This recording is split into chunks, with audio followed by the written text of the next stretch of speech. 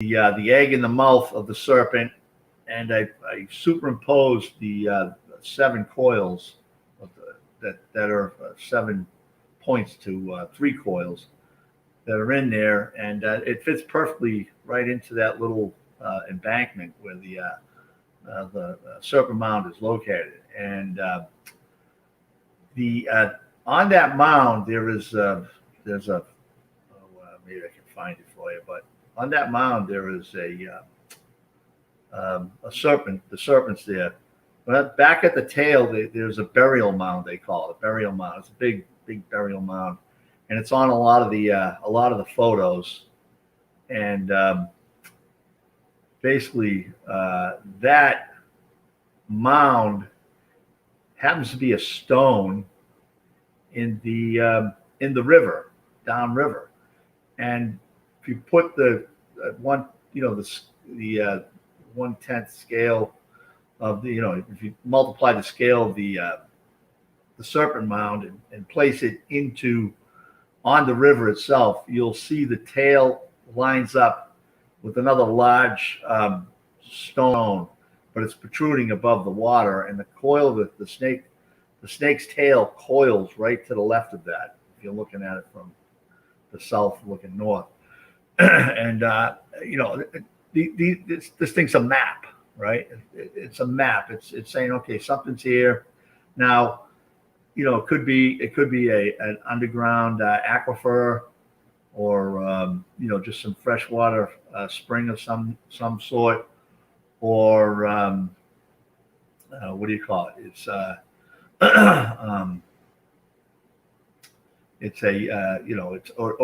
Or there's something underneath there. There's some, there's another, maybe a stone megalith, could be a cache, of treasure. Who knows? We're talking about Oak Island. We get those guys down there. Maybe they'll find something down there. Who knows? Maybe the Templars went down there and buried a treasure. You know what I mean? Anything's possible, right? So the other thing I was surmising too is the coil, right? The coil, the snake coil. It throughout history, or throughout the ages. I mean, that's also been an image of a portal of some sort. So there might be some kind of space-time portal where that tail is located, and it's right above Highway 73. There's a bridge right there, and so it's an easy place to get to. This whole creek is there's a lot of places to you can put pull your car over, put a kayak in. A lot of launch sites. Looks like a fantastic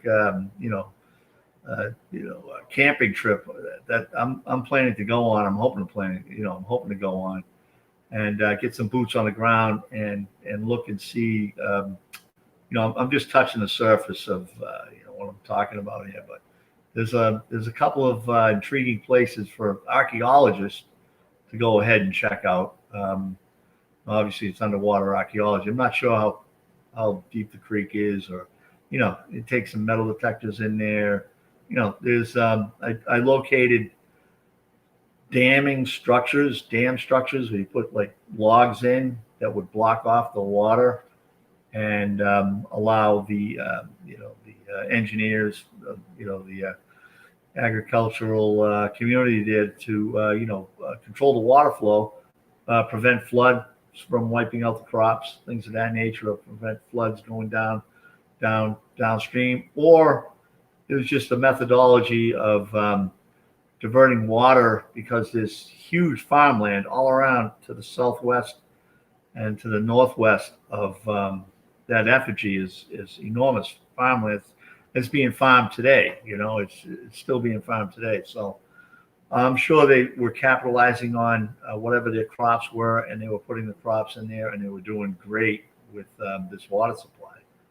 So it's kind of getting off of the moon and pyramids a little bit, but I got to just sometimes I hit the wall with my theories, and I just got to park and wait for the human consciousness to catch up to the intuitive mind. It's the ongoing battle between the rational mind and the intuitive mind on this planet. And as Einstein, Albert, I always quote. I got a picture of him somewhere in the house, in the hallway here. But he's got some amazing quotes, and it was that the intuitive mind was once the gift, and it's been imprisoned by the rational mind.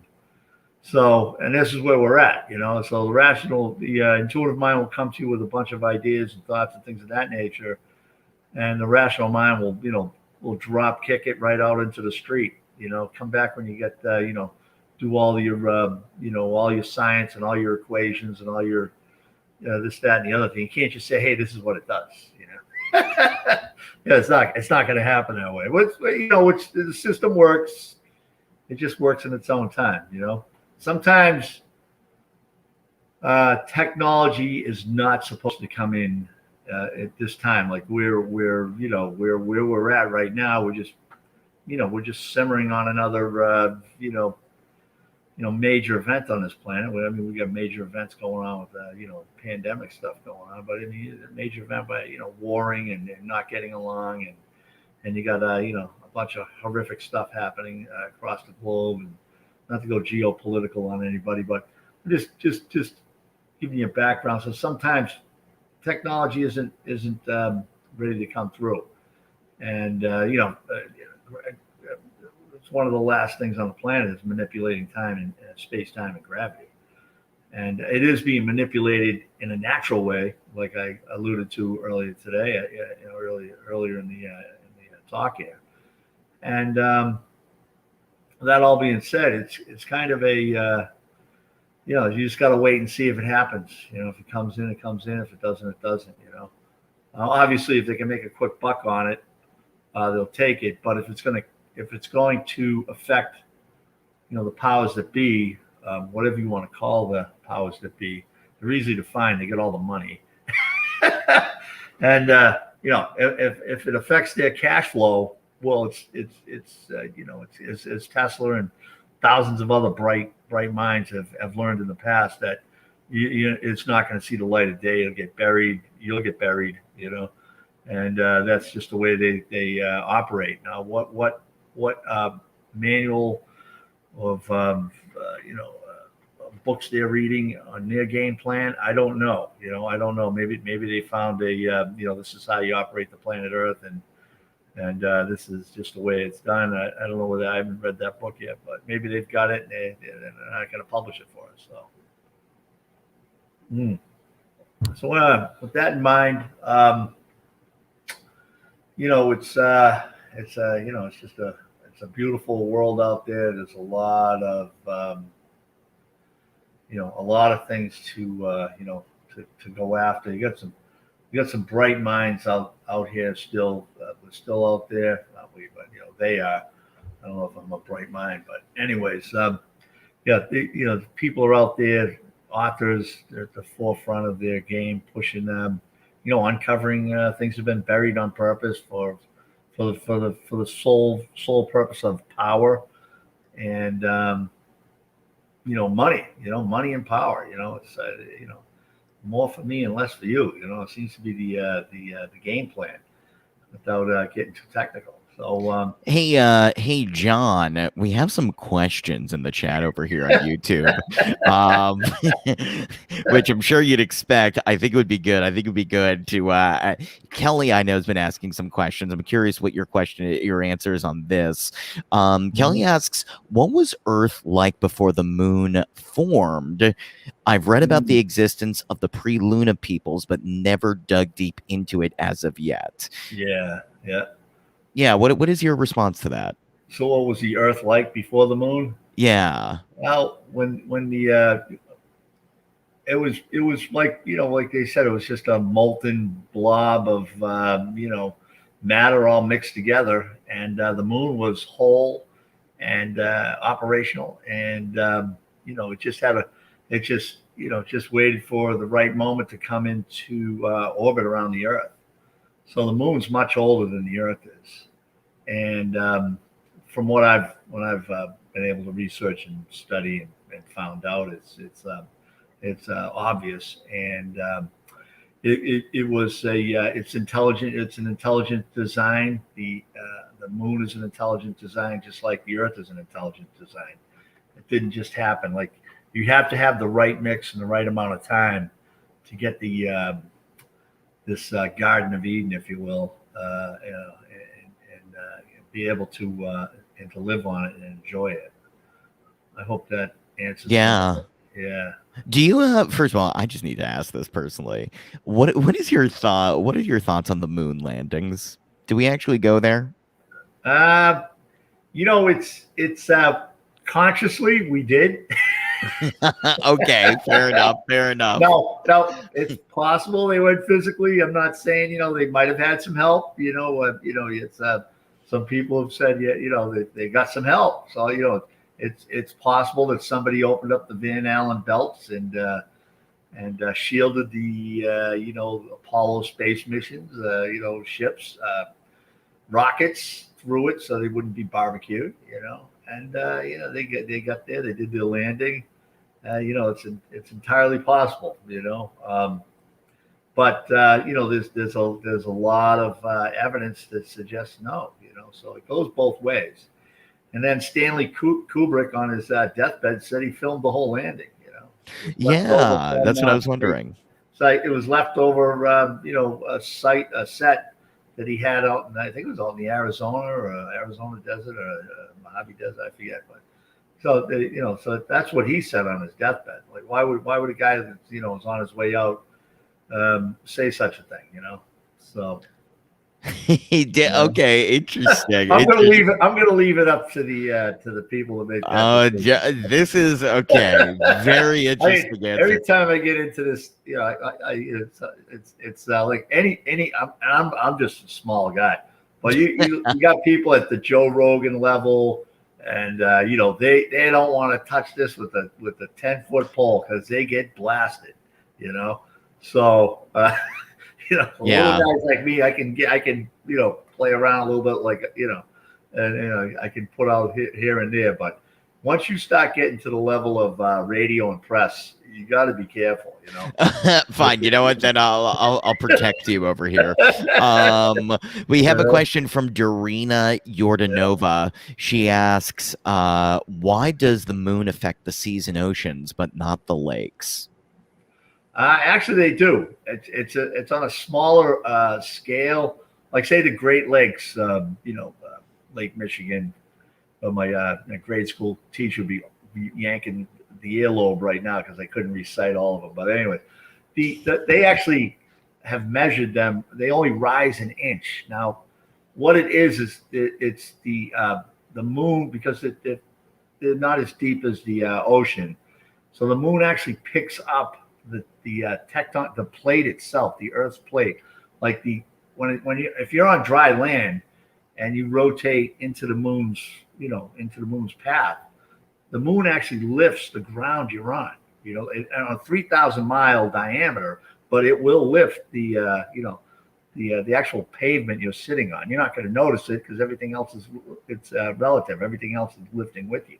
So in some instances, they have been able to measure that the Great Lakes do rise an inch, So, yeah. Interesting, because Darina follows up with, how about Lake Ontario? It's as big as the Black Sea, but the Black Sea has tides. Yeah, that's all I can tell you is and I think it's not the size of the ocean, right? The oceans, like most oceans. Let's look at the Pacific Ocean. The Atlantic Ocean is like 3,000 miles across. Pacific's like twice that. So you can get a larger momentum of gravitational pull on liquid. It's a 3,000. I've estimated about a 3,000 mile diameter that the moon affects on the Earth when we rotate through, when the Earth rotates through the moon. So you get more of a momentum going with a larger ocean, and the tides go to the west, because we're rotating to the east. The Earth rotates easterly, so the moon is going slower, so it grabs it and it holds it and pulls it to the west. So, and that's why you have like these 100-foot high tides, like say in the Bay of Fundy up in Canada, because it gets such a large momentum, big chunk of the ocean rotating, and then the Earth rotates, you know, into the moon's gravitational field, and the tide's coming this way, and then it bottlenecks up north, up in the, up by Nova Scotia and everything, and you get these massive tides because there's no place for the water to actually go. It just gets, bottlenecked up in there. I've actually seen the tides up there. It's just absolutely amazing how the distance they go, miles inland. So Yeah. Yeah. Hope that answers your question. I know. I think this is for every man that's ever felt better when they say it's not the size of the boat, it's the motion of the ocean. Well, Now you're talking about the size of the ocean. I think you just messed up a whole lot of other men's egos too, John. That was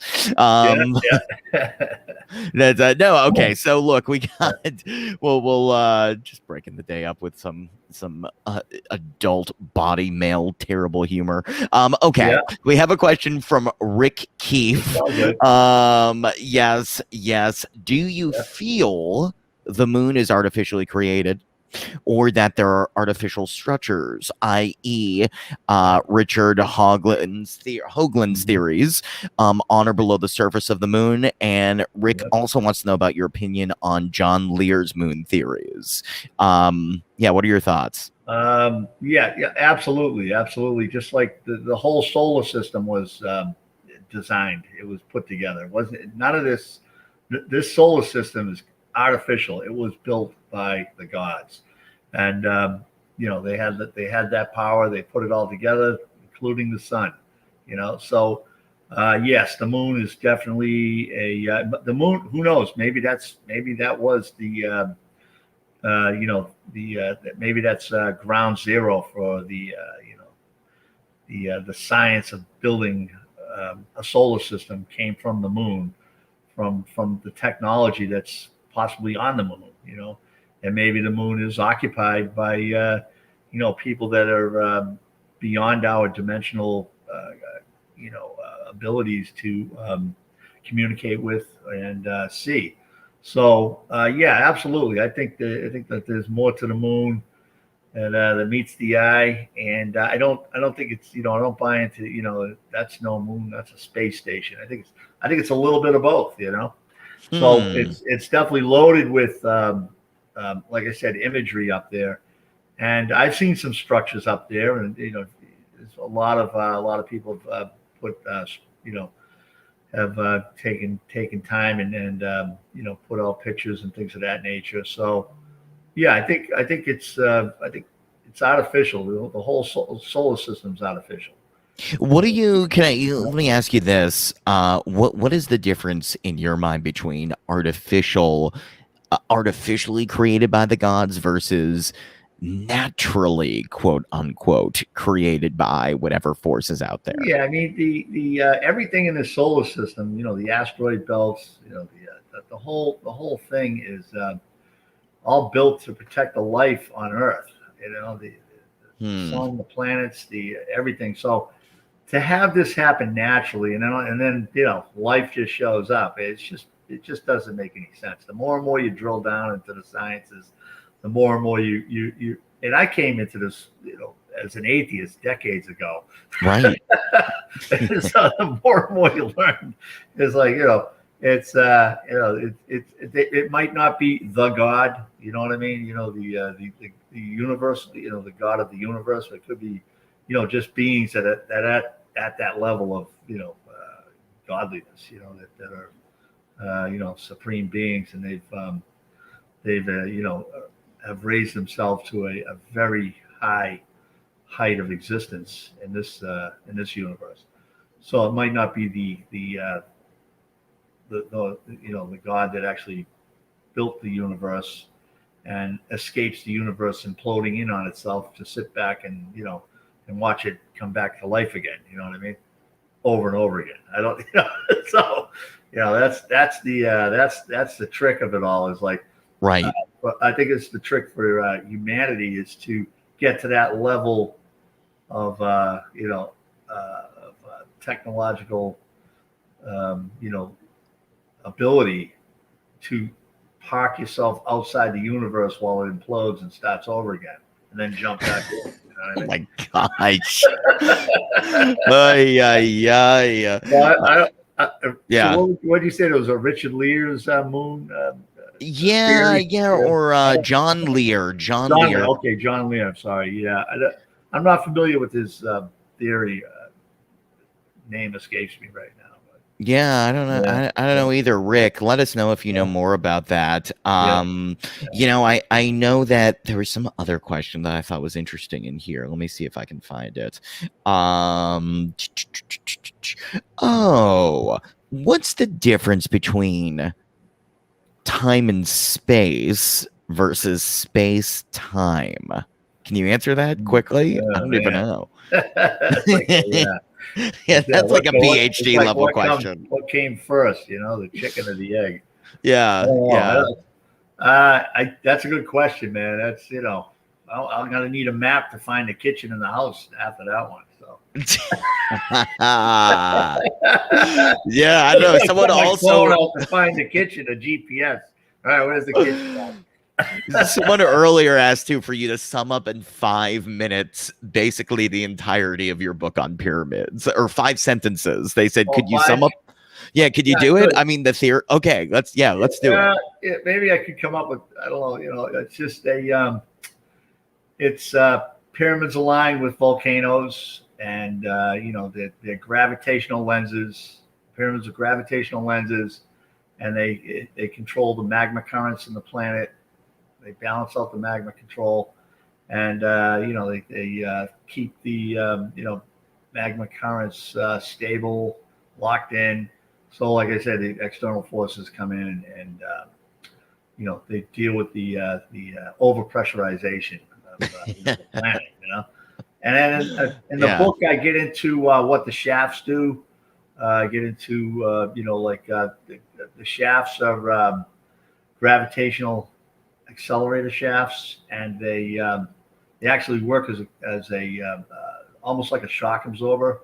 With right. the when it's closed up and operational, it absorbs the gravitational frequency that is created by the in the relieving chambers up above the king's chambers.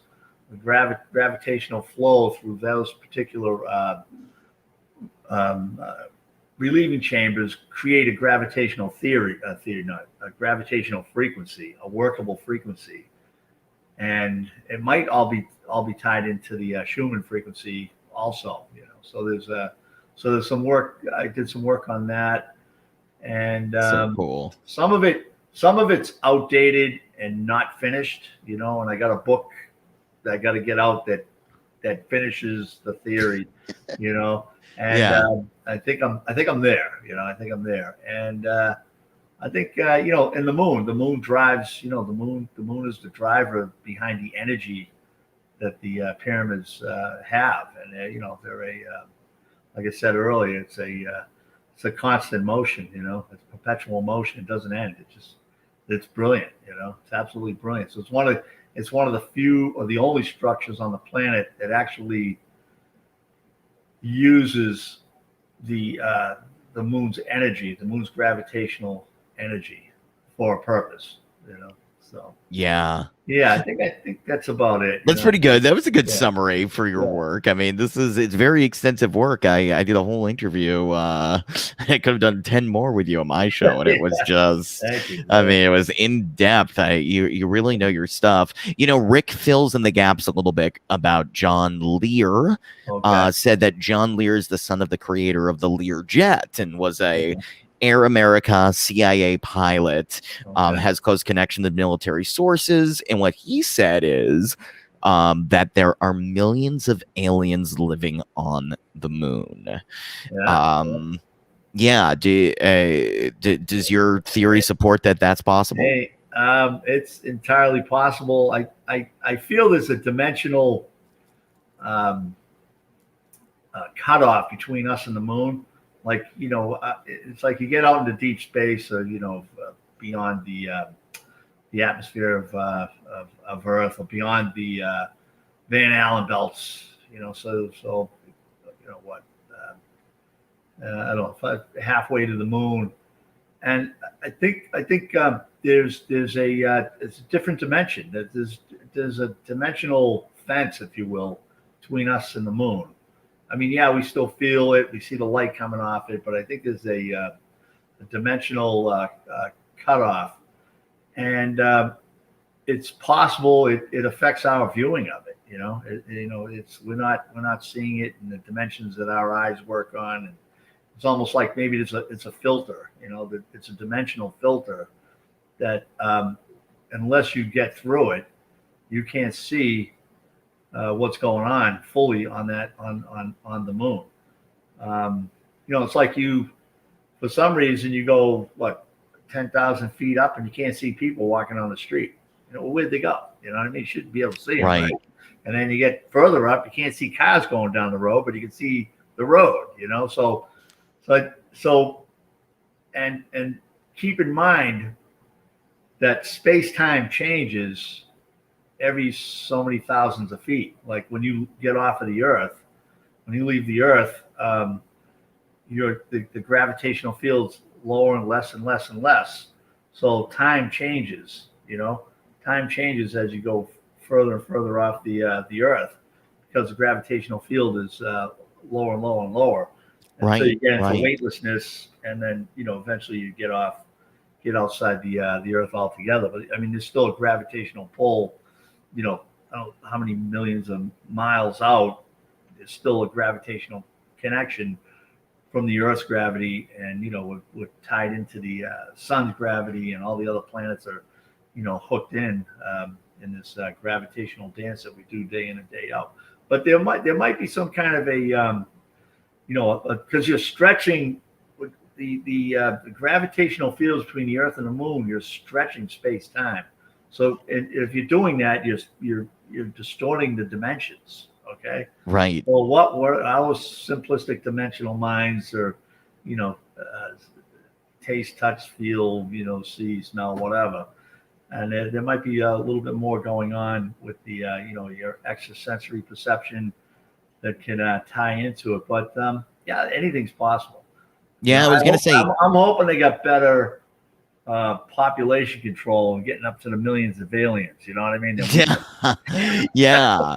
Well, Carol Campo in the chat on YouTube says, I feel something when I look at the moon. Do you think the aliens are observing us from the moon? Sure. I mean, the moon might be the proverbial heaven that they talk about, in the ancient, the books, the Bible, and the ancient places, the ancient texts, and that might be like you might, if you make the highest mark in your life, you might be invited up. You can come up to the moon and hang out with the other greats. You know what I mean? So yeah, dude, you're one of the greats, I think. I don't know. I failed a lot. Seriously, you should have been Bob Lazar. Bob Lazar is always talking about, propulsion systems, and he never says anything beyond propulsion system. I'm like, why wasn't John brought to Area 51? Why wasn't you're the guy they need to use to deconstruct. If there was anybody who would reverse engineer a craft, it should be John Shaunassy. You would be the best. Seriously. Thanks for the compliment. Yeah. that's what I do. So that's like a lot of us do. It's reverse engineering. You get this idea in your head. Well, how'd you get there? All right, I'll be back in a couple of years. Yeah. It takes a while to put it down on paper. And seriously, if anybody on YouTube is governing this and watching it, before you shut us down, at least recruit John to reverse engineer the craft. This guy will actually give us answers. Okay. Well, yeah, it was like I worked. When I was in the engineering field, generation, power generation, aeroderivative jet engines, and steam turbines, and right, industrial gas turbines, and they'd always say, if there's an easy way to do it, John's going to find it. He'll figure it out. Yeah. I'm telling you, the Nazis should have taken you before Antarctica. You would have been a great asset to all these. Yeah, well, it's a gift. It's like we all get our gifts, and that my gift was troubleshooting. I'd walk into a power plant, never seen the place before. all the engineers are like dumbfounded, can't figure out a system, and I grab one by the ear and say, hey, and they go back and they order all the parts, and then they slap them in, and oh wow, it works, you know. So anyway. Yeah. Well, I know that I think we're pretty much about to we're gonna bring Eric on soon. Omar, I don't know if you're there. Okay. One final comment here is from Guy Dezen. Hey Guy, what's up? He says maybe the moon is kind of an extraterrestrial Elysian fields for enlightened beings. Yeah, there you go. That's it. You get up there and you escape the bondage of Earth, because it's hard living down here, man. It is. You know? It definitely is. Like, you know, when's the relief coming? You know what I mean? That was like a major complaint of the Anunnakis. It's impossible to feed yourself on this planet. It's so much work, you know. Even the the other beings that have come here, they've left complaints, you know. So yes. Anyways, it's possible. Yeah, it might be. Like I said, you know, I think it could be the proverbial heaven that they speak of, you know. Darina Yordanova says that there are workstations at the moon. Do you Darina, are you just saying that because you know that intuitively, or are you just guessing? What is workstations at the moon? What do you think? Sure, why not? You know, probably on the other side, so we can't see them. You know, you can't observe them. But I'm sure you know, if we subscribe that the solar system is artificial, the planet Earth's artificial, the moon's artificial. When I say artificial, is of divine design, you know, intelligent design, and so you know, these people are capable of skipping space time, hopping from one galaxy to the next, galactic hoppers, you know, whatever you want to call it, and you know, I'm sure they're doing their thing. You know, they're managing, you know, they're at their level of whatever it might be. Who knows what level of dimensions they're operating at, 26 and higher, you know. So it's entirely possible, you know. They might be just at the level of just manifestation. They don't need to put things together. They just manifest. Like I need the moon on Jupiter, and I need it in orbit in this particular place around the solar system, and they'll just grab it with just thought and pull it right over. You know what I mean? Yeah. So, I mean, it's like it's, you know, you can manipulate anything if you want. You know, I mean, we're made in the image of God, so you know. It's up to and you know, Darina follows that up with talking about the real manipulation going on, which is she saw pictures by someone who can show you how they are touched. I think she means touched. Touched up, and when you take off the filters, it's clear. Yeah, there's a lot of talk earlier in the chat about how a lot of the moon photos people think are touched up. Does that support what you see as well, John? Yeah, it's possible. I mean, it's, you know, I got my own telescope, my own cameras to take you know, the pictures that I put out there. So you know, I do my own work. A lot of it I do my own work. But I mean, I've had my own alien encounters that was backed up in 1995 by Swiss pilots coming out saying they saw the same thing I did. I was laughing it off and just ready to forget about it. And then the 5 o'clock news, it's like I had to go in a fetal position for like a month. I'm like, now what? You know what I mean? Just sort of takeout, you know, just like, you know, what do they want with me now? You know what I mean? So yes. Yeah. So why don't you take it with you? You know, so I saw they saw the top of it and I saw the bottom of it. I saw the distortion of space time, and they actually were up above it, looking down at it. Oh my gosh! Crashed, you know, so it was the same time. It was in between New York and Boston, you know, and so that's right where I saw it. You know what I mean? So yeah, that's great. That was trippy. Yeah, and my clock was off I had a time slip. The time on the clock was forward an hour. You know. Oh, what? Yeah. That's weird. It wasn't around the time change in this. And this vehicle, you got to get out a manual to change the clock time. It's it wasn't like I hit a button and it just went forward an hour. You know. So go figure. Then like what, then I had the St. Elmo's thing in the woods. Then I get the pyramid stuff. So who knows? Maybe we got to give this guy's brain something to do, and he throw a couple ideas in your head. We need somebody that can take the pain. Anyway. Yes. I want to open up that can of worms of that 1 hour, John. I think that would be a fantastic talk, and I'm actually going to message you, and I'm going to try to get you on and see what we can do with that 1 hour. Yeah, I'm around. Just hit me up. I'm available. It was good to see you both. I really enjoyed being on the show. Love talking to you guys, man. It's like, it's people. They all come together. It's like, I know. Yeah. It's so like honored you came cerebral, this big brain that all, we all tie together and put it out there, They haven't taken that away. They haven't taken that away yet. So let's hold on. All right, guys. Thank you very much, John.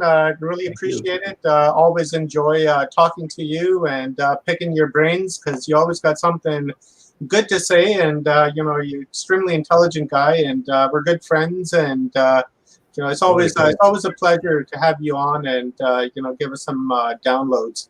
We're running about 30 minutes behind here, so we're going to bring our next guest on, Eric J. Hecker. And guys, I've added John's website, pyramidgravityforce.com, in all of the chat rooms where we are streaming. So if you just want to scroll up, or it could just be right there, please follow that link and check it out. And also, I'll be posting John's YouTube channel in the comments here shortly, and please go there and subscribe to his channel. He's got some fantastic videos on there, great videos. The mind of an engineer, you can tell when you watch his videos. So, with that being said, thank you, John, and we will bring Eric on, and Eric and Greg will do their thing. And again, guys, my apologies for the delay in streaming to Portal to Ascension, New Realities, and Full Spectrum Universe. It turns out that every time we restream, we have to reset the stream key. So now we know that, and we will be prepared for that tomorrow. So with that being said, we'll bring Eric on. Mm-hmm. Hello, Eric. Welcome. Thank you very much for your time here this afternoon. Really appreciate it. No problem. My name is Omar. Nice meeting you. I'm with Watchers Talk, and of course, Greg Bornstein with Open Loops. Pleasure to meet you. Yes, nice to meet you, Greg. Nice to meet you. John Shaunassy right here. He's epic. And so I will remove myself from the screen. And Greg, if you want to bio, then it's off to the horses. Yes, absolutely. Absolutely. I am, it is my great pleasure to introduce Eric, because I'm very fascinated by your story here.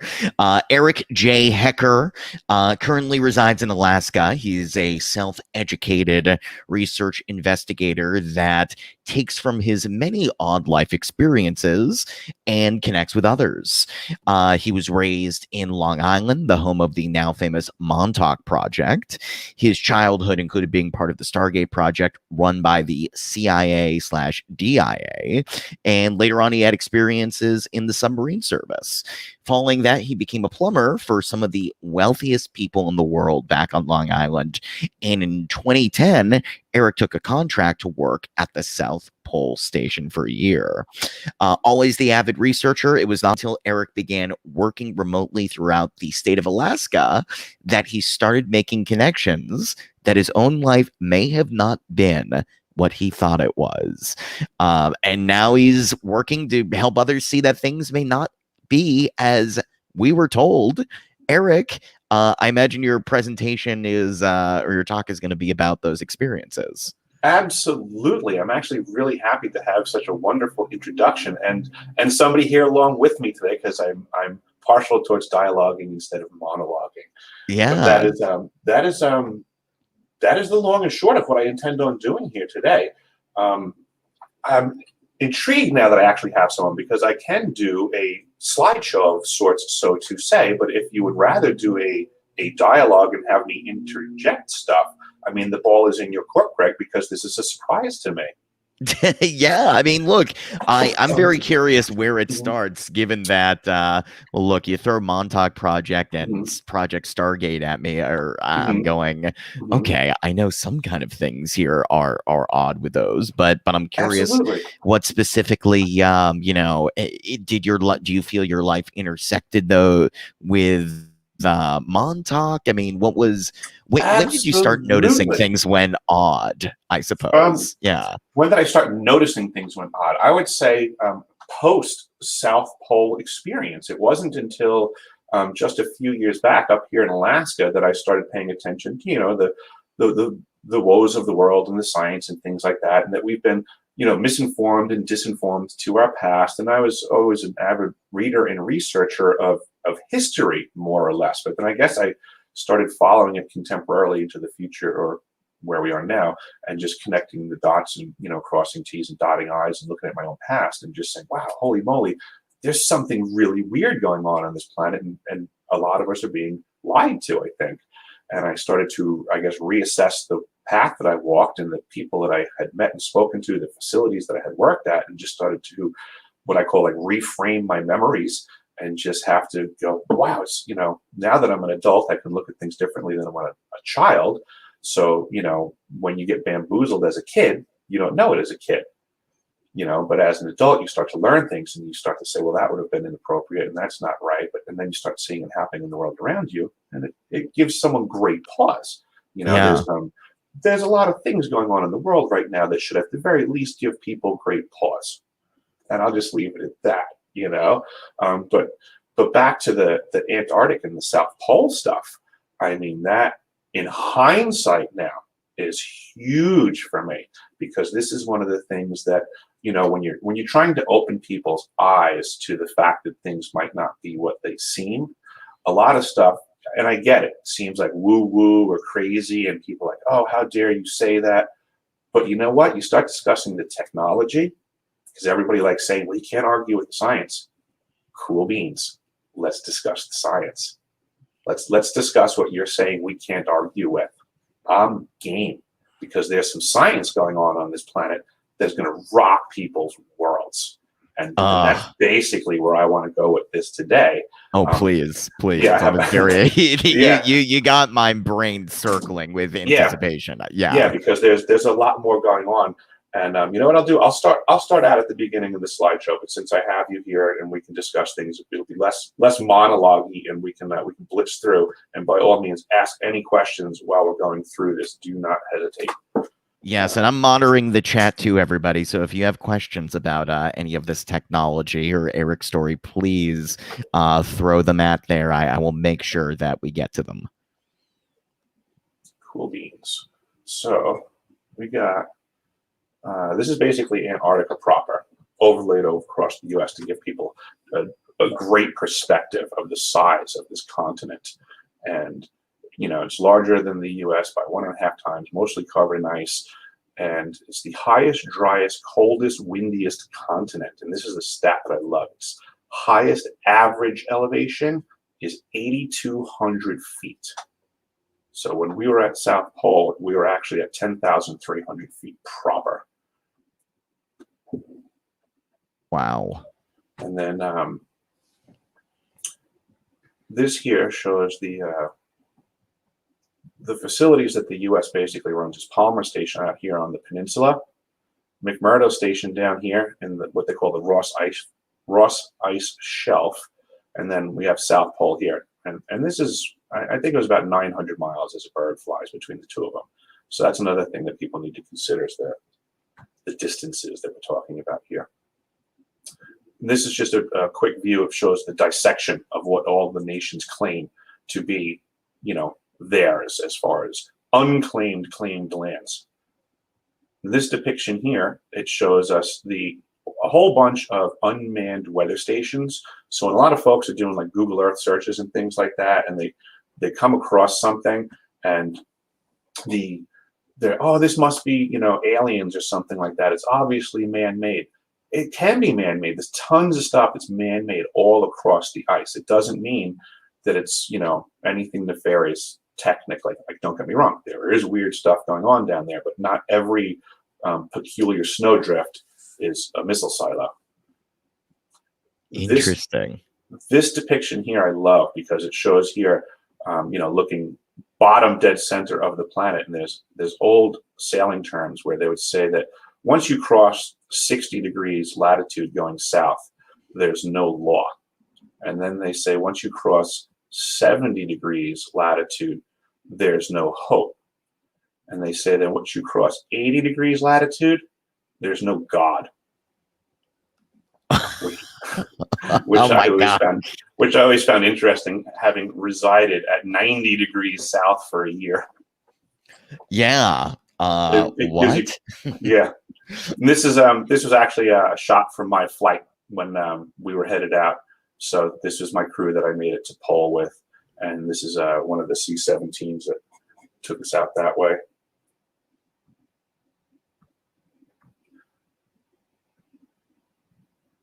And this here is the Ross Ice Shelf. So this is where everybody lands when you get to McMurdo.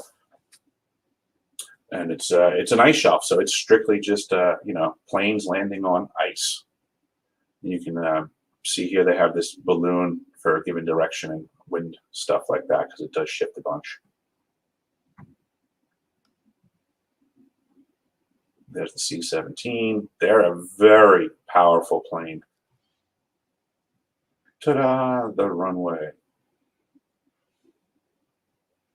And that's an overview of McMurdo. That's the main base of all of Antarctica that's run by the U.S.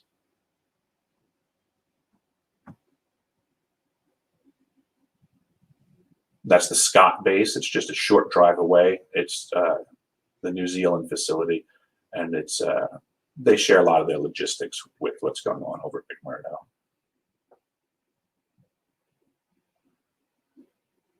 Icebreakers would basically keep that place up and running. They get their main shipments in annually. Logistics is off the wall. They get one large shipment every year for everything that has to happen in the program for the duration of the next year.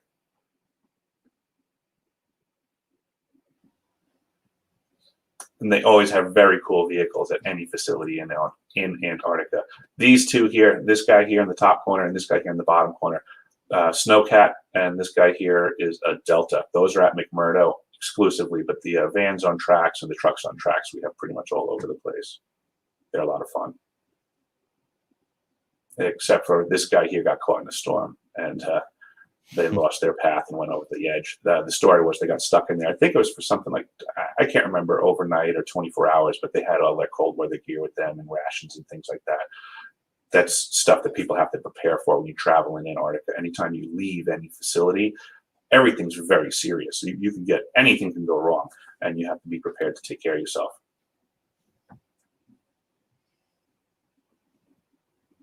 Just some standard facilities throughout McMurdo. They have everything in there. McMurdo is basically like a giant mining town run by college students would be like the best description. They're big into recycling, so don't worry about that one, folks. They're absolutely doing everything they can for due diligence to keep the continent clean. You'd be wildly impressed with that. And these are just basic jobs that happen all over McMurdo, just like a small city. This is some of the berthing compartments, which are rather plush, I guess, for being on the coast of the continent. You'll see when we get to the South Pole stuff, it's a lot harder to live there. McMurdo actually has some sites and hiking trails and wildlife. So there's stuff to do in McMurdo if people happen to be lucky enough to get stationed there. Bike riding, recreational stuff. This is what they call Happy Camper School. So again, since travel on continent can be dangerous and flights have gone down and people have been lost, they train people to do the best that they can against the elements. So here they're teaching them how to do a wind block wall, and they just, they cut up the snow. It's actually a lot lighter than it looks. It's very loosely packed. The density of the snow in Antarctica is very different from everywhere else because you're at basically 0% humidity. So the ice structure, the snow structures is light. So you can move that stuff around with ease. It cuts very easily as well. Oh, no, I'm using the wrong mouse.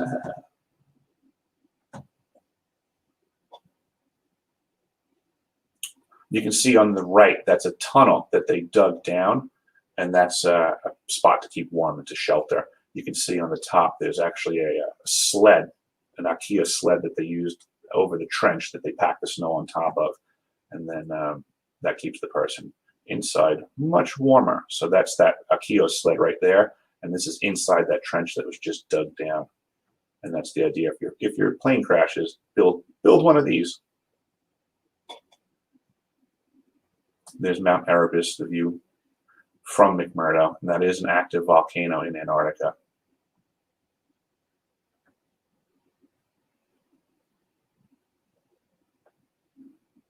Some ice structures. And you can even see here, like this gives the appearance that it could be like a pyramid, but it's really not. It's just the angle, and then this is just, you know, it's going over horizontally. But they do have a lot of ice caves over near McMurdo. You can see how well this path has been trodden from people visiting the ice caves.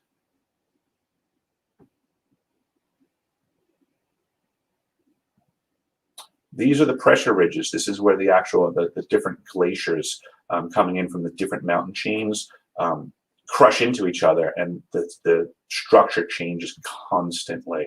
It's always in flux. So you can see here, you know, there's even some water pooling up.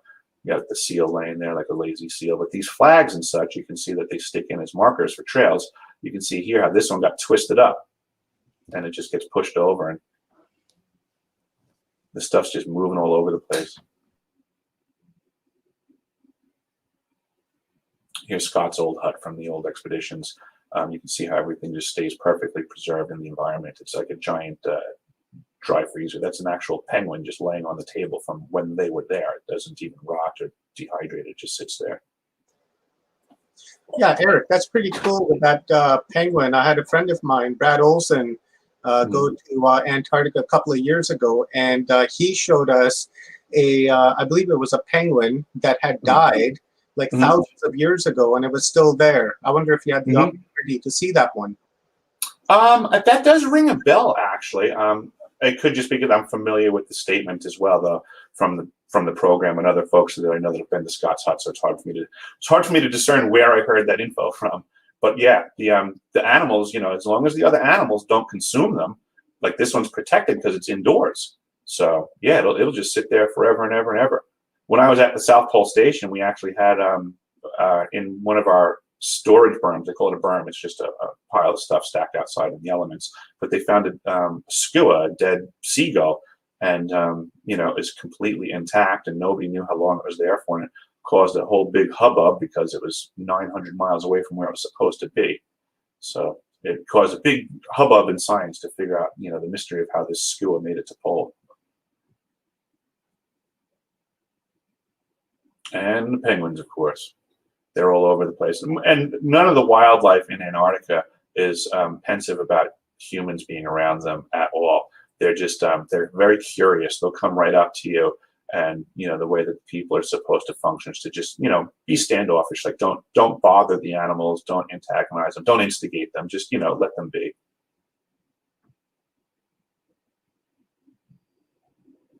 The seals. And that's my girlfriend who produced all these slides. She's the more digital person. Here we can see the icebreakers pumping in. That's that shipment that comes in. Once a year, they top off the tanks, bring in all the materials that's needed for everything on the continent, and then they distribute accordingly. You can see here that the sea ice has actually been, you know, busted and cut through to bring right into McMurdo, what they call Mack Town.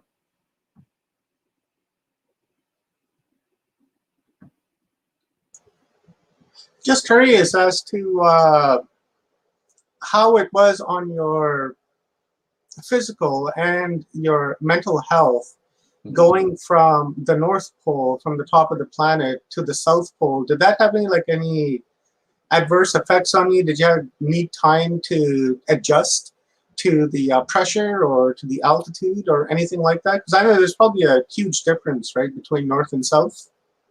Well, I was residing in New York at the time, and technically we went from New York to Centennial, Colorado, and we did a pit stop there for some training. Excuse me. Then we went to New Zealand, basically, and I was in New Zealand for about a week, which was more incidental because it was more a weather delay to keep us in New Zealand, because they absolutely were intending on sending us right to McMurdo, which would have been on the coast of Antarctica, which is the facility that we're looking at right now in the photos. So I don't think they were intending to slow down our roll at all. They just got us right into it. Now I can tell you this much: when we got to South Pole, we certainly were told to relax, observe, and acclimate for a few days, because we certainly were now thrown into 10,300 feet of elevation, atmospheric conditions that made it seem even worse than that. So even though we were at 10,300 feet of elevation, we would be given what they called a physio altitude, a numerical value that was higher than our altitude. So they would give us a number, and they called it the physio altitude, but they would still use it in altitude numbers. So even though we were at 10.3, they would tell us, sometimes they would say we're at 11.3. And we were to just understand that it's going to feel like that. So we had a scroll in the galley that would constantly let us know what the physio altitude number is. But after a while, you could start to feel it. You just knew. I see. I get it. It's like 30 degrees and 40 degrees with a humidex, kind of. Yes. Yeah. Yes. Yep. And it just became the more pertinent number. So we would just pay attention to the physio altitude. We just called it the altitude. Like, what's our altitude? And that would matter, because if you're getting geared up to go outside, it changed, what you planned on doing, how long you're going to be outside for, where are you headed to, that type of stuff. Okay, cool. This here is the actual flight going to Pole. So I got lucky when I went that I was able to jump into the cockpit with the crew for the flight out to Pole. So that was a total plus. And I got to fly over the Transantarctic Mountains, which were just freakishly gorgeous. To fly over Antarctica, it's a different kind of beauty. I mean, you're seeing mountain ranges completely filled almost from peak to peak by glaciers. And at that altitude, it's like you can see the motion of the ocean. Like, the flow is very defined and beautiful. It's almost like looking at almost like sand sculpture inside glass. You can see all the different moves and curves and things like that. So it's like you're just watching Mother Nature just flow, I guess is the best way to put it. Did you see any nunatucks while you were flying over the mountains? What are you calling them? The nunatucks, or the pyramids that appear to be pyramids on the Antarctic continent. I had From not. what I understand, people down there, or the pilots, or folks down there, they're called them nunatucks, and I don't know, the word kind of stuck with me. Brad Olson mentioned that to us, that they may not be pyramids, but people down there call them nunatucks, but not enough information in trying to figure out whether what appears to be pyramids down there are whether artificial pyramids, or are they just like mountain peaks that are sticking out. Understood. I mean, it's a massive continent, of which I flew a flight path. I mean, there's a lot of Antarctica I did not see, which would be like 99% of it. I went from McMurdo to South Pole, and then from South Pole back. I mean, and I'm pretty sure they probably took darn near the same flight path. So I would have seen the same set of mountain peaks, the same from two different directions as well, twice. And I did not myself see a pyramid that I recall. I have some pictures and video from it, but I didn't see anything. And that's the first I've ever heard of the term Nanatuk. Sounds like a native Alaskan term, actually. Yeah, so I had the same thought when he had mentioned it, nunatucks. I think he called him. I was like, oh, well, that's interesting. That's it's kind of cool. Sounds very Aboriginal. Yeah, it does actually. Yeah. And this here is an overview of the elevated station, and you can see the skiway right here. This is how close the planes come, and they just park here. They discharge their passengers, and then hook up to the fuel system and discharge the fuel so that the station can get refueled. That's how we get it delivered.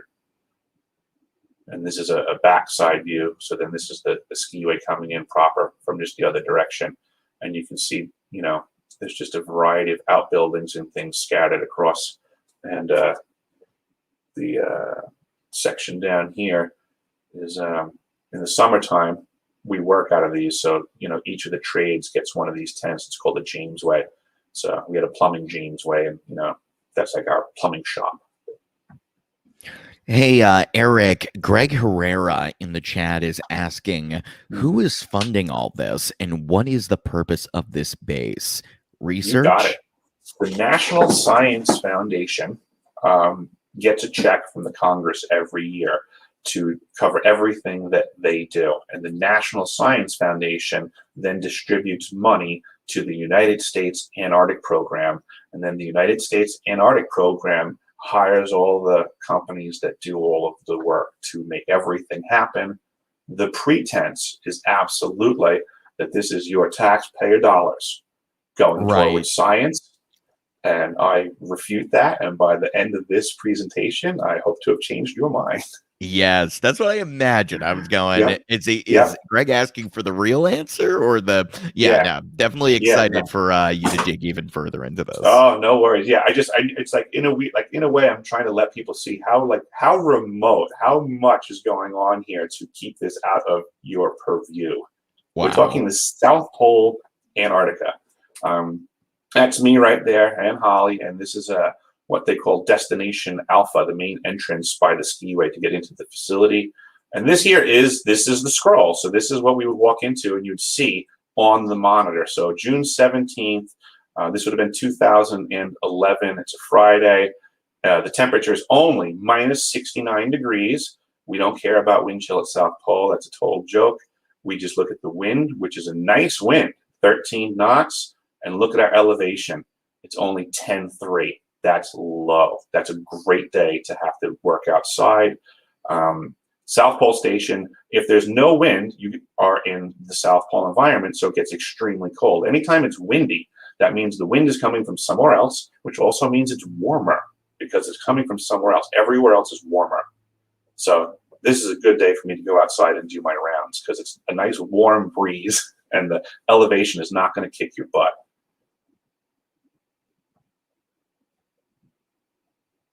Got a interesting question here for you, Eric. Go for it. Just quickly find it because there's just so many chat rooms. There we go. It's from Bob from Full Spectrum Universe. Bob Kenter. There are ice peaks that look like pyramids of sorts. It's a big continent. Ask him if he flew over the Nazi entry point and or Admiral Byrd's flights into the Earth's mysterious hollow center. Thank you. I had not flown over either of them. I gather that they're probably not looking to take folks like me in the program and fly us right over them with cameras. I mean, that would be silly of them. If I don't doubt that they're there, I didn't see them. I'm very familiar with Byrd's reports and the testimonies of others. I was coming in from the other side of the continent from New Schwabenland to begin with. It's like literally on the other side of the continent from McMurdo as the pole flies. So even, that's again what I'm trying to emphasize on folks is this continent is huge. I spent a year in Antarctica and saw very little of it. A lot of other people have spent much less time than me there and should probably not speak for the whole continent. And there's also a no-fly zone there as well, right? I think Admiral Byrd's, wherever he was, I think there's like a massive area that you're not allowed to fly over. I keep hearing rumors of that as well from folks that don't fly in Antarctica often. I have a map over my head. As a matter of fact, I don't have to switch to it, but I have a map from the program for navigational purposes. In the key, it shows, what to look for what's considered a no-fly zone, right? So that you don't fly there. I'm still scouring this map, trying to see where this no-fly zone is that everybody's talking about. I'll be able to get you that information, Eric.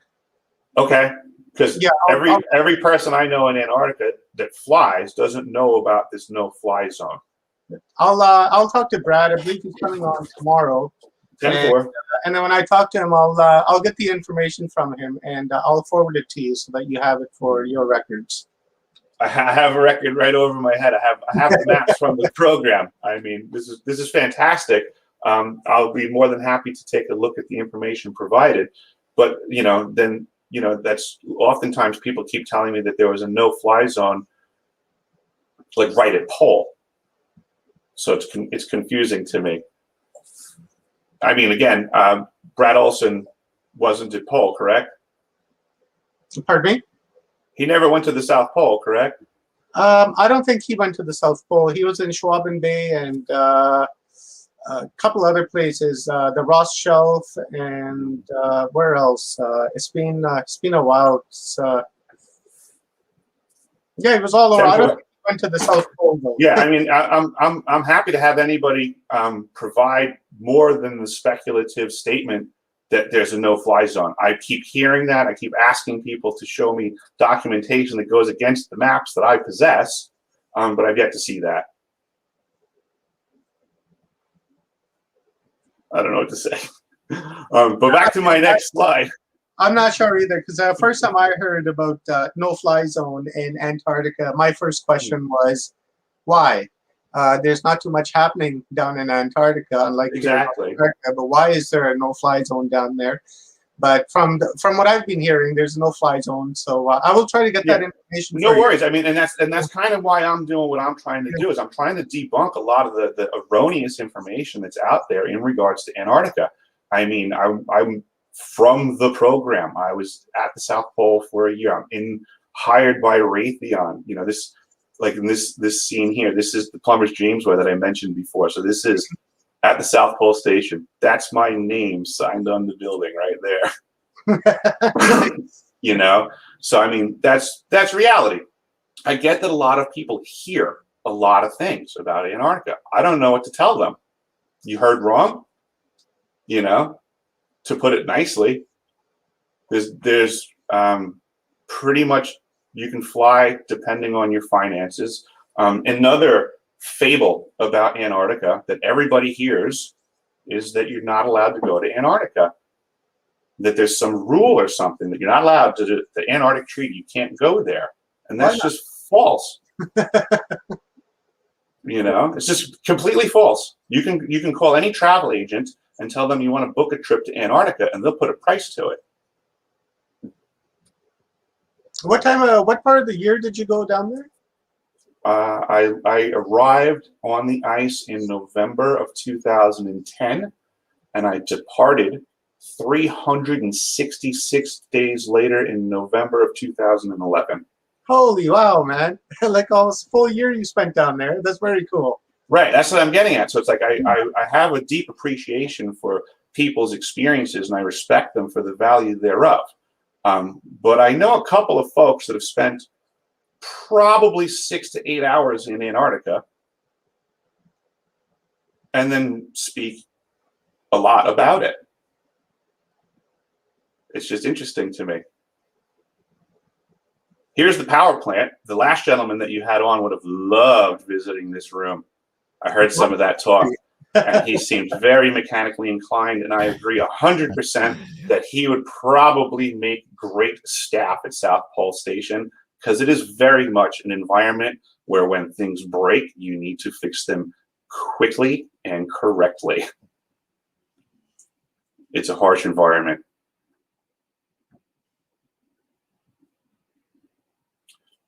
This is some of the accommodations at South Pole. This here on the left is what they call a Jamesway, which is basically a Korean War tent with a hot air furnace in it. It wasn't really much for comfort. This stuff here was in the elevated station, which at the time was brand new, so it was rather plush. I would say going from the winter season to the summer season.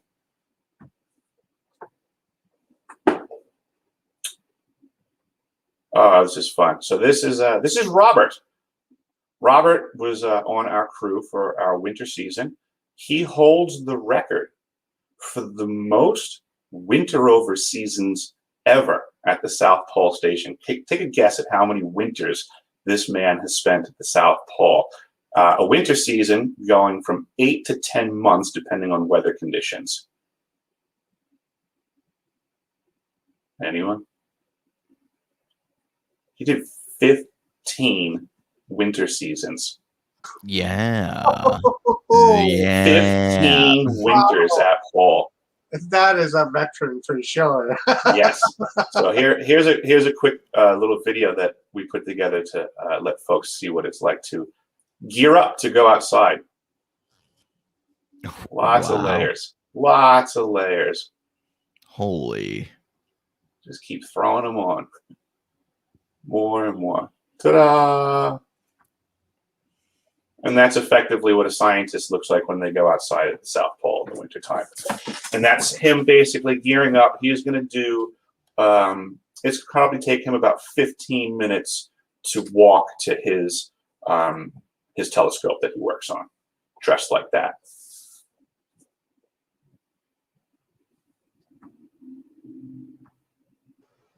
What does he do down there that he spent 15 seasons there? He ran a science experiment in the dark sector. He was in charge of what was called the MAPO laboratory, which had a couple of telescopes in there.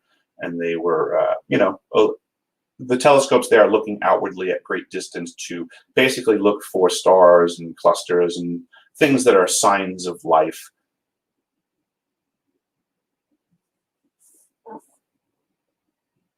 And here you can see another person geared up to go outside.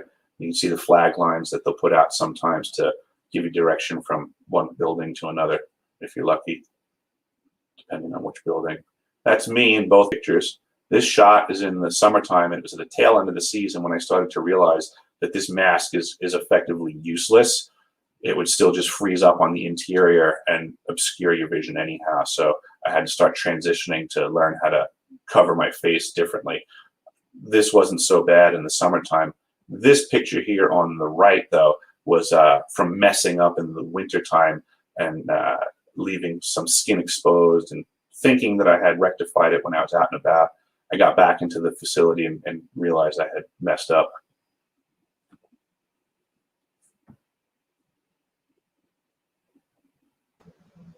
How long were you in the elements before when you got that? Oh, that would have been, let's see. So I was walking back from doing my rounds in the dark sector right over where Robert's laboratory was. I was walking back from his building and messed it up, and it probably was, it would have been the same walk that he was on. So it was about 15 minutes of like a teeny little crack in my gear. I probably had about maybe 15 pieces of headgear on, and just by not layering them correctly, there was some wind getting in somewhere, and it was dark. I was halfway through, it was either go all the way or turn back, so I just kept going, and I was blowing like in my mouth, like up towards where I thought the wind was hitting me, and in my mind I was thinking, oh well, I'm blowing the hot air over there and it's feeling better, so good, I'm fixing it, was what I was thinking. But no, it was just freezing, and I was losing the sensation, so I wasn't accomplishing anything. Yeah, right. Yeah, the best laid plans of mice and men. Wow, 15 minutes, eh? That's fast to get frostbite like that. I live in Canada, but raised in Edmonton, and it gets down to minus 40, minus 45 with the wind chill. 48 about there somewhere, and that's pretty cold. I believe on that occasion, I think that it was about, I think it would have been in the minus 70s or minus 80s at the time that occurred. Oh. Man, that sounds cold. Yep, yep. So now here's actually, so this is the destination that I was walking to. So right here on the right is the building known as MAPO, and that's the laboratory that Robert would work in. Just beyond that, you'll see this other building, and that's the actual South Pole Telescope, which is this guy up here, the 10-meter telescope. This is it in the wintertime. This is another great shot of it in the wintertime. It's so beautiful there in the winter. I mean, look at that landscape. But these items are looking outwardly. This guy here, the South Pole Telescope, is just basically finding stars and other planets at a savage rate. I mean, it was 10 years ago that I was there. And, you know, I would walk in there every day and be talking to the science crew, and they'd be, you know, locating and locating and locating. They're not having trouble finding stuff.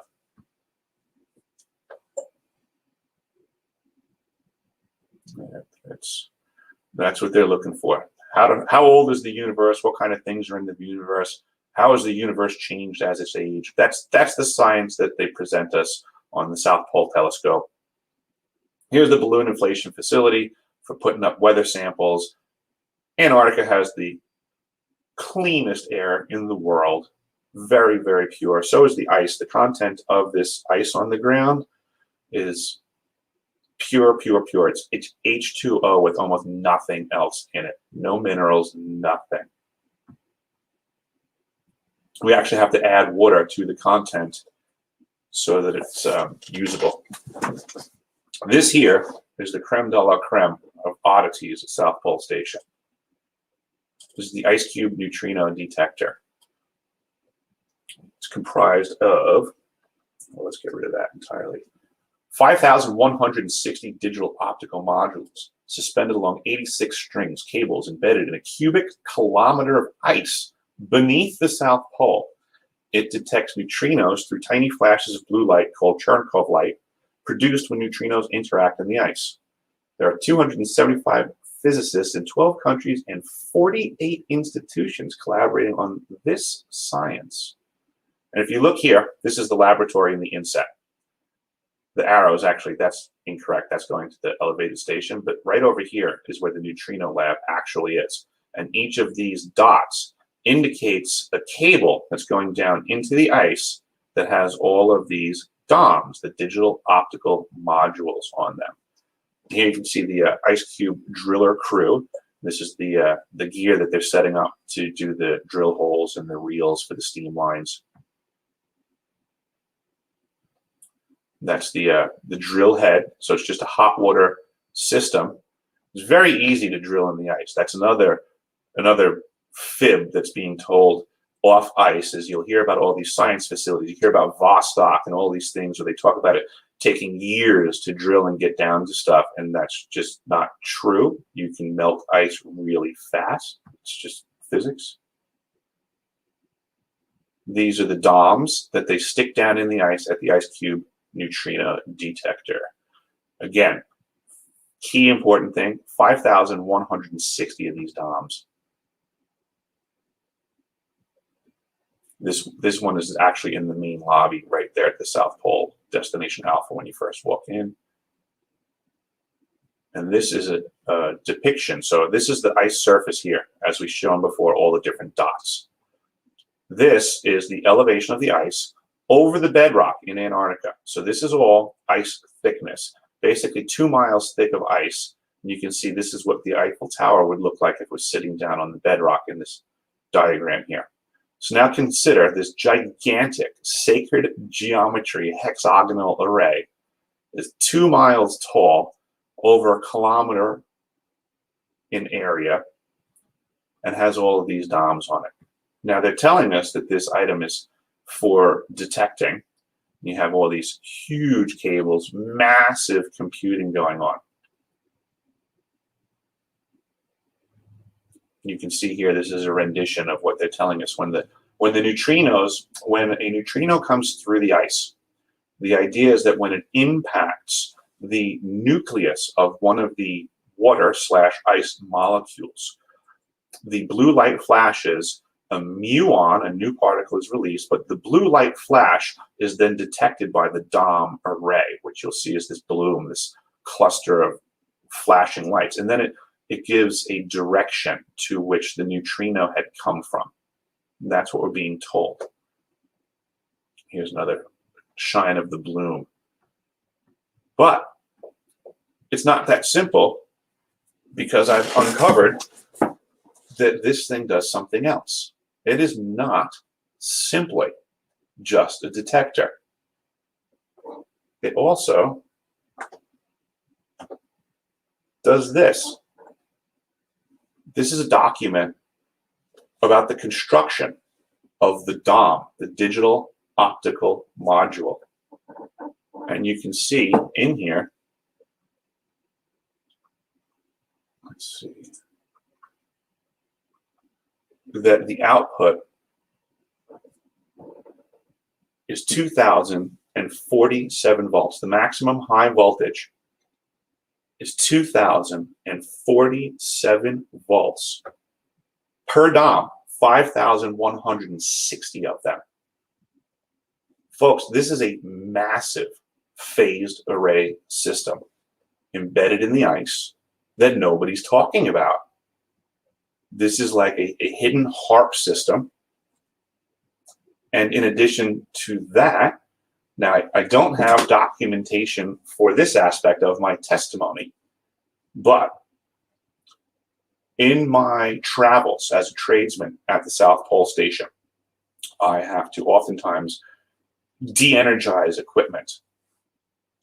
And in that process, I go into other rooms and other circuit breaker panels, and I have to make sure that things are safely turned off.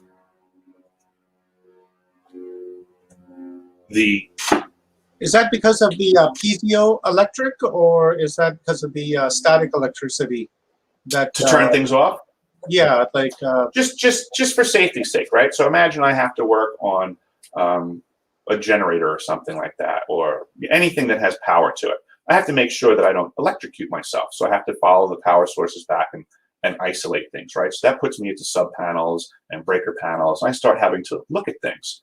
So in my travels, in trying to lock out and tag out things, I come across energized equipment that, according to my prints, is saying is de-energized. So that gives me great pause when I start seeing that the equipment that I'm working on isn't labeled appropriately, right? That's a big problem. Hey, this says it's supposed to be off, but I'm seeing it is on. Now this thing that I'm working, like, I have to have questions. So I run it up the chain of command, and long story short, I find out that the ELF equipment, the extra low frequency system, that was supposed to be de-energized is not de-energized. It's up, it's live, it's hot, it's running. Now, at the time, I didn't have any thoughts on needing to prove that to anybody. It would have been nice if I could have got that documented, but it was just one of those things, you know, that at the time, you know, the boss is like, nope, that's the way that it's supposed to be. Carry on with what you're doing. There's not a problem. So that's an II moment is, you know, the way I look at it. But in hindsight, now I have the wherewithal to know that the ELF system is running. I now have documentation to prove that the ice cube neutrino detector is not simply just detecting. It absolutely has the ability to transmit a massive amount of transmit power. And I am now doing due diligence to find out for folks what exactly is really going on down there, because it's not what we're being told. And we can see that happening all over the place, that things are going on that we're not being told. And it doesn't take much due diligence to find out what some system like this can do potentially. We are staring down the barrel of a type of modern warfare that people just haven't considered yet. Directed energy weapons have been being discussed for quite some time. Excuse me. At the very least, in a research and development capacity as far as the civilian population is concerned. But history has shown us that usually by the time the civilian population becomes aware of something, that means that the military has been using it against the other militaries of the world for at least a couple of decades. I was going to say too late. Exactly. By the time it gets into the public hand, it's too late. Exactly. So I believe that in light of everything that's going on with disclosure contemporarily, I think there's a lot of stuff going on, and that the government is certainly not going to give us the disclosure that everybody deserves, that we're looking for. But I do believe they simply left the door open. These programs are going to get spoken about, and it's the right thing to do for the people. Mm-hmm. The ability for them to transmit, the potential for nefarious deeds is really off the wall. You know, we have people talking about Neuralink things and pros and cons thereof. Well, what if they're underinformed to what the potential threats are? I mean, straight up, are we marching into a 1984 type world where, you know, people get themselves chipped and they think one thing, but next thing you know, there's a frequency flipped on at one pole and a frequency flipped on at another pole, and some evil villain wringing his fingers somewhere going, they all fell for my plot? I mean, do you think something like that could be happening from what you just showed us? And then HARP up in Alaska? I absolutely, I am thoroughly convinced that we are in the throes of an electronic warfare environment, and that the battlefield is the mind, and people they can't even begin to comprehend that. We are not going to be attacked by weapons of conventional war in a way that we are familiar with. That's over. The threat of it will be thrown in our faces all day long. They'll scare us with it all day long. There's never going to be a nuclear war. We're not going to have nuclear strikes. It's not going to happen. But what they will do is scare the shit out of everybody. Yeah, they'll scare the shit out of everybody, and they'll subvert their attention by attacking them with things that people don't even know exist. Mm-hmm. We actually saw examples of that in the California fires a couple of years ago, where we were seeing these beams coming down and blowing up gas stations and lighting forests on fire. So, you know, we've already seen examples of that. Yes, there are examples that we could see, and they're multifaceted weapons. I mean, that's a physical attack on a physical thing, and I agree that those directed energy weapons also exist. But now I'm of the belief that the South Pole Station and things like HARP are more mental, that they're more targeted at different frequencies. Lest we forget that we, as functioning human beings, we have an electrical system that operates at very specific frequencies, and our brains operate at very specific frequencies. And science has shown, this is the science that people don't want to argue, science has shown our brain doesn't care where it's getting the frequency from. It'll take it and it'll absorb it and use it as information. Eric, this is Greg here. Let me ask you something. In terms of, you know, you wonder what this thing is. You ask a person, they kind of blow you off. Were there other people that, when you were there, I mean, obviously there were other people with you. Do you have any other experiences of talking to anyone else and going, hey, I'm not getting an answer on this. What is going on with this electrical force? Absolutely. I am only here because of the collaboration of other people. I did not singularly figure all of this stuff out. It's through my efforts and collaborating with other concerned folks to get to where I am. There are people from my crew, my winter crew, are damaged, similar to Havana syndrome type symptoms.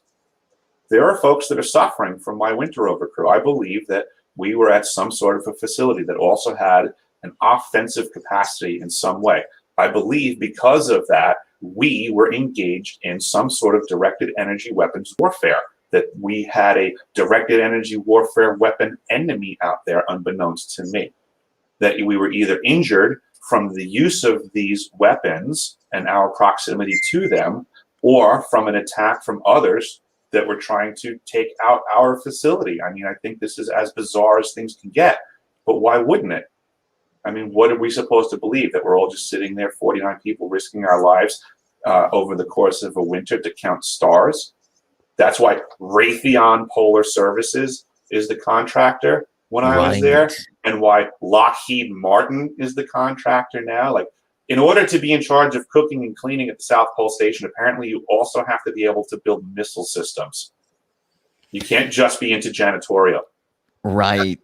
That is super weird. Right? Because I mean, I work up in the oil fields and the gold mines and the remote camps in Alaska.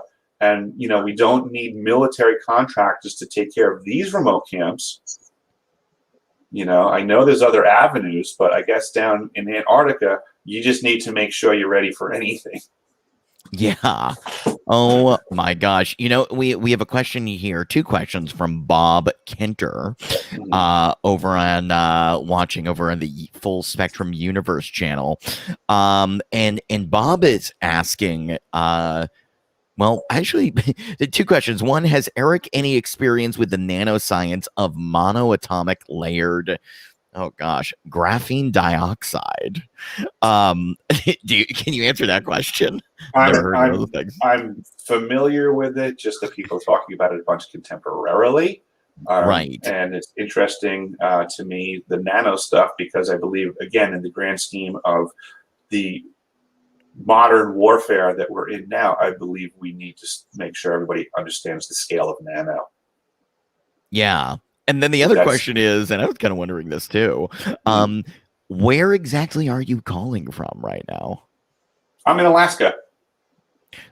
I wonder, does the question go beyond that? Maybe, Bob, I mean, it kind of looks like you're in some kind of base or something. Oh, no, I'm just in a really cool room. So, like, this is the map that I was even referencing before, right? This is a map from the program. I have a key right here. I thought I that have was a key right here that says whether, you know, there's a no-fly zone or not. I mean, I can look all over this map, and this is a navigational map that could be used for piloting. And it doesn't say don't fly here, and it doesn't say don't fly there. I mean, I get that it's logistically ridiculous and dangerous for a flight to go in this direction because you're going away from all resources of help. It's impractical for flights to want to go over Antarctica. That's all it really boils down to. So it's a no-fly zone by practicality, not by defense or restriction, because who's there restricting it? Right. Yeah, that's a good question. Very good question. You know, that's what I'm saying. No one's going to stop you. Everybody talks about you can't go to Antarctica. You can't do this. Really? Who's going to stop you? That is a good point. Yeah, we have who am I over at the Watchers Talk channel says conventional warfare is wasteful and efficient when compared to bioweapons, chemical weapons, Directed nukes. energy. Yeah, they're also very dirty, cleanup issues, and then there's oh yes, DEW. DEW, and such can process global or residual chem radiation, the clean afterwards, sick, all of it. Also more stealth and some plausible deniability if no witness, plus cover-ups. Yeah, it's the ultimate remote location to get away with whatever you want. Everybody that I've shown the interior of the Ice Cube facility, like all the rows and rows and rows and rows of servers that they have. Yeah. Everyone is like, that does not make any sense. It doesn't make sense to have that much processing power going on. Put it this way, to put it into perspective, part of the reason that I would have to do my rounds out to the detector every day to make sure that because it's computing so much stuff, right? The amount of heat coming off of these servers, remember, this is the winter time at the South Pole Station. The amount of heat coming off of those computers is dissipated by a thermostatically controlled louver that allows exterior air in. So they displace, they take the cold outside air in to keep that building from overheating. That's how much they're processing. Wow. So I would have to go out there to make sure that the chicken wire grate on the snorkel inlet wasn't covered in snow so that when the louver's open, it wasn't sucking a dead duct. So that's what I would go out. Every day I'd have to go out there and I'd knock the chicken screen to get the ice off so the louvers can open and let the freezing cold air in to chill the computers that are processing so much information that they burn the building down. Has there ever been a fire down there that oh yeah. Yes. They had to battle? Yeah. Yeah, I was the lead on the fire brigade, and that was the scariest moment in my life. I bet. We had the alarms go off. I mean, we would have alarms go off regularly. We had medical issues. You know, we would have people get injured, lost. Things would happen. We would have emergency responses. We had 4 different teams. There's team 1 was the first responders. Team 2 was the fire brigade. Team 3 was, I think, medical, and I think team 4 was logistics. I might have 3 and 4 backwards at this point. But either way, something goes wrong. Team 1 goes and assesses immediately, so they can define the resources that team 2, which is myself and some folks, where we gear up in full fire, SCBA, everything to rock, and mitigate whatever the problem is when those guys call back what the issue is. So on one particular day, in the middle of winter, the alarms go off, and it's an alarm for a fire at Cryo, which is a big deal for us because we have, I believe it's 500,000 gallons of helium chilled at about 4 degrees Kelvin, which is really freaking cold. And what we were trained was that if that was going to leak or break or be compromised by fire, the hoses, that a rapid discharge would cause a rapid discharge, and it would increase at a expansion rate of 500 to 1. So it would be a big boom, was my understanding, was what we were taught. The alarm went off. My co-lead and I were gearing up, and because of the elements in our training, we're more or less dressing each other, gearing each other up, placing the things in the right spot. It's more expedient than trying to dress yourself and then saying, hey, did I do it right? You know, so you're just dressing each other. This goes here, that goes there. And we're listening to the radios and we're discussing that it was a very cold day. We were having a lot of issues when we were responding to emergencies outside with our gear breaking. So there were new processes that we were following. So we were like really double checking ourselves and going through the motions and discussing, like, make sure we do this, don't break this hose this time, you know, blah, blah, blah. And all of a sudden our radios fired up that this was a fully employed fire at the Cryo. And she and I just stopped talking. It was like, wait, what? And we hear I could hear their voices. They were, and I know they're leaving this because this is an outbuilding.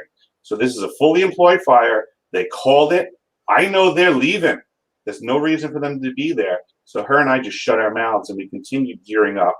And we grabbed our extinguishers and we exited through Destination Zulu, which is basically the back door and the shortest path to get to the situation. And we knew no one else was coming until we went there still. Like we were the first wave now. We had our extinguishers and we were walking towards this building, and it was dark winter, but it was there was moonlight that night, and I could see the smoke coming out of the building. The building was backlit. It was like a movie scene. And I remember just walking and hearing the squeaking of the ice, and she was on my side of me. And I remember just looking over and looking at the building, and I just kept thinking, that wall's going to come to me at Mach 12 right now. I'm going to see a flash. I'm going to watch that building turn around, and then that wall is going to hit me at Mach 12. And I just kept thinking that as I was walking towards the building. And we didn't say a word. We breached the door, and it was, billowing smoke. We discharged our extinguishers, put the fire out. It didn't blow up. And I was like, I'm flipping out right now thinking about it still. Like I'm losing my breath. It was a crazy moment. It's just, there's not a lot of times where you can really feel like you're walking to your demise and then you make it. I really thought we weren't going to make it through that one. It was just like going through the motions. Here's an interesting question, Eric. Who owns the servers? Great question. Yeah. I would presume that it's the University of Wisconsin. It's my understanding that entire operation, the academia, the information is being run through the University of Wisconsin. Should go look into University of Wisconsin and see what they're up to down there.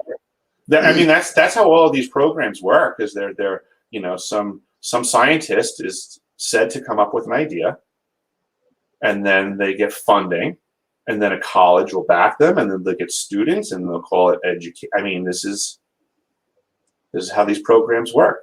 What they're certainly not going to do is say, hey, guess what? We're going to build a giant directed energy weapons array at the South Pole Station. Who's in? Me. You know, everything has to be under false pretenses. Yeah. You know, I mean, we have ask the you. HARP array up in Gakona, Alaska. That's above ground. You can look at it. You can see it. Nobody can debate that it's there. But boy, is anybody ever going to be honest about what it can do? Yeah. Do you think those servers and whatever is going on down there is somehow connected to 5G? I think it's way more nefarious. I think it's way beyond that. Yeah. I think, and to add to, I believe all of these things, right, have their own primary mission that they're presented as, which seems benign. You know, oh, 5G cell phones, it's benign, it's not going to hurt you, right? You know, oh, HARP, we're just doing ionospheric weather research. You know, oh, the ice cube neutrino detectors, just looking for blue flashes of light. So they all have their bogus presentation, but then they also have what they can do as a secondary mission, but they also have tertiary. You know, they keep going.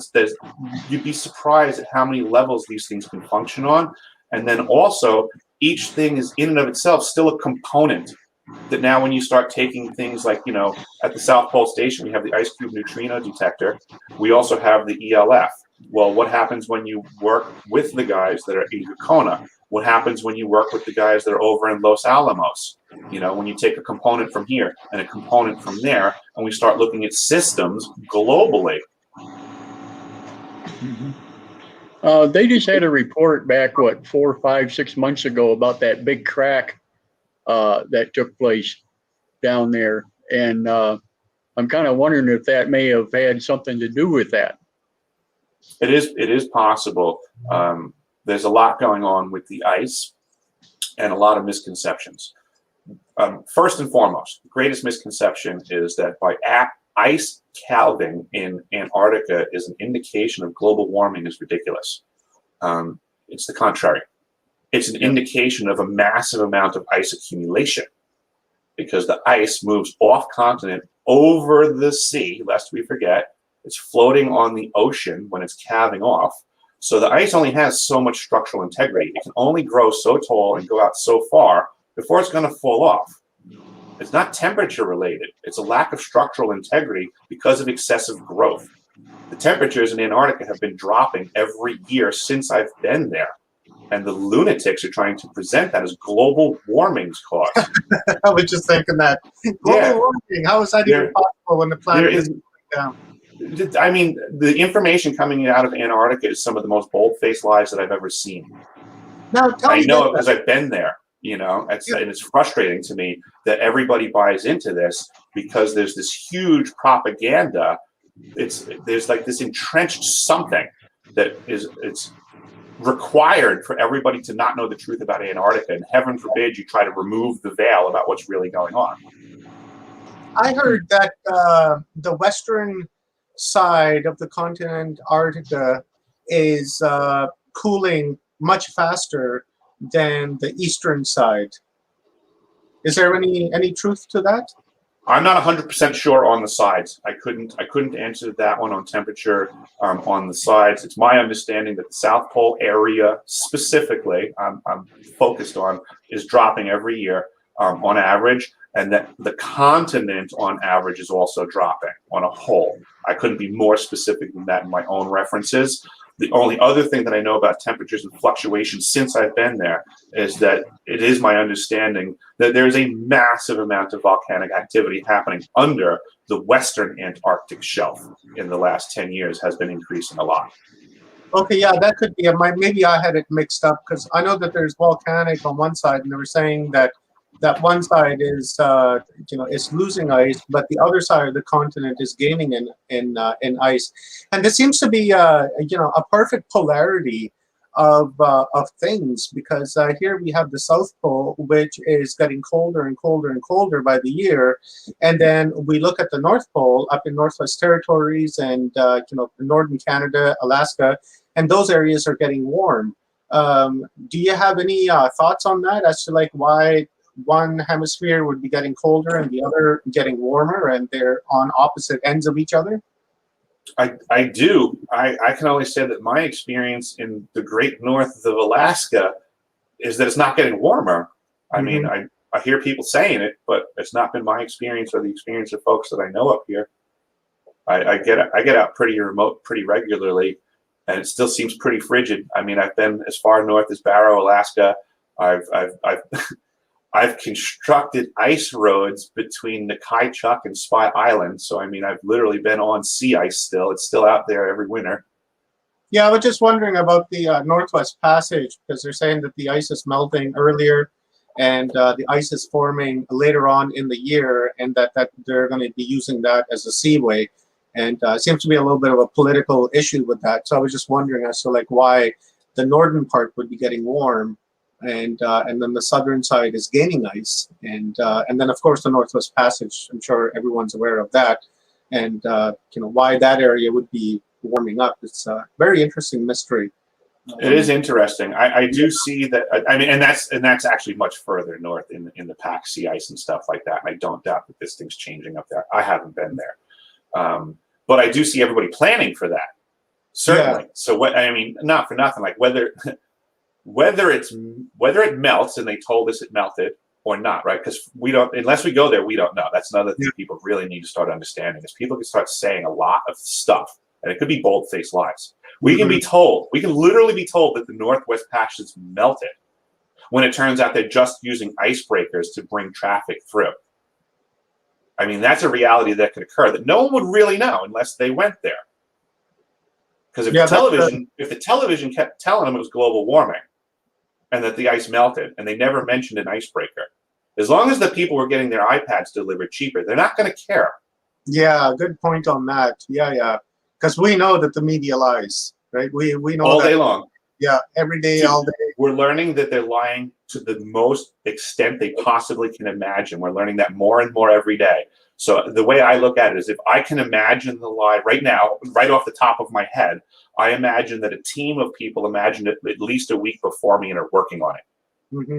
Because that's how evil people seem to be in the media.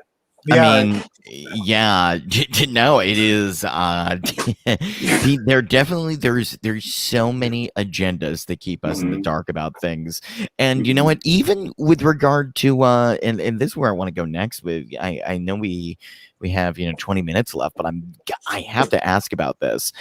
How do you think this connects, Eric, to your childhood, especially including being part of the Stargate project? Oh my goodness, I've just made major connections recently to like put everything together.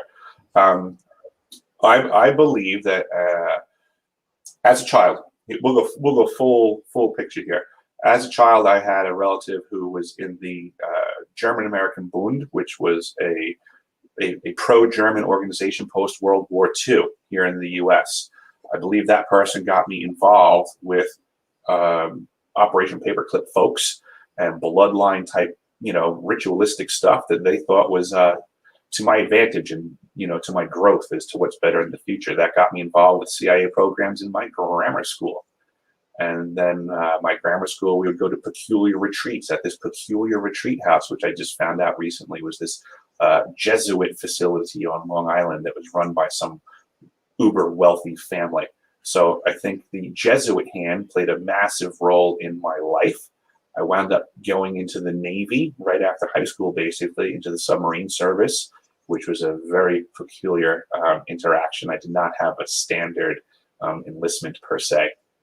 And then I wound up working for some extremely wealthy folks on the North Shore of Long Island for a while before I got my Antarctic contract, which was by Raytheon, which I am finding out from the due diligence of other folks that have put a lot of effort into the research, that it seems that Raytheon's management is pretty much top heavy with Jesuits. So, interesting. Yeah.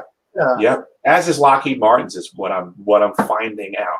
So it looks to me, the long and short of it is that I appear to be some sort of a pawn of a Jesuit plan. Oh my gosh. Yeah. Right? I mean, involved. Yeah. And all of a sudden you wake up one day and you realize that's going for you. How old were Yeah. you when you had contact with the Jesuits? Like up to what age, or has that been an ongoing? I think it was a behind the scenes thing. Actually, I think that's that it was through other organizations that are Jesuit manipulated and run. I don't think I recall ever having a monk walk up to me in a robe. But I can tell you, I was baptized in a Jesuit church. I was married previously in a Jesuit. Like, there's all these weird things that now, in hindsight, I'm looking. I'm like, whoa, whoa, whoa! Like, too many Jesuits around. Yeah, it's very interesting because I read in a book, there was a quote about the Jesuits that, give us your child until they're like 7 or 8 years old. And after that, it doesn't really matter because they've been programmed for life and they'll carry out whatever doctrineship that they've been given. So they understand something about the human mind that, the potential is only up to like 7 or 8 years old. And if whatever you program them prior to that age, that's going to stick for the rest of the life. So I was wondering if you had anything, any experience like that. Oh, absolutely, yes. The programming was extensive Mhm. in my grammar school. So when you're talking about those formative years, absolutely. This is what I'm finding out in hindsight. That as a child, I was bamboozled. I didn't know what was going on from a perspective of a child. They were lying to me. I didn't know any better. I go to Catholic school. I mean, it was a very strict Catholic school. You do what you're told to do. I have no reason to believe what was going on in that school was against my parents' wishes. I was in no position to ask. Right. I mean, seriously, like that's how life was. Yeah, I mean, it's not the way things are nowadays. Yeah, I didn't get to go home from school and say, "Hey, Dad, Sister Jean slapped me today," because you know what would happen? you get one back. He wouldn't ask why I got slapped. He'd hit me again. So I didn't ask any questions about anything. When I went to school and they took me out of my classroom and they brought me to the library, I went to the library. When they made me do the most ridiculous, crazy stuff, which I now know to be remote viewing training from the Monroe Institute, is a very regimented thing. So that's what we were doing ideograms and remote viewing, and that's what we were doing. They would put eye drops in my eyes, which caused really weird effects. It's like wearing yellow lens glasses. A lot of folks that are researching are saying that they were probably giving us acid in eye drop forms. I've spoken to my father, and he says, my gosh. this was not authorized by my parents. I was just What- thinking what that were very they same having- thing when you said the droplets. I was like, that has to be acid of some sort because you're young. Probably, it's not as potent as you would find on the street, but just enough to psychedelically get you going Yep. and get you When I would to that. when I would leave the library, like when we were wrapping up a session, I would always I wanted to get out of the library as fast as I could to gain some time before I had to be known to be back in my next class, right? So that would afford me time to be in the front lobby of our school, had big, just giant windows. It was all just, ceiling to floor windows, and it was south facing. And it was in the afternoon, the sun was coming in, and I would try to hang out in the lobby because it was like my eyes, it was like I had the yellow glasses on. And I wanted to hang out there and enjoy the effect before it would wear off, that I would get back to class. Interesting. Clarence, you were going to say something? I was just wondering, what were they having you view? Anything. That's the whole thing. Is it's like they weren't telling me that. From my perspective, right? So I get they were making me remote view, but they weren't telling me that at the time. From my first-hand perspective, I always remember the library as being lunacy because it was Weirdville. They would ask me questions, right? I was from a very German Catholic school background, right? Everything is, speak when spoken to. I ask you a direct question, you give me a direct answer, and accuracy and all this stuff is assessed, or you get the back of a hand, right? In the library, they would ask me questions where the answers didn't matter. Huh. Interesting. So to me as a kid, that was my perspective. It made no sense to me because, I would do the ideogram, I would write the line, and then they would say to me in due form, what do you see? Do you see mountains? Or do you see a river? Do you see a tree? And I'm sitting there going, what is this lady talking about? What does she mean? What do I see? And then they would go, Sounds like- don't think about it too hard. Anything you say is right. It's okay. Yeah. Right? And now thinking about the remote, she is right. Anything I say, whatever I think is right. But they're not telling me this. They weren't training me in remote viewing. They were using me in remote viewing. Right. Right. Have you talked to any of your classmates from back then? Are you in contact with anyone? Do they remember this? I have not. Are they still around, or is it just? I imagine somewhere. They're not here by me in Alaska, and I don't have their contact. Yeah. I mean, I'm not opposed to talking to them, but to answer your question, Right. I have not. Interesting. I was going to ask you, Eric. A couple of years ago, there was a bunch of leaders and political leaders that made their way down to Antarctica. John Kerry, the Pope. I'm not sure. There was a few others that went down there, and they just kind of. I think Obama was down there as well, and they went there and they were there for 3 days and they disappeared. Do you have any clue as to like what they were doing down there and why they were there? I think Harry Mountbatten was there as well, Queen Elizabeth's grandson. I hate calling these people princes and queens and kings because I don't roll like that. So for me, it's just Harry Mountbatten. Do you know what these guys were doing down there for those 3 days? I have no idea what they were doing down there. And I find it extremely odd because I can only tell you, having done routine maintenance in the conference room at the South Pole Station for a year, I'm intimately familiar with the room, and I can't really imagine why people would have to literally risk their lives to get to this conference room for the conference. I mean, I'm not trying, like, getting to the South Pole Station, you literally have to go to the middle of nowhere. Anything goes wrong, no one's coming to help you. Like before, I was talking about Happy Camper School, and if your plane goes down, this is what you do to survive. Guess what? It turns out that any plane that's going down in Antarctica, there's never been a survivor. So Happy Camper School is kind of a waste of time, And the reality is any plane moving around on the ice is in peril. I mean, every flight's a risky flight. That's reality. So for these bigwigs, from what I see, to be completely risking their lives is completely weird. Is way out of character.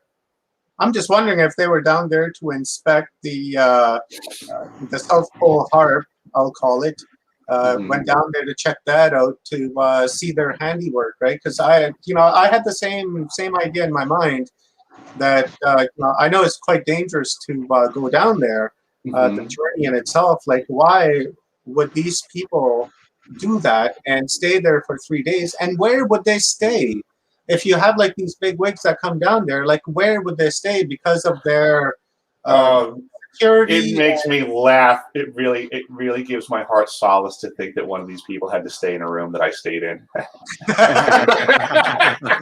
That would be funny, huh?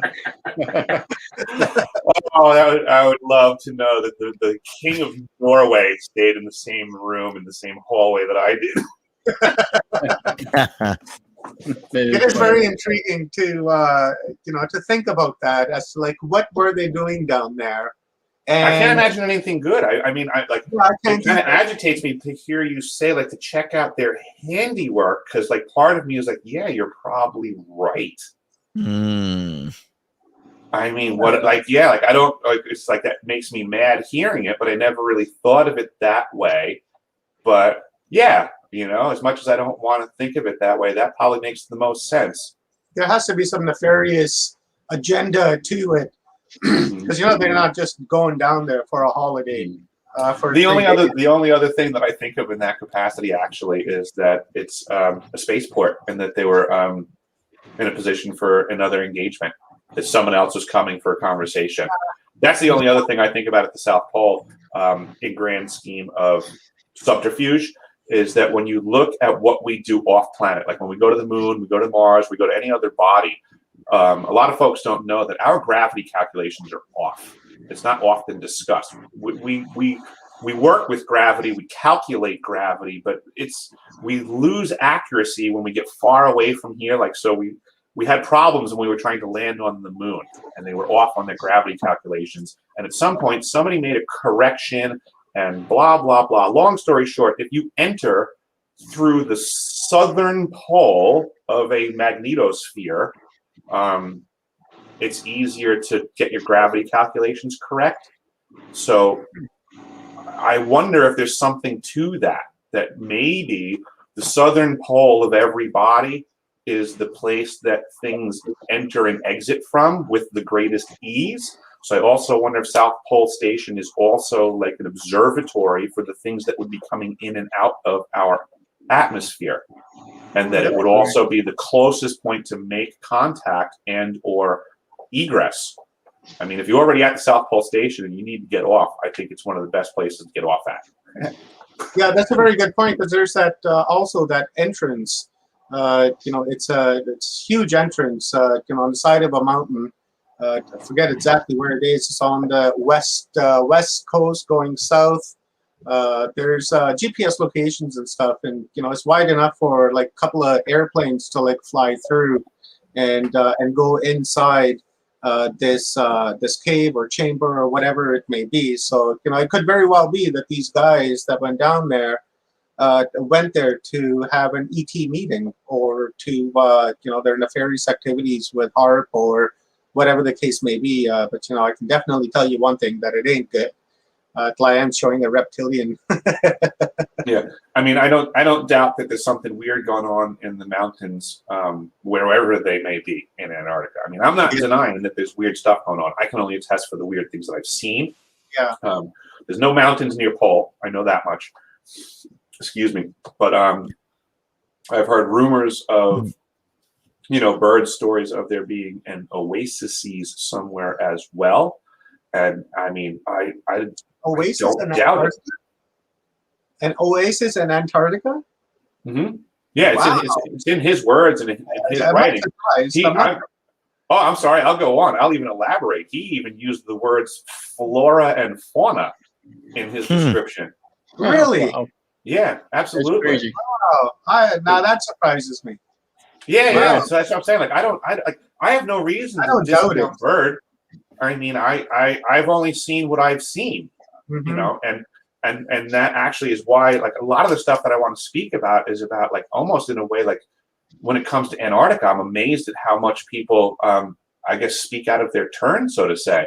There's a lot of folks that'll show up to the coast of Antarctica for a 4-hour stint, and next thing you know, they're speaking to the world on behalf of the whole continent. Right. That right. amazes me. It's very bold. Yeah. Risk their life for 4 hours. Damn. Well, I mean, it's not even that. I mean, it's not even that. I mean, don't get me wrong. Their commute is thoroughly dangerous. Yeah. And is a story in and of itself. Don't get me wrong. Of which I could never take from that experience that they have. But to then go and then speak for the entirety of the continent of Antarctica and its history and postulating its future is bold to me. It's a bold maneuver. Yeah, that is. You're right when you say speaking out of turn, because if you don't know about something, you keep quiet, right? Right. Or you just I've spent a lot of time in Antarctica, and I've seen more than most. And what I can tell you is I've still only seen a fraction. Yeah. I can only speak for Hmm. that. What about this from Who Am I? Who Am I asks in the Watchers Talk channel, Eric, what generates all the power for this array? That is powered by the primary power plant, which is under the ice in a tunnel. We have 2 redundant primary power plants and 1 what we call a peaker. So normally the 1 main generator will be running to carry the load for the entirety of the South Pole Station, which would include the ice cube neutrino detector array. And then the peaker comes on as need be. And the split second the peaker comes on, the facilities engineer starts running around yelling at everybody for using too much stuff. Wow. All right, cool, guys. Thank you very much, Eric. This is a wild tale, Omar. This is just, I mean, talk about disclosure, total disclosure. Holy crap. This was a fantastic discussion. Rob told me about Eric, and I was like, wow, man, I'm looking forward to engaging with him and having this conversation. I'm glad I did, because I learned so much today, and a lot of fog was lifted as well compared to the misinformation that's provided and the real information. you can believe Eric spent a year down there, right? So when he's telling you, hey, this is what's happening down there, then you can take that, at face value and say, okay, well, you have no reason to say otherwise, because you spent a year down there, so you know better than somebody who spent 2 weeks down there or 3 weeks down there. So this was very, very fascinating. Really loved it. And Eric, I'd like to have you back on Watchers Talk and really dig in and have a nice 2 to 3 hour show and really talk Sure. about what's happening down there, because a lot of things that we opened up today that are really kind of worms in themselves, right? So Yep. I really didn't want to go down the rabbit holes today and just look at the preliminary of it all and plan for the next time. I'd love to have you back, and thank you very much, Eric. I'd love to come back for a deeper dive anytime you guys want. It was a great chat. Thank you so much for having me. Cool. So before we Yeah, this was let great. go, you want to tell our viewers where they can find you, websites or anything like that? Oh, absolutely. You can find me on my website, is quite simply deciphering.tv. I also do have a YouTube channel where I do some collaborating with some folks as well, and that is Deciphering My Experience. I actually have a television show coming up, season 2 of Alaskan Triangle. I will be the host of an episode, and I believe that season is starting at the end of August, so that should be a lot of fun. And then this November, I'm going to be doing my first live event. I'm going to be going to Las Vegas, November 4th to 7th. And there's going to be a 5D event, a disclosure and consciousness event that I'm going to attend. And that should be a lot of fun. Cool. Yeah, that sounds great. My apologies, Eric. What was your YouTube channel called again? Deciphering My Experience. Okay, Deciphering My Experience. Okay, let me just put that.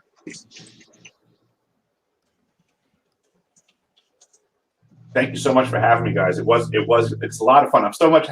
I'm happier there's people to engage with, and instead of just, I didn't want to have to draw that slideshow out for so long. I'd much rather talk to people about what's going on down there, because it is very interesting and there is a lot more to discuss. This is still kind of the tip of the iceberg, and I'm still making more and more connections every day because I'm very interested in figuring out exactly what this detector is doing when it's in transmit mode. I'm not satisfied with what I found out. And like I said earlier, there's crew. I have, folks that I've worked with there that are negatively impacted. So I want to find out what really happened. Awesome. Thank you very much, Eric. I will be in contact with you as soon as we are done with our disclosure conference here on Monday. And I'll reach out to you on Tuesday, and let's see how we can collaborate and learn more about this array that is down in Antarctica, because that is really, really interesting.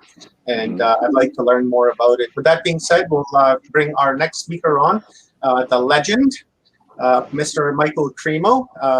This man is, truly, he's a god.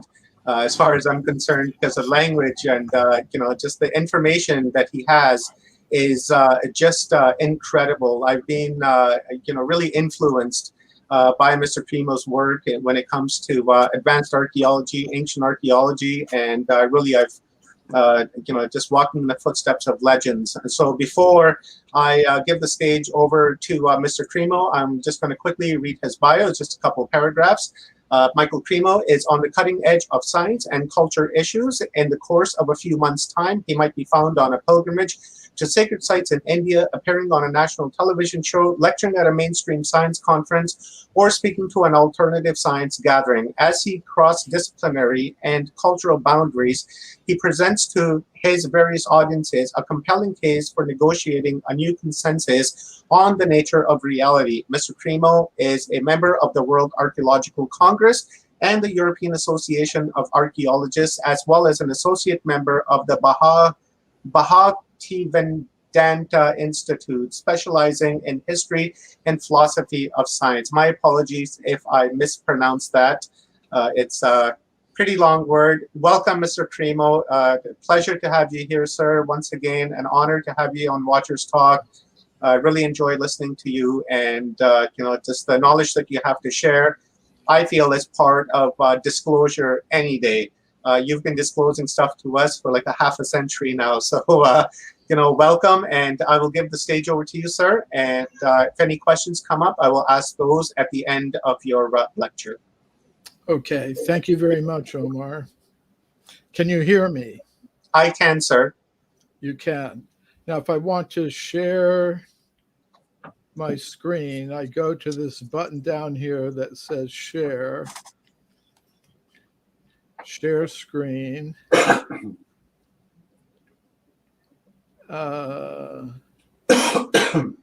Okay.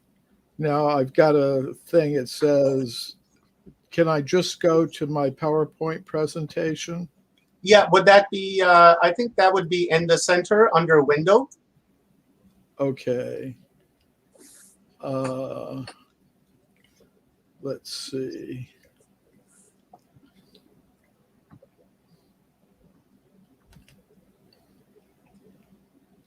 I looked at that video that was sent, but this didn't come up on it. Okay. So I have the PowerPoint presentation. It could be under Chrome tab as well, sir. So if you want to maybe click the Chrome tab, it might be in there, as long as you have it open in the background. Yeah, let's see. I'm going to go back to the streaming thing. I'm going to take some screens, let you share audio. I don't want to share audio. I don't have any. Okay. And then on top there, you see entire screen, window, and then Chrome tab. The Chrome tab is down here. Let's see. How do I get to the... See, I had opened up my PowerPoint presentation before. Okay, so when you're in the share screen, up top, you have three options, which says it says choose what you share. StreamYard.com wants to share the content of your screen. Right underneath there, you have three options: entire screen, window, or Chrome tab. So it will be either under the window tab or under the Chrome tab. Okay, first I've got to press the share screen again because it went away. Okay, a screen comes up. It says screen sharing is easiest with two monitors. Screen sharing works best on a good computer. Some screens let you share. Follow these steps. It says follow these steps. Where are you, sir? I don't think you're in the share screen. It says follow these. It says, yeah, just cancel that, sir. Just cancel that, and then let's do this prompt down below where it says share. Right? It says where it says mute, stop cam, mic, share, invite window, and leave audio or leave studio. Click that share button. yeah. Right, and then you should have two options that says video file and share screen. Okay. Click the share screen. I did. And then this thing comes up, tips, screen sharing tips. Should I just, and then it has, at the bottom, it says share screen. Do I have to be in the PowerPoint presentation? As long as it's open in the back, it'll automatically just take you there. Okay. Are you using Chrome? Yes, I am. Okay. So if you go to Window, right, you should have three options up there. Here, let me share my screen with you. I'll do my entire screen, actually, so that you can see. This might be a little bit crazy looking. Where is it? My entire screen here. There we go. See, sir, I just added to share. Okay. There we go. You see how my screen looks here? Well, there's something in front of it, like something came up. says choose what to share. Is that from your screen or mine? That will be from your screen, sir. Okay. I don't see my PowerPoint presentation on it.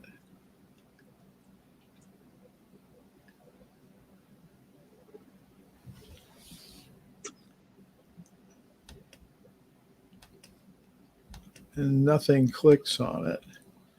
See. Okay, here. What I'll do, sir, is I'll share my screen. I'll share my screen, and then it should pop up. Okay, that's me. Oh, it didn't Now, show. like I have to go to another place to look at the program, the PowerPoint.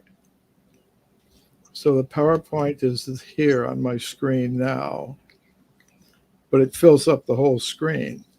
Yeah, and then now just go back to the StreamYard, to the studio. Okay, I'll just minimize this. No, don't minimize that, sir, because when you minimize it, it'll just disappear. Oh, okay. Just leave it open in the background and just bring your taskbar up, hit the Chrome, and come back Okay.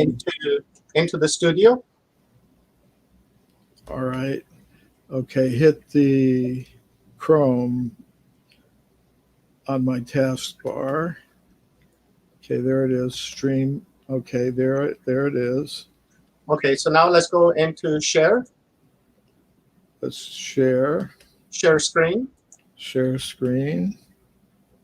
Now you should have three options there that says entire screen, window, and Chrome tab. And I believe it doesn't doesn't. What came up is screen sharing tips. It's a white thing. It says screen sharing is easiest with 2 monitors. Screen sharing works best on a good computer. Some screens let you share audio. Follow these steps to share a video with audio. I don't have any audio. Then it says, don't show these tips again. So I'm going to click that yes. And then it says share screen at the bottom. So I'm going to push that, right? Yeah. Okay. And it shows, so it's got 3 things at the top. Entire. Yeah, there we go. We're on the screen. right side now. Yeah, I think it will be under window. If you go to the Window. middle. Okay, there it is. Awesome. And then go down to share. Yeah. Okay, sorry that took so long. I called in okay, a sir. half hour in advance because I Yeah. wanted It's to. okay. We got plenty of time. Okay. No rush, no pressure, sir. Just take your time, and we'll just learn from you. Okay. Do you see the full screen now? Can you hear me? I can hear you, sir, and let me make that into a full screen for you. Well, you don't have to. I mean, if it looks. Yeah, we're on full screen now, sir. Okay. I mean, you can put the pictures by the side if you want. How would I get that view? I'm not sure, but this looks good, sir. No problem. Yeah. All right. So, thank you all, and please excuse the technical difficulties. Very happy to be here. Omar, I'm best known for my work in forbidden archaeology, but Omar asked me to say something about Vedic cosmology and its modern relevance. So I thought I'd do that today, which will, I think, put my forbidden archaeology work in its larger context. So one thing the Vedic cosmology speaks about is vimanas, spacecraft or aircraft. These writings, the Puranas, are over 5,000 years old, but they're speaking about vast fleets of flying ships that can go from planet to planet. and there were cosmic wars and things like that, and all kinds of Vimanas were described in the Vedas. So, and they were, this information was very common. The leading intellectuals of the time knew about it, the government leaders knew about it, and they spread this information. So it's a totally different situation than today. So if you want an ancient case of total disclosure, look into the Vedic literature. Now, it just so happens that I'm involved in a project that's related to making the Vedic cosmology of ancient India relevant to modern people. It's a project called the Temple of the Vedic Planetarium, which is in a sacred place called Mayapur in West Bengal. And I'm part of it. It's going to include a museum and a planetarium theater. And I'm part of the group that is responsible for designing the exhibits, so, and making the films as well. So that's really interesting. Of course, this is an artist's conception, but it really is going up. The structure of the building is practically completed, and now we just got to work on filling it up. I just want to say that although I'm presenting my ideas from the standpoint of the Vedic cosmology, I don't think I have a monopoly on truth. I think truth can be found in many of the world's great spiritual traditions, which I also honor and respect. And if you're an agnostic or an atheist, I also respect your choice. What I don't like is people who use violence to enforce or impose their views on others. So, in the Vedic cosmology, we're dealing with some very fundamental questions about our place in the cosmos. The questions that come up are, who am I? Where am I? Where should I be going? So, if a person doesn't know their own identity, they will not be able to act in their self-interest because they don't know what the real self is. So this is an essential point in the Vedic cosmology. And the basic texts that deal with cosmology are called the Puranas, or the histories. And they give information on these topics. And one thing I like about this knowledge tradition, this Vedic knowledge tradition, is it's based on questions and answers. It's not presented as a dialogue. A teacher speaks, student questions, raises doubts, objections, and it's a whole conversation. But to get back to our first question, who am I? You know, today, many scientists will tell us we're just machines made of matter. And, you know, we're just, you know, once I went to a museum, and it was actually in South Africa at an archaeological site called Sterkfontein. And you walk in this museum and you're invited to discover yourself. And then the next thing that you see is this statement by Richard Dawkins telling us who we are. And what he says is, we are survival machines, robot vehicles blindly programmed to preserve the selfish molecules known as genes. In other words, we're machines made of matter in competition with each other for survival. And we think that to produce and consume more and more material things is the main purpose of human life. And in this process, we're destroying our planet, we're destroying the environment. And this mentality also leads to conflict on all levels of human society. So, according to the Vedic cosmology, we're not machines made of matter. Our real identity is Aham Brahmasmi, which means that I am pure consciousness. I am spirit. So that is the fundamental identity of each living entity. Now, when modern scientists hear about this thing, consciousness, they say, well, it's just produced by brain chemistry. And when the chemicals in the brain stop interacting at the time of death, then there's no more consciousness. But they've never shown in the laboratory that you can produce consciousness just from chemical elements. There was Thomas Nagel, who's a professor of philosophy at New York University.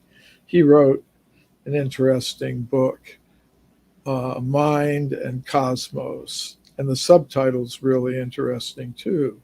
Why the materialist neo-Darwinian conception of nature is almost certainly false. And he says that this problem of consciousness is very, very serious. If we take this problem seriously and follow out its implications, it threatens to unravel the whole entire naturalistic world picture, where they try to explain everything in terms of matter. So the Vedic cosmology has a consciousness-based universe. And there's evidence that there is a conscious self that is separate from the body made of matter. It's separate from the brain. It can exist independently. And evidence for that comes from medical studies of out-of-body experiences, or near-death experiences, as they're called. In these experiences, a person experiences leaving his or her body and separating temporarily from the brain, from the body, and then re-enters the same body, and maybe when they're being revived from a heart attack or something like that. So this idea that there's a conscious self that can exist apart from the body, that it can re-enter the same body, leads to another idea, and that's that the conscious self can enter a completely new body. So these are some of the ideas that come. Now, the next question that comes up is, where am I? Okay, I'm a being of pure consciousness, and where am I? Well, we're beings of pure consciousness, but at the present moment, we are in the world of matter. And we experience different limitations in the world of matter, because each body that we have is temporary. It comes into existence, it goes out of existence, but the consciousness persists. But there must be a place where consciousness can fully develop, fully display its qualities of eternality, knowledge, and bliss. Satchidananda, it's called in Sanskrit. So there are visions of that level of pure consciousness given in the Vedic cosmology. And sometimes the activities there of the innumerable conscious selves, eternal conscious selves, and their source, the supreme conscious self, is described as a divine dance. So if that's our natural position, then why are some conscious selves, including me and some others, not in that spiritual world at this moment? Well, that is because we're not at the present moment displaying the kinds of attitudes that are required for living on that higher level of reality, where the ruling principle is harmonious, loving cooperation among all conscious beings and the supreme conscious being.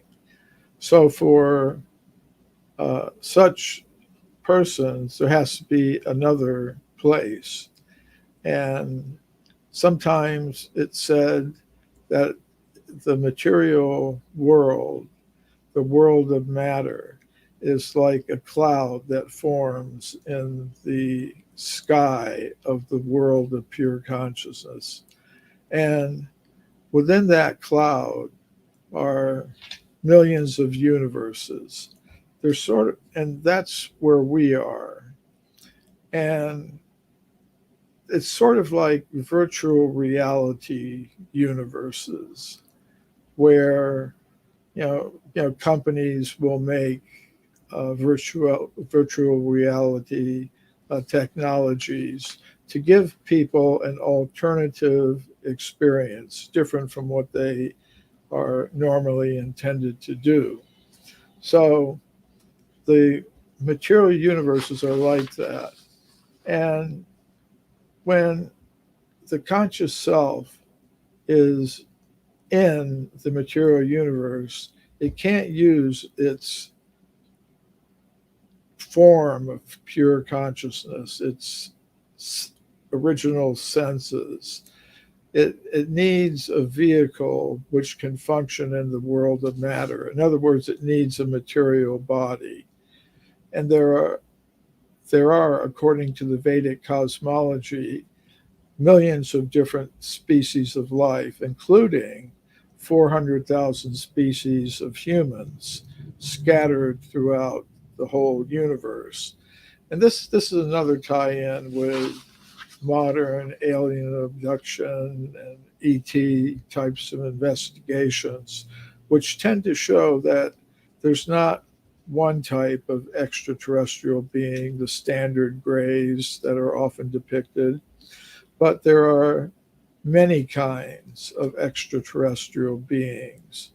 So up to 400,000 of them, according to the Vedic cosmology. So the conscious self requires not only a body made of matter, it requires places or locations, or in the Sanskrit, lokas. Lokas means locations. Sometimes it's translated as planets.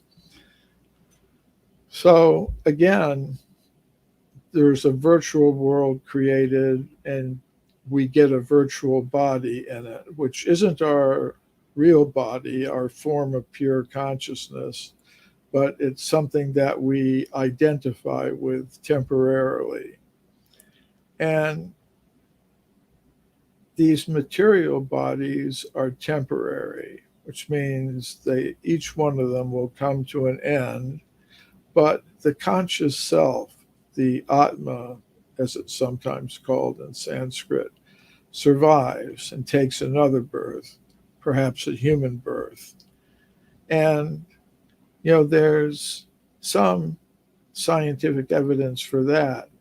It comes from medical studies of past life memories. For example, Dr. Ian Stevenson and his colleagues conducted extensive research on past lives reported by young children, and they verified the existence of the person the child claimed to have been in the previous life hundreds of times. So, in this process of reincarnation, there can be a kind of evolution, but not the kind that Darwin talked about. The bodies don't change. Like you can see at the bottom, there's some animal species leading up to a human form. The bodies aren't changing. It's just that the conscious self, lifetime after lifetime, moves through the different kinds of plant and animal bodies until it gets to the human form, where it has the opportunity to become freed from that whole cycle of reincarnation. But if it doesn't take advantage, if the conscious self in the human form doesn't take advantage of that opportunity, then in its next lifetime, that conscious self may find itself back in other species of life. It's kind of indicated by the line of animal bodies in front of the human figure there. So it's only in this human form of life that we can transcend the limitations of existence in the world of matter. And therefore, according to the Vedic cosmology, human life has always been available on this planet from the very beginning of the history of life here, because we don't live in an accidental universe. We live in a universe that has a purpose, and its purpose is to, well, it's got two purposes. One is to allow conscious selves to try to dominate, control, and exploit matter and other living things and material bodies. As long as it has that attitude, it remains in the world of matter. But any conscious self can decide, no, I want to go in another direction. I want to understand I'm a being of pure consciousness. You're a being of pure consciousness. We're all beings of pure consciousness. Let's cooperate. Let's satisfy our material needs in the most simple, natural, and efficient way possible. And also fair, not, extracting wealth from people if you can do it, but making sure that wealth and opportunity are fairly distributed. So that is the other model. So that opportunity is available in the human form of life, and it's always been here on Earth.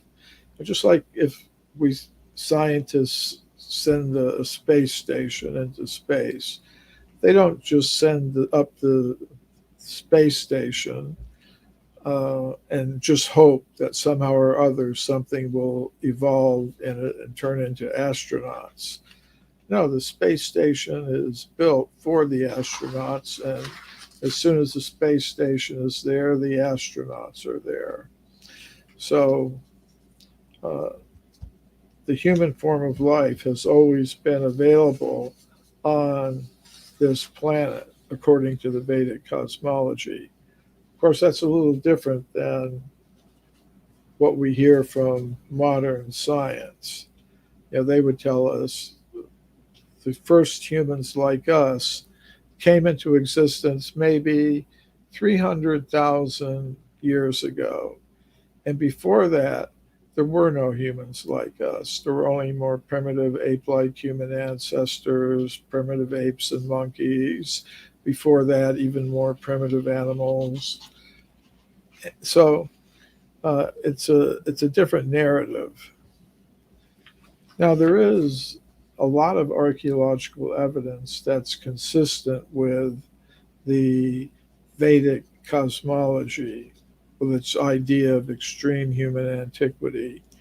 And Richard Thompson and I collected that evidence in our book, Forbidden Archaeology. So this will give you an idea. This talk today, I hope, will give you an idea about the place that this kind of evidence has in the overall Vedic cosmological picture. So the evidence in this book is not very well known because of a process of knowledge filtration that operates in the world of science. Evidence that conforms to the dominant theories passes through the filter, whereas evidence that radically contradicts the dominant theory is filtered out, which means it's set aside, forgotten, sometimes dismissed on very flimsy grounds. Okay, I live very close to Venice Boulevard, and occasionally we get serenaded by police sirens or fire sirens. Sorry for that interruption. So this is a typical case, the California gold mine discoveries, which were made in the 19th century when gold miners came to the mountains of California to search for gold. In one place they were working is Table Mountain in Central California in the Sierra Nevada mountains. And deep inside their tunnels, the miners found human bones and human artifacts. For example, they found stone mortars and pestles. They found obsidian spear points, things like that. And they also found human bones. Now, what makes these things interesting to me is that they date back to the geological period called the Eocene, and they're from the early Eocene, which means they are over 50 million years old. So that's, if there were maybe one case like this, that would be interesting, but there are hundreds of cases like this. So why don't we hear about this case today? It was reported to the scientific world by Dr. J.D. Whitley, who was the chief government geologist of California. But other scientists rejected his findings. This is William B. Holmes of the Smithsonian Institution. He was an anthropologist there. And he said, if Dr. Whitney had understood the theory of human evolution, he wouldn't have published that report. In other words, he should have known this can't possibly be true. So the discoveries were forgotten, but some of the artifacts from the California gold mines are still in the collection of the Museum of Anthropology at the University of California at Berkeley. And I've been there. I was able to get permission from the directors to study and photograph them. They're not displayed to the public. They're kept in a storage room a few miles from the museum, but they are still there. So there's what we could call a hidden history of the human species. Actually, according to the Vedic cosmology, the most important events in human history are the descents of avatars from the higher levels of pure consciousness to this world of matter. And they give their instructions and teachings to remind the people on this level of reality of their real nature, their eternal nature. and give them clues to who they really are, where they are, and where we should be going. So this is the question we're going to look at now. Okay, we're beings of pure consciousness. Where are we? We're in the world of matter. Where should we be going? I believe we should be going back to that level of pure consciousness. But in order to do that, we have to understand the structure of the universe that we inhabit.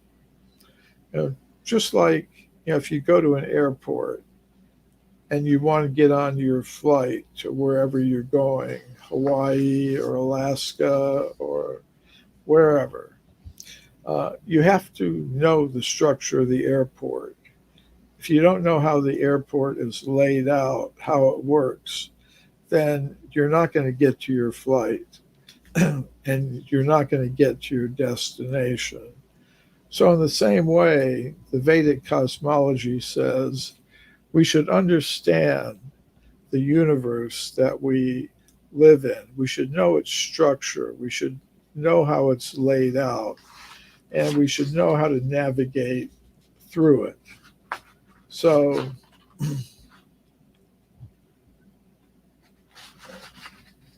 what about our universe? First thing is, it did not come about by chance, as many scientists now believe. It's not an accident. We're not a cosmic accident. Actually, our universe appears designed with everything finely tuned for life to exist. The predictions of the equations of astrophysicists about the Big Bang mostly predict that when the Big Bang is over, you wind up with a featureless universe with sort of evenly distributed helium and hydrogen atoms. Nothing forms into planets, no life. And actually, there are many ratios of natural forces that are set to very precise values that if they were even slightly different, then we wouldn't have stable atoms, we wouldn't have molecules, we wouldn't. For example, the ratio of the mass of the proton to the electron. The mass of the proton is roughly 1,836.12 to 1 compared to the electron. If that were even slightly different, we wouldn't have stars, planets, material bodies, none of that. Actually, Sir Martin Rees, Royal Astronomer of the United Kingdom, wrote a book called Just Six Numbers. And he said, basically these six numbers, these six ratios are the recipe for a universe. And if they were even, any of them were even slightly different, we wouldn't have a universe that is capable of supporting life. Now, to some people, that indicates, well, there must be some designer. But the way many scientists have tried to avoid that conclusion is that they say, well, there must be millions of universes being produced, one after another. And in each of them, the values for these constants and ratios are set to different numbers. And we just happen to be in the one that where everything is perfectly arranged. And in other words, we won the lottery. It's but actually, from the Vedic cosmology, we learn actually there are many universes, but they're all inhabited and they're all full of life. So these universes, according to the Vedic cosmology, emanate from Mahavishnu, who is sleeping and dreaming. And when he breathes out, the universes come out. And when he and then what happens? They expand. Now, some scientists say, yes, the universe expands. That's an idea that we would have in common with them. But some say it'll just continue to expand. That's called an open universe. And then some say, well, the universe will expand and then it'll level out at a certain size and stay that size. And then yet others say, well, the universes will expand, but then they'll contract again. And who's right? From the standpoint of the Vedic cosmology, the last are right. The universes expand when Mahavishnu breathes out, and when he breathes in, the universes shrink, contract, and re-enter his form. So that's a little bit esoteric, but getting back to the question, where are we? We are in one of those universes. We are in the dream of the Mahavishnu, So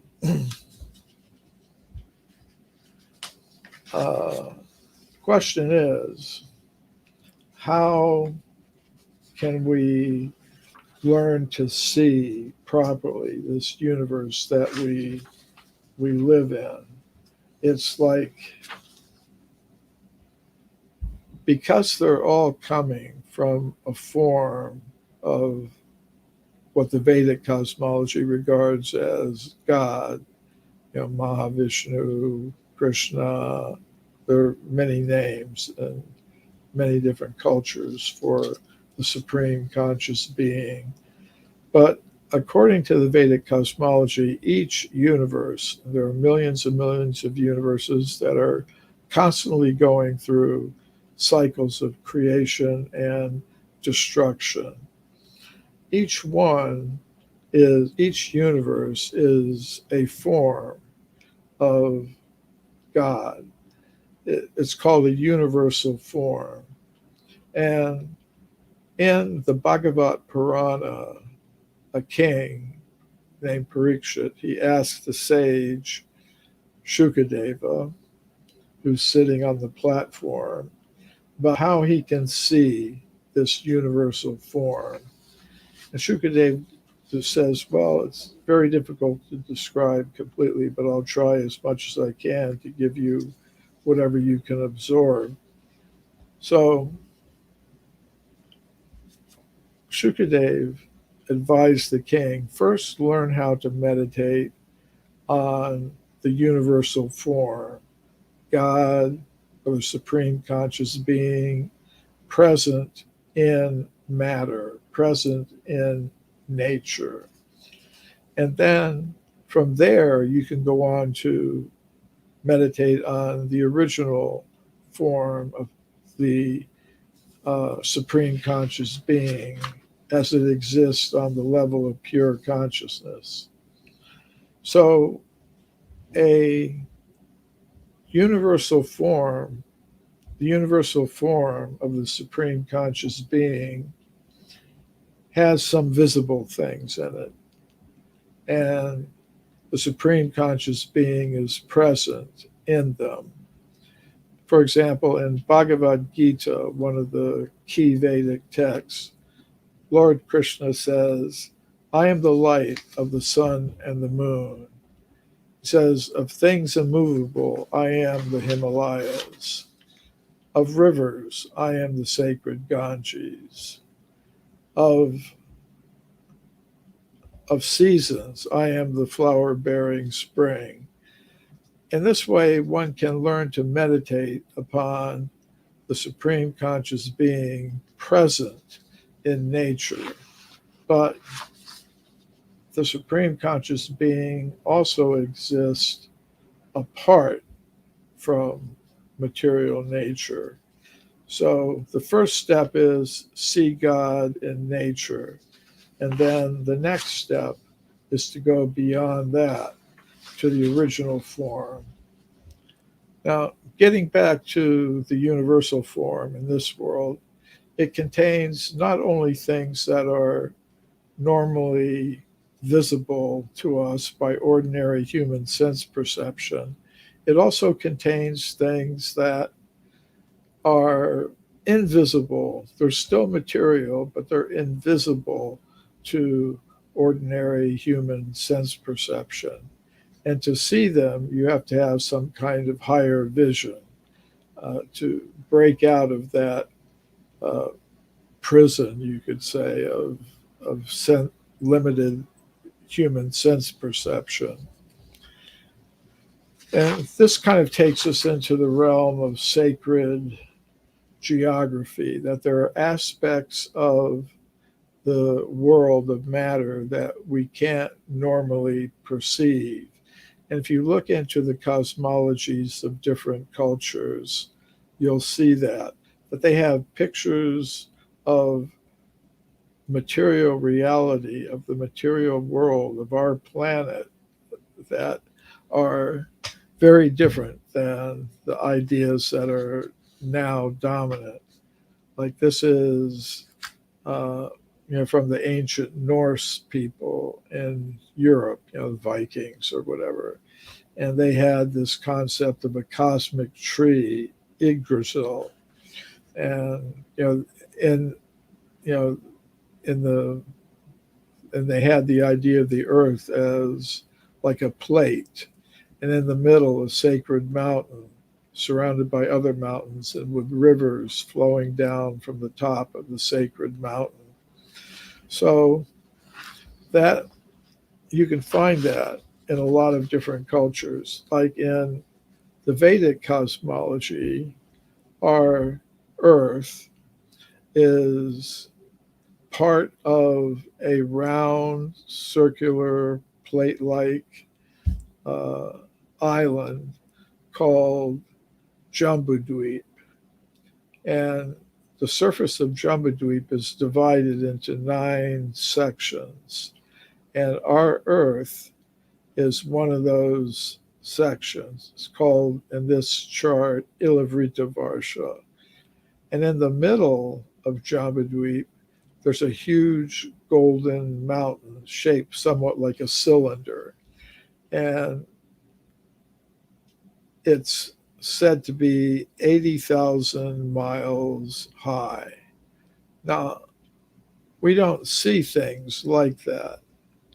We don't see it. But that's because of the limitations of our present senses. It is possible to see things like that, but for that, you've got to develop a different set of sensory abilities.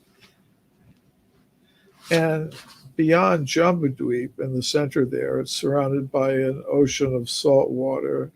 There are other ring islands and oceans. And on one of the outer ring islands, the sun is rotating just above the horizon. It goes around in a circle. So this is an introduction to some of the invisible features of our material existence. Then, according to the Vedic cosmology, the universe that's inhabited, that's got space and stars and planets and humans and demigods and demons in it, is the central area with the blue hatch marks on it. And it's surrounded by a layer of elemental earth. And that is surrounded by a layer of elemental water, and then fire, air, ether, mind, and ego. And each layer, according to the Vedic cosmology, is 10 times thicker than the other one. And you kind of see it kind of goes from grosser elements to more subtle elements. So considering where we are, that we're in the middle of one of those universes, we have to think, how are we going to get out? It's pretty formidable. And there are systems of yoga that allowed people to do that. A yogi could meditate and merge the earthly, the earthly part of his physical body into that earth element and thus transcend that, and then merge the water in his body into the watery layer, and then fire in his body, release it into the fiery element, and gradually release the conscious self from all the coverings, gross and subtle, and then it's ready to go into the realm of pure consciousness. So, just to summarize, the three questions. Who am I? Well, I'm a being of pure consciousness. Where am I? I'm now in the world of matter. Where should I be going? To the realm of pure consciousness. And that takes us to the end of this presentation.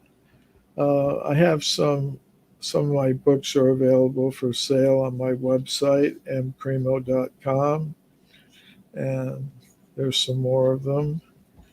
We do have some special offers. Like if anyone orders from my website, my latest published book, My Science, My Religion, they'll also have the opportunity to receive a free copy of Bhagavad Gita if they want it. And order any other book, you can also get, if you want it, a free copy of Atlantis Rising magazine, to which I contributed a column called The Forbidden Archaeologist for many years. So those are some offers for you. And if anybody is really interested in getting into one of the Puranas, I highly recommend the Bhagavat Purana, or Srimad Bhagavatam as it's often called. And it deals with all these topics: extreme human antiquity, Vimanas, multiple universes, paranormal powers, reincarnation, periodic devastations, human extraterrestrial hybrids, and cosmic warfare, among many other things. And I'll leave you with some contact information. So,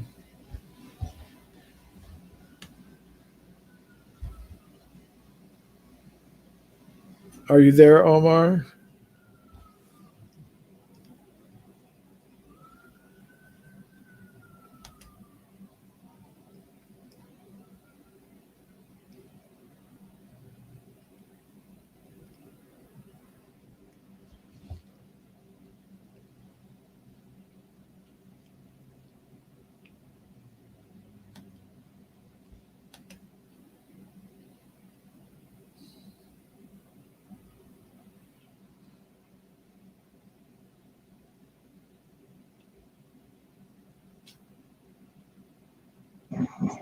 Hello, Michael. How are you, sir?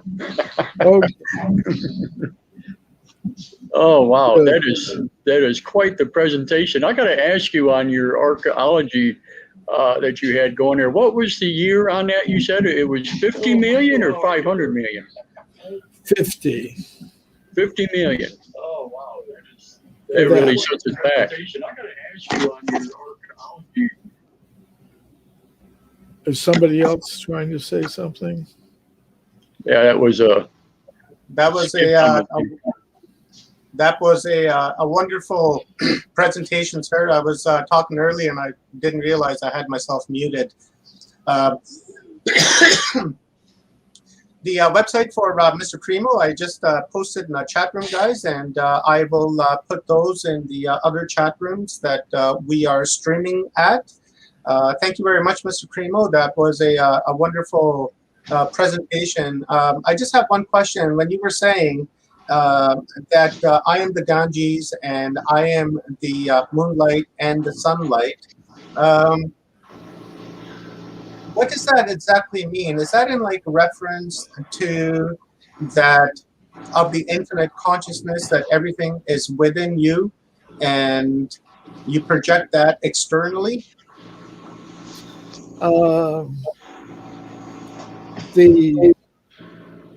The tradition I follow is called Bhakti Yoga, the yoga of devotion. And the principle of Bhakti is that there's a relationship between the individual conscious self and the supreme conscious self, who is also individual, personal, conscious. And one way that this is practiced is that the bhakta, the devotee, wants to remember with loving affection the all-attractive, supreme conscious being who goes by the name Krishna, which means all-attractive. So if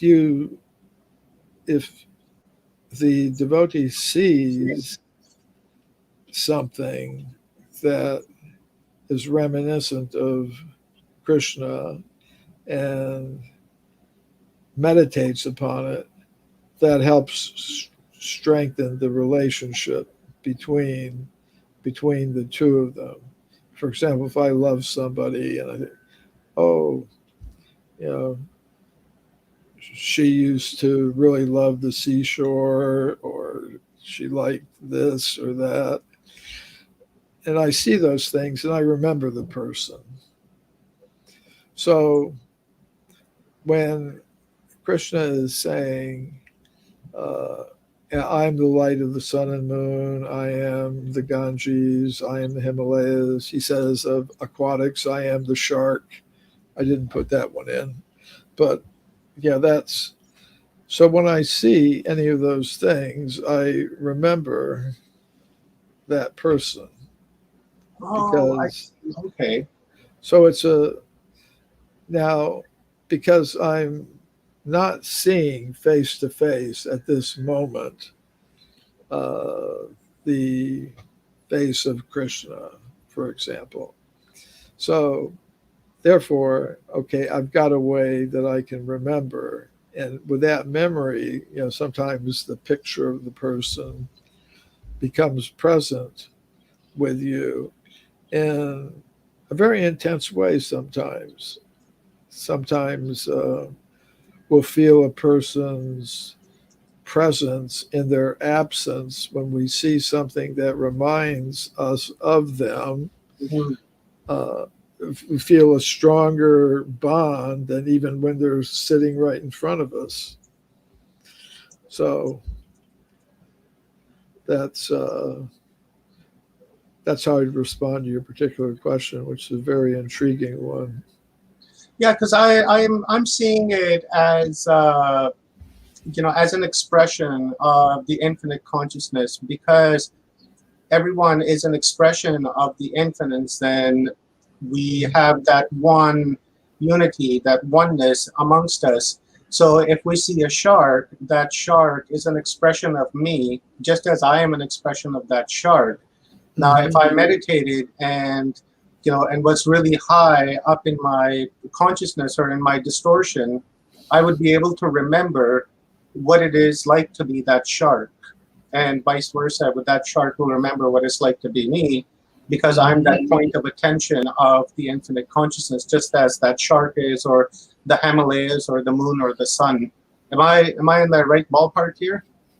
Well, from my point of view, partially, because in Indian theology or cosmology or philosophy, whatever we want to call it, there's an emphasis on oneness.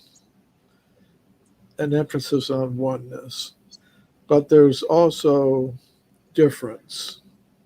And if you just have oneness, then there's no enjoyment, real enjoyment, because when, like, solitary confinement is considered to be a very harsh punishment. Oh, yes. Put a person in a cell, it's just them. Mhm. Solitary confinement. It's almost like COVID lockdowns and stuff like that. But to actually enjoy, you want to enjoy with someone, some other individual person. Now, if everything's one, there can't be enjoyment. If everything is radically different, then there's no communication. So to resolve that dilemma, the particular school of thought I follow proposes what they call achintya beta abeda tattva. So achintya means inconceivable, beta means difference, abeda means non-difference, tattva means the truth. So that means the absolute truth is things are simultaneously one and different.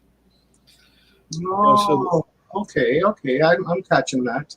Inconceivably one and different.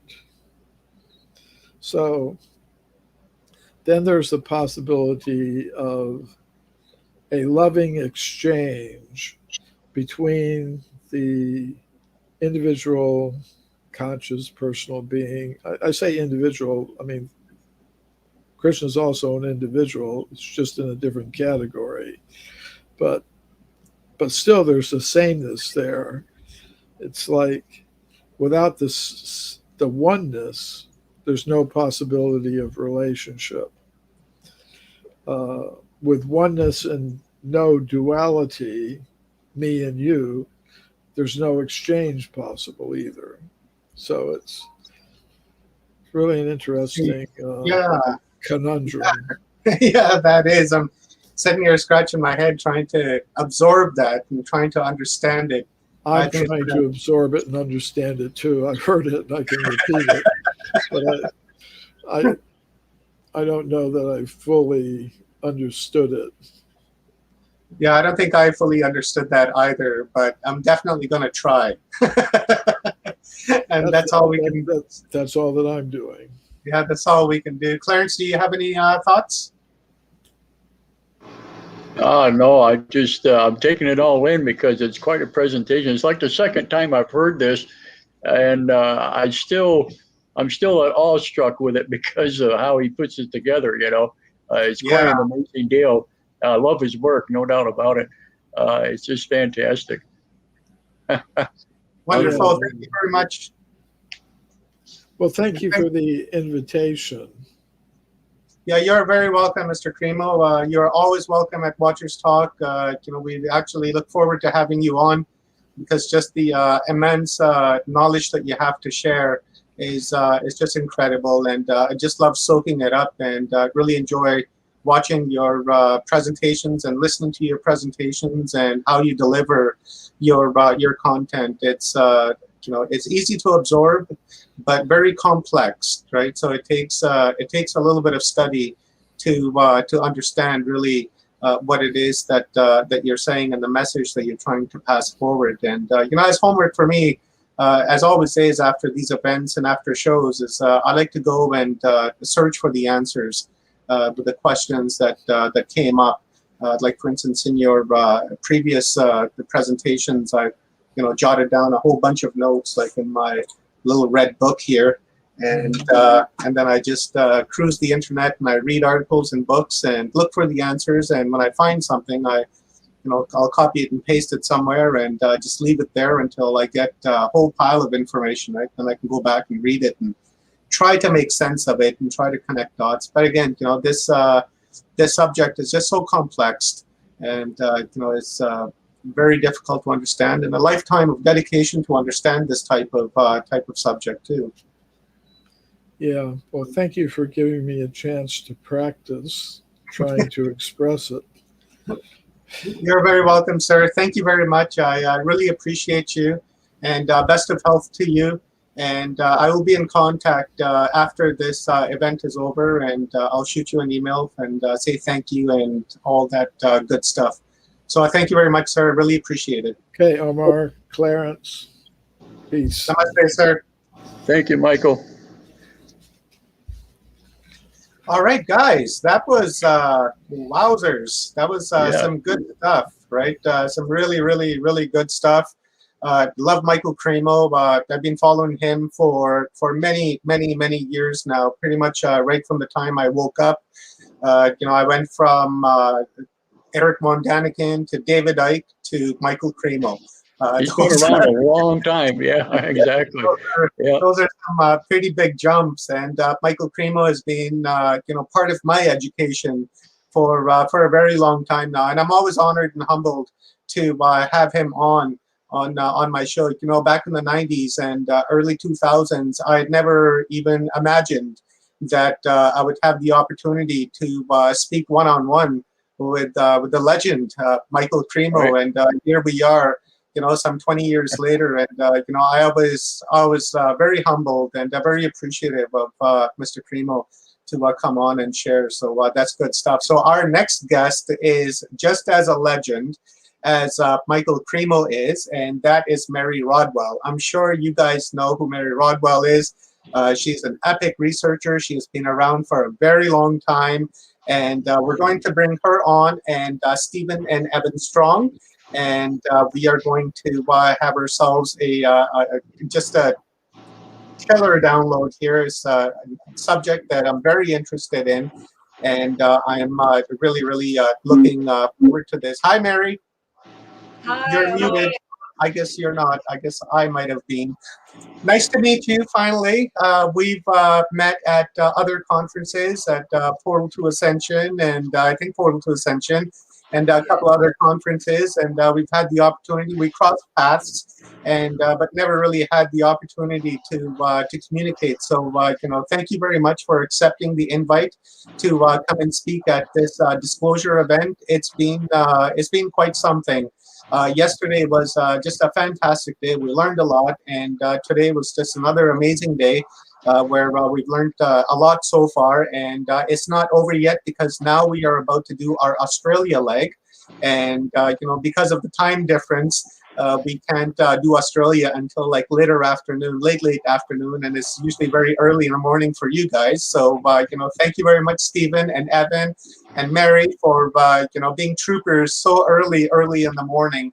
So what I'll do is I'll just quickly read Mary's bio for you guys. It's very short. I'll just read a couple of paragraphs, and then we'll hand it over to Stephen and Evan Strong from Forgotten Origin, and they are one of the sponsors for this event. So thank you very much to those guys. Marie Rodwell is recognized internationally as one of Australia's leading researchers and writers in the UFO and contact phenomenon areas. Marie is the author of a highly acclaimed book, Awakening: How Extraterrestrials Contact Can Transform Your Life, in 2002, and producer of EBE award-winning documentaries, Expression of ET Contact, A Visual Blueprint, in 2000, and The Expression of ET Contact, A Communication and Healing Blueprint, in 2004. Her new book, The New Human, which describes the documents Star Children, is due to be released in late 2016. So that book is out already, guys, and I'm sure Mary has some more work out since 2016. Mary is the founder and principal of Australian Close Encounters Rescuer Network, ACERN, which was established in 1997 to provide professional counseling, support, hypnotherapy, and information to individuals and their families with anomalous paranormal experiences and abduction contact experiences. Mary is also director and chair of Experiencer Support Program of Dr. Edgar Mitchell Foundation for Research into Extraterrestrial Encounters, FREE, and an advisory committee member of Exopolitics. Mary also organized the inaugural Hidden Truths International Conference held in Perth, Western Australia in 2003. I will share the link, guys, so that you guys can see Mary's full bio. It's quite long, so I don't want to kill any more time just reading, because I would rather hear Mary. Clarence, I'm going to remove you off the screen, brother, and I'm going to hand this over to Stephen and Evan. Stephen and Evan, welcome, guys. You guys are troopers as well. Really appreciate you guys waking up early in the morning and helping me out, number one, technically. We had a bit of an issue with the stream to Forgotten Origin. Guess we had to reset the stream. So we went 2 hours without streaming there. So luckily Evan's an early riser, and he came to my aid and fixed that issue for us. So with that being said, guys, I'm going to leave the stage, and I'll leave this up to your guys' capable hands. And do give us a download. Well, thank you so much, but I would like to point out that it's 10 a.m. and Evan is not an easy early riser, so we're not martyrs to the cause. We managed to get up at 9 and stagger in here. It has been an effort for us, but Evan, you're up a bit early, aren't you? So it is an effort. Look, I've got to make a point with this. It's quite interesting. When we first got involved in this, we came into this from an original viewpoint, and I remember when I did ceremony with the Ramangeri after being down there for a week, I was drawn down by the story about the fact that the original people circumnavigated the world in a figure 8 in ancient times. And after ceremony, I sat down with an elder. His name was Peter Evans. And he looked me in the eye and he said, "You don't just think that we sailed around the world, do you?" And then a glint in his eye. And I knew what he meant. He was going to talk about UFOs. And I said to him at the time, "Not touching it. We're not going near it. We didn't touch it, did we? For our first 3 books, we never mentioned." I said, "We don't want to go down there and get all the grief there Econ Danik and others get, and including Mary. We've got enough to do with just saying we come out of Australia. We were never going to go near it." It's amazing how things have changed, but I've got to make the point it's been a gradual change. The elders have pushed us there, but the person who made us first open to this was Mary, because her investigation is a lot different to others because she's not reliant on photographs of alien spaceship flying through in the air at Uluru on the 21st of December like we are. Yeah, that's us. She's done it in a different way. And the first time I saw her presentation, it was still the best presentation I've seen on the alien story. So simply because I was a school teacher. I was a principal in a primary school and I was an executive in a high school. And I always had this empathy with children. And I'd like to introduce Mary's talk by making a very important point. In my time as a teacher, I found I could trust, once I won the trust of children, I could trust them implicitly 99.9% of the time to tell the truth. When I was dealing with the staff, it was 50-50. When I was dealing with adults, they had agendas.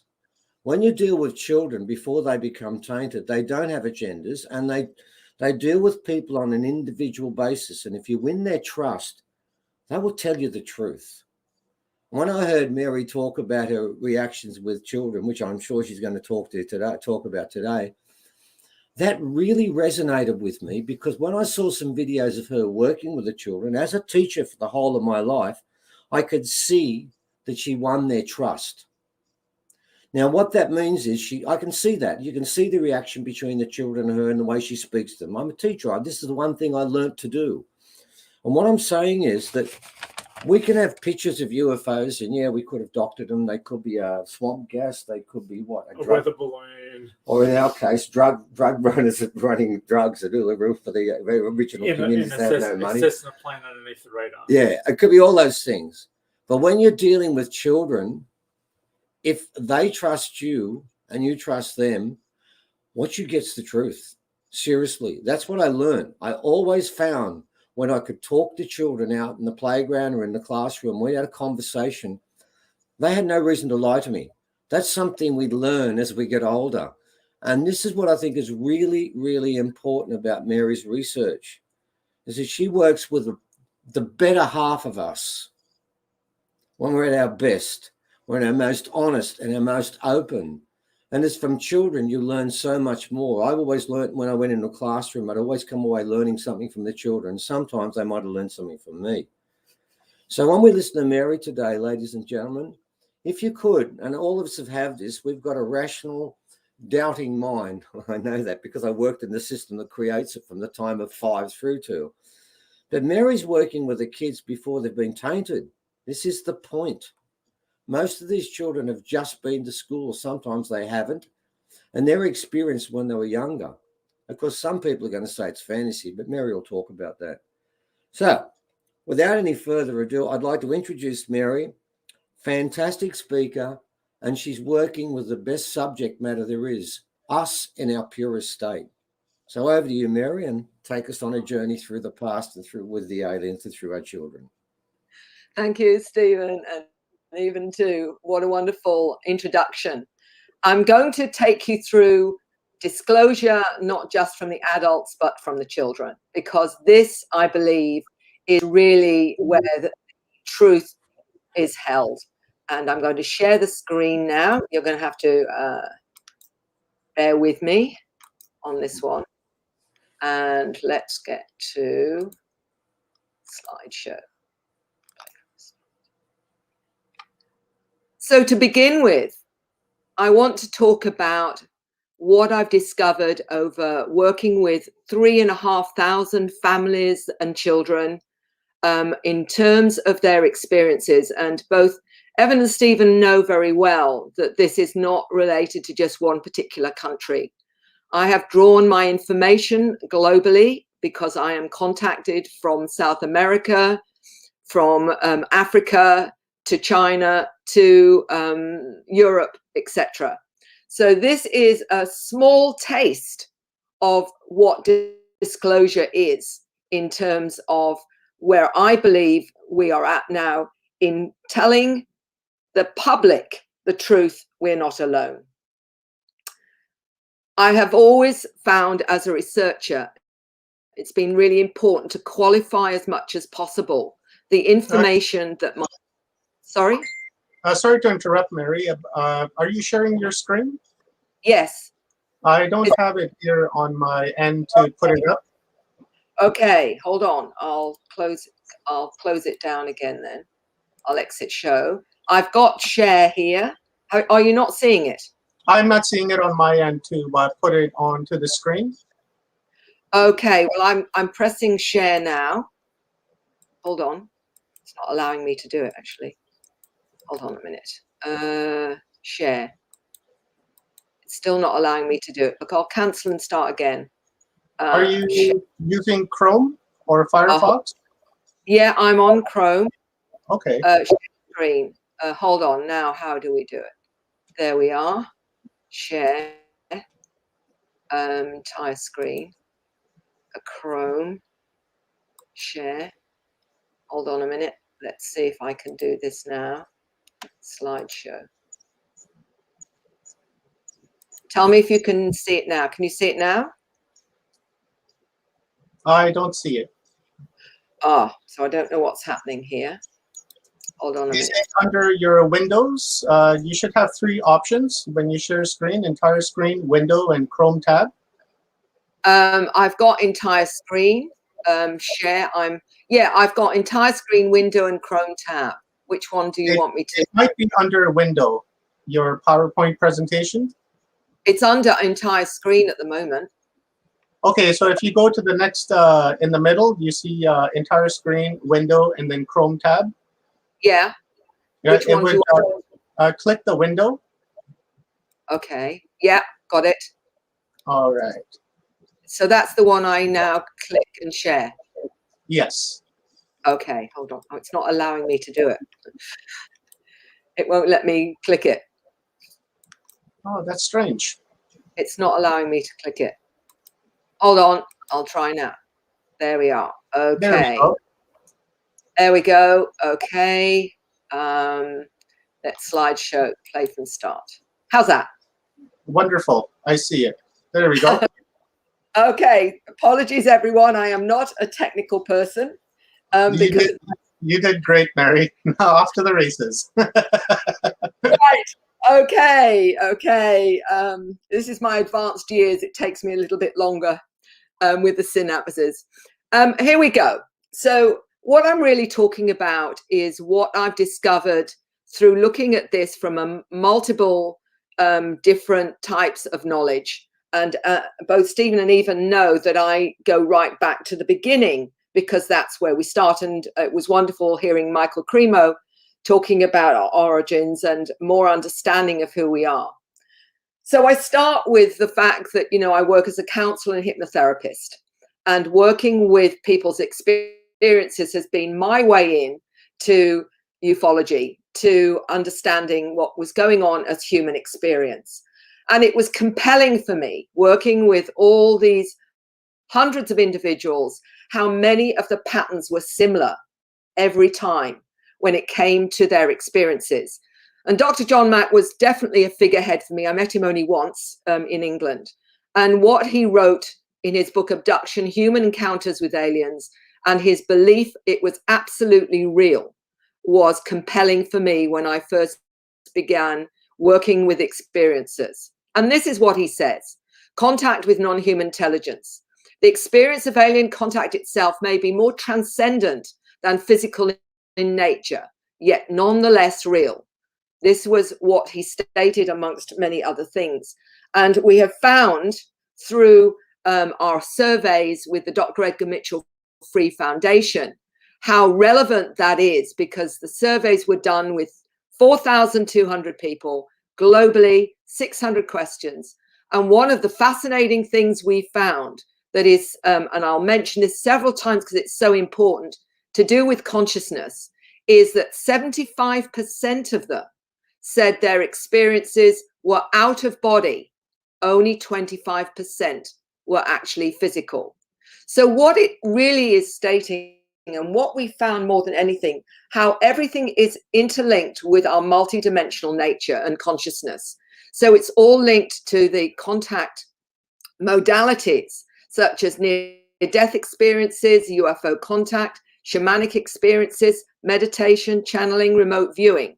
All of those will bring the individual to a point where they will be interacting and communicating not only with what we call spirits, angelic realm, ascended masters in terms of the more metaphysical, to those extraterrestrial, interdimensional, extra-dimensional, and also I believe visitors from our future are all part of this. It is not separate.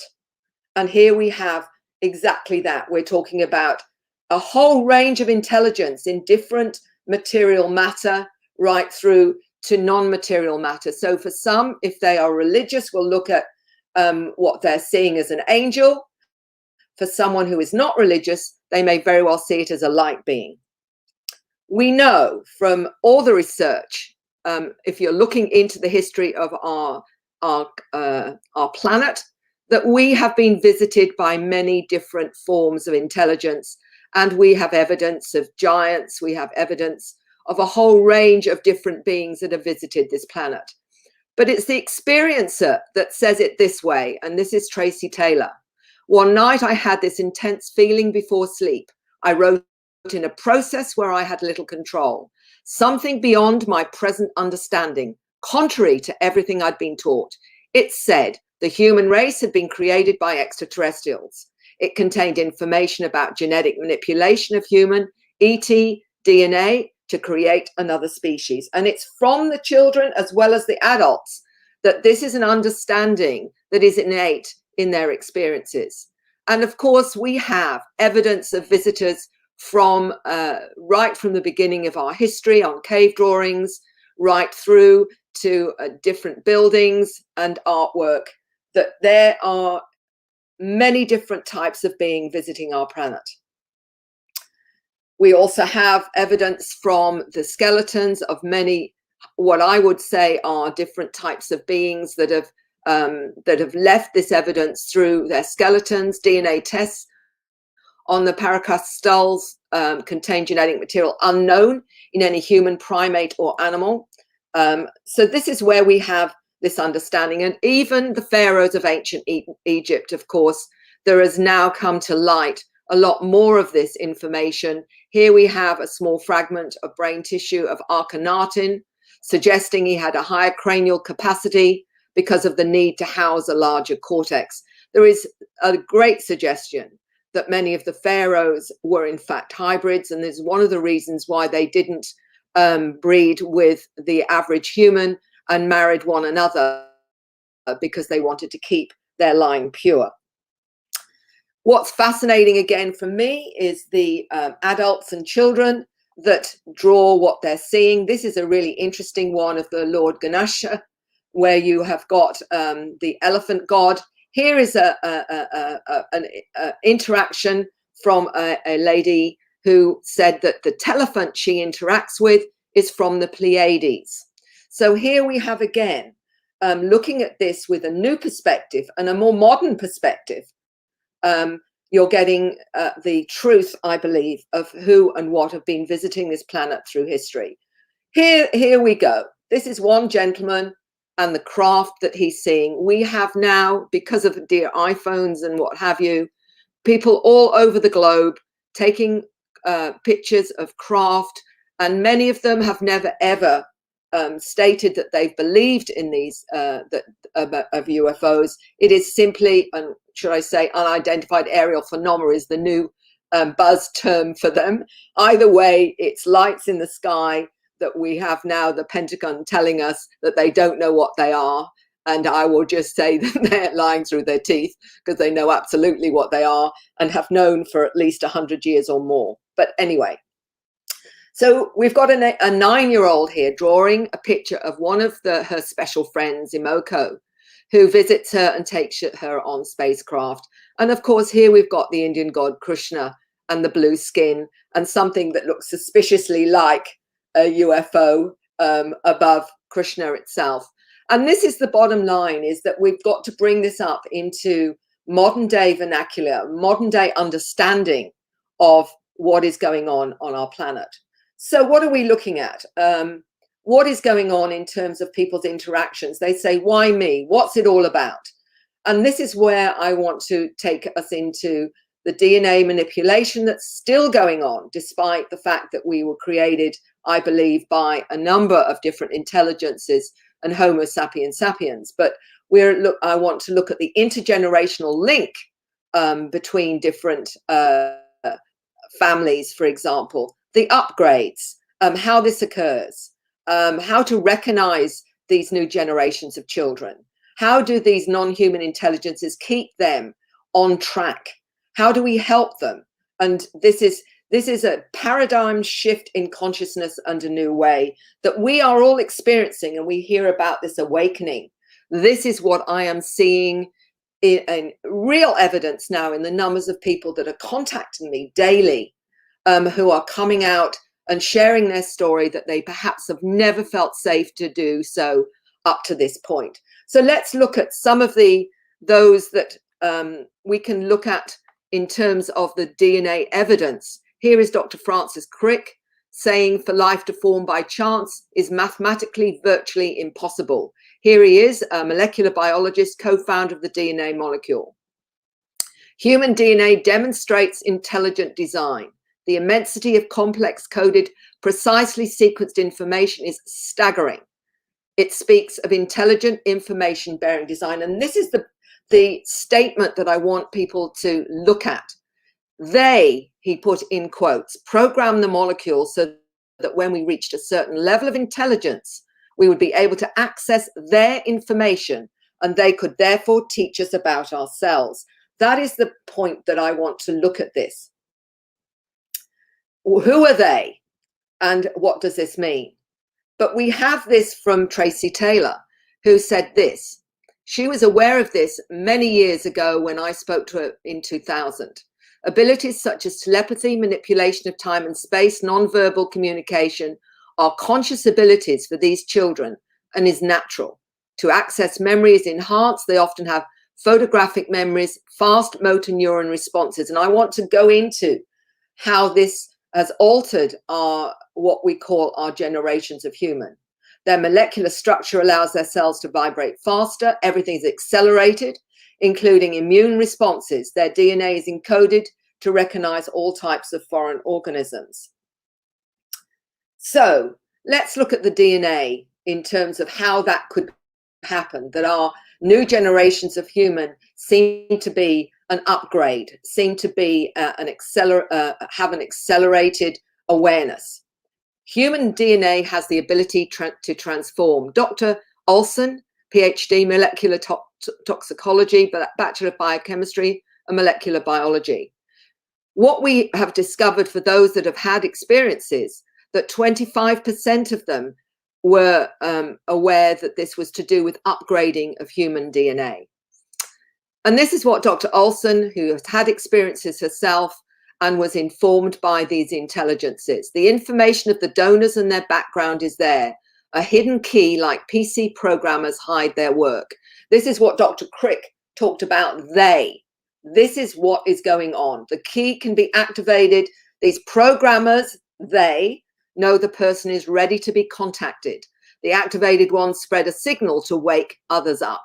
And she said, I feel they are speeding this up. And I absolutely concur with that because of the amount of work that I have now in assisting these individuals. And this is something else that's really important to be aware of in terms of communication with these intelligences, with the numerous and hundreds of people contacting me about not only themselves, but their children. It should be borne in mind the nature of extraterrestrial communication, that in a majority of instances, star visitors communicate with humans by telepathic transfer of mental images and concepts, rather than by words and speech. And this is extremely important in terms of how we understand our contact. And she's explaining everything's made of the same matter, resonating at different harmonics. So the ETs are able to communicate with us, directing thought on subatomic levels, and so activate the subconscious. The symbols are meant to communicate the nature of the macrocosm. So we have here some of the symbols from these ones that you're looking at now come from a young man in New Zealand who believes he is an Arcturian ambassador. These are coming from right across the board, not just adults, but children as well.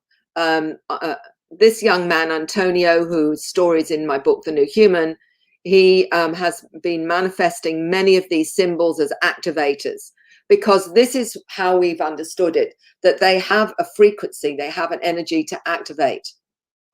So let's look at how these different types of communication are happening. We have, of course, the physical contact, the out-of-body contact, going on spacecraft. There are downloads of compressed data, dreams, coming through music, through art, through star language, through codes, through crop circles. And to give you an example of how this is global, this is some artwork a woman in China was demonstrating about her own experiences.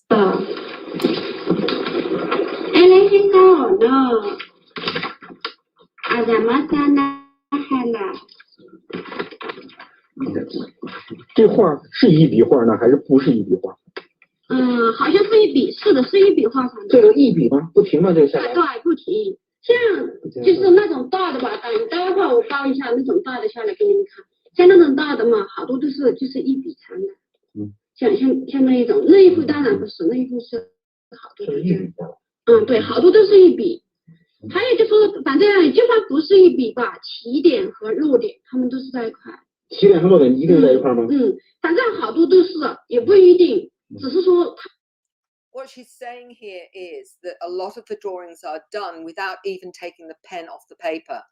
And a lot of these drawings that people are downloading have similar kinds of understanding, including people like Tracy Taylor, who showed me her amazing drawings or when I first started getting involved in this, and amazed at how they bring it through without any limits. And it's not just the adults, it's the children as well.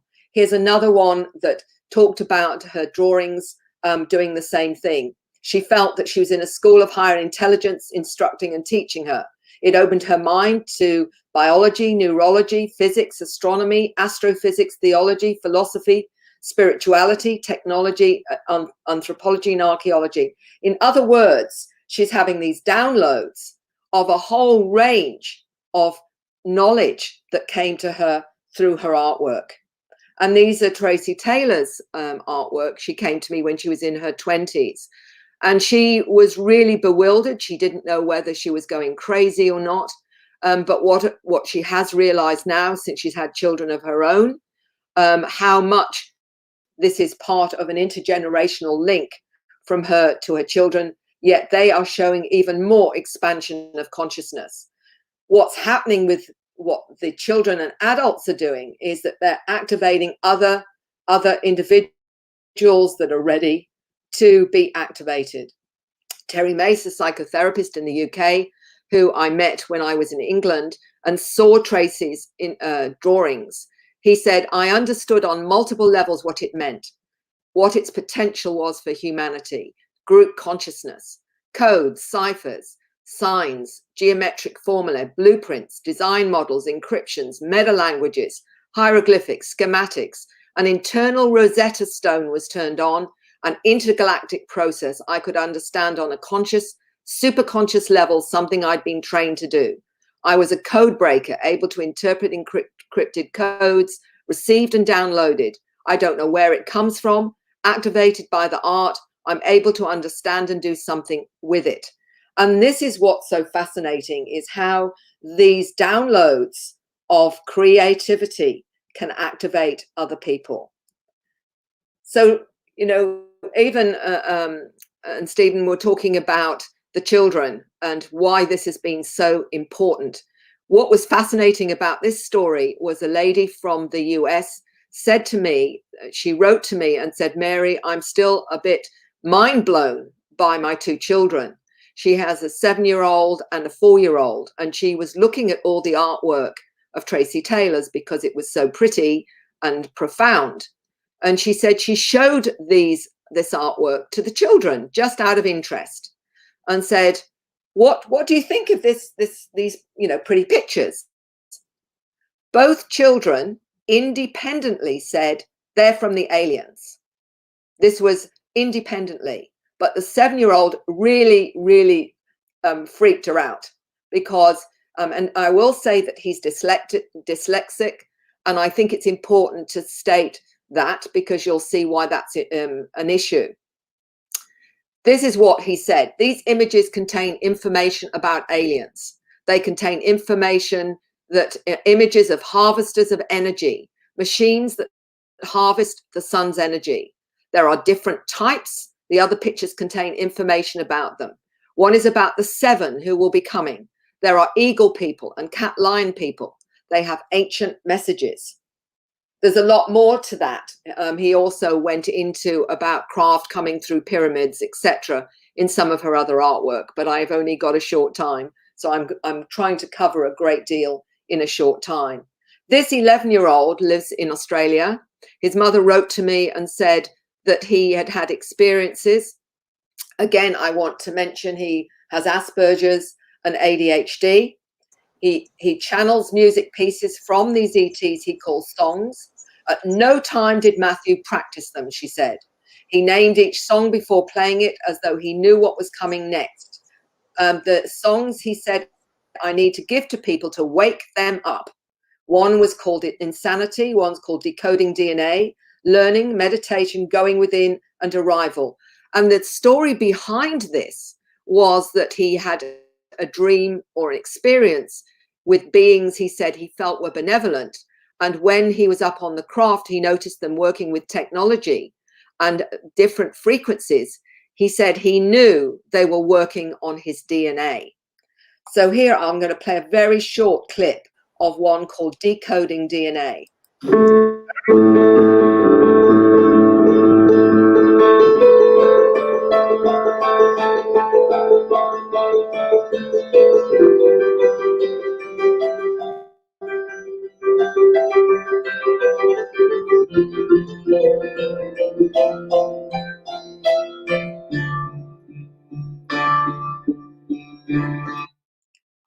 There's a lot more to that, and if anyone is interested in hearing more of those, then they're welcome to get in touch with me.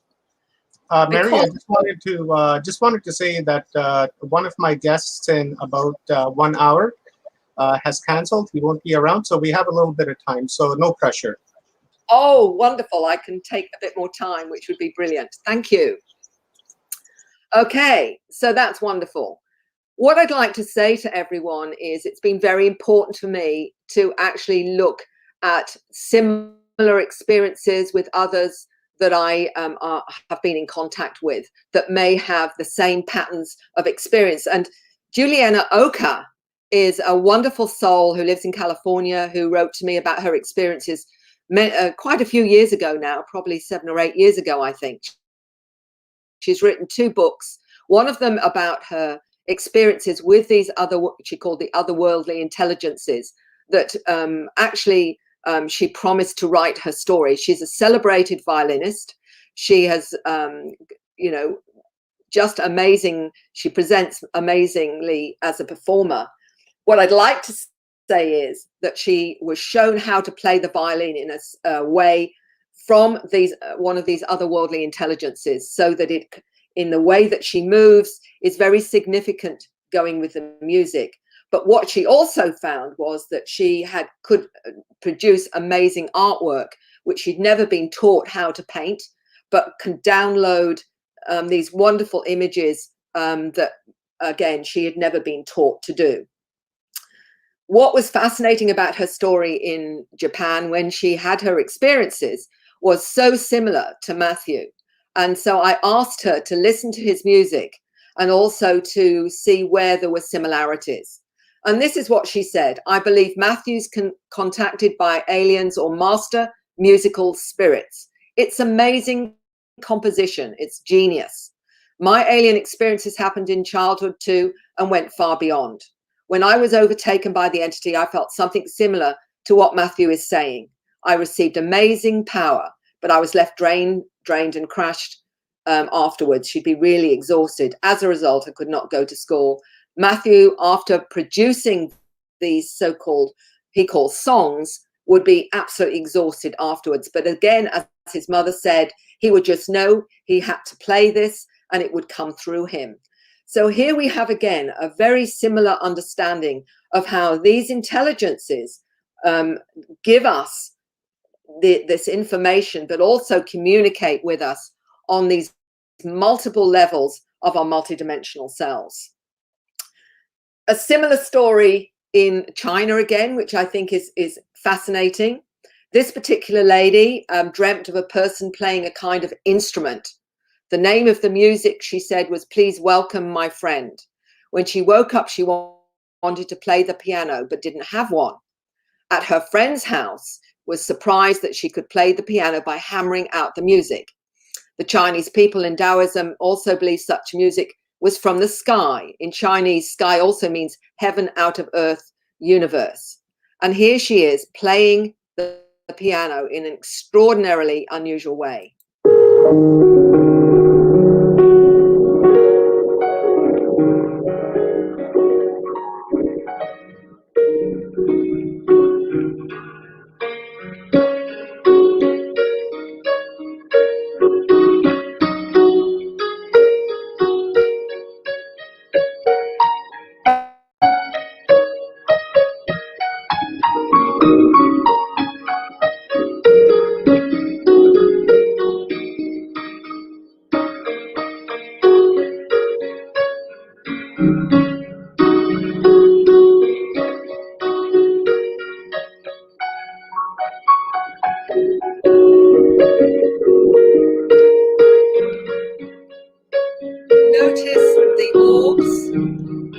notice the streams of light as she's playing.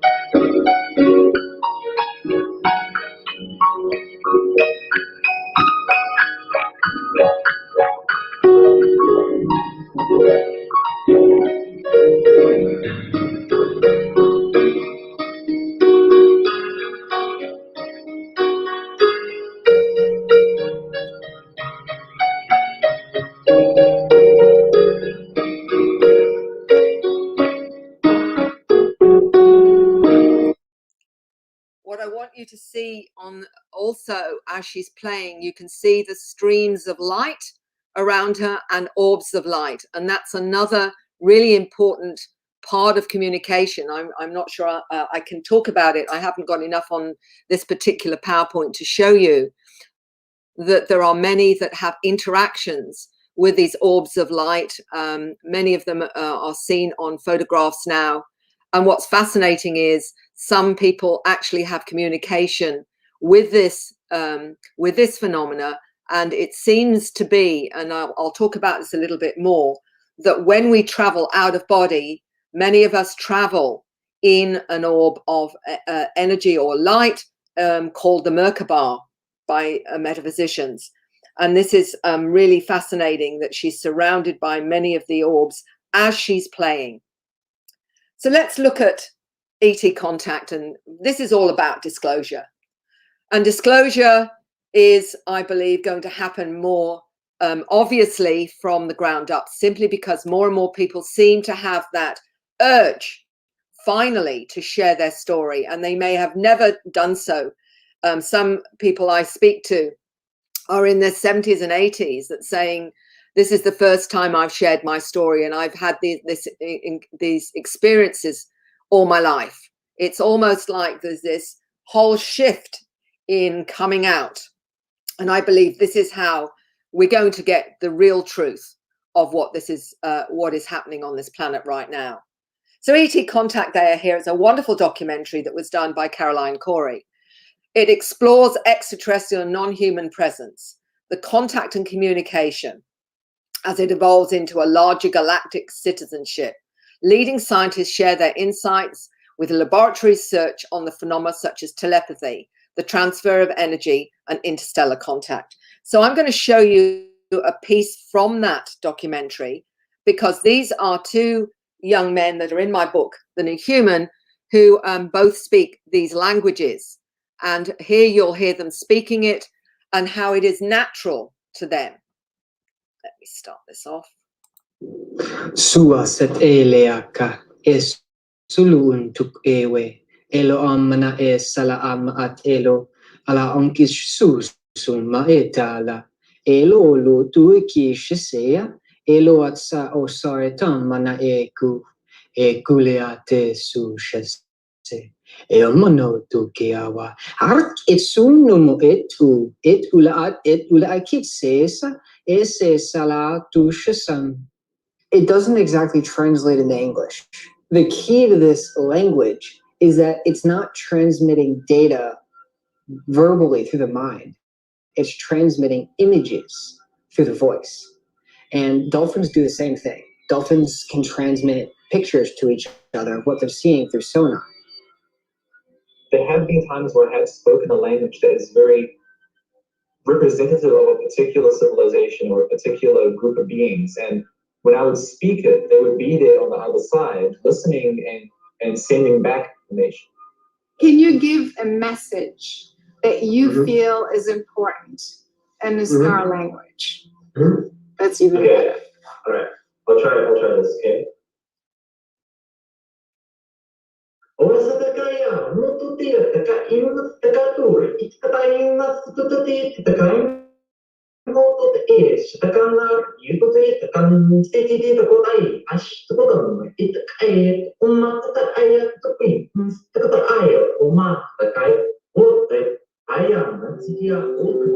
One of the cases that was interesting to me was the mother wrote to me saying that her daughter had reacted to some of the star languages that she'd seen on YouTube.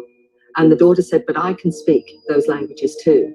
And she said to her mother, there's 3 of them, but one of them heals water. When I speak at water, I can purify the water.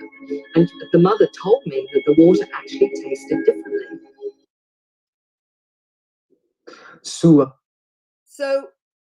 what about these languages? I've been absolutely intrigued by this whole manifestation or expressions of contact that I'm hearing from time and time again, not just adults, but the children as well.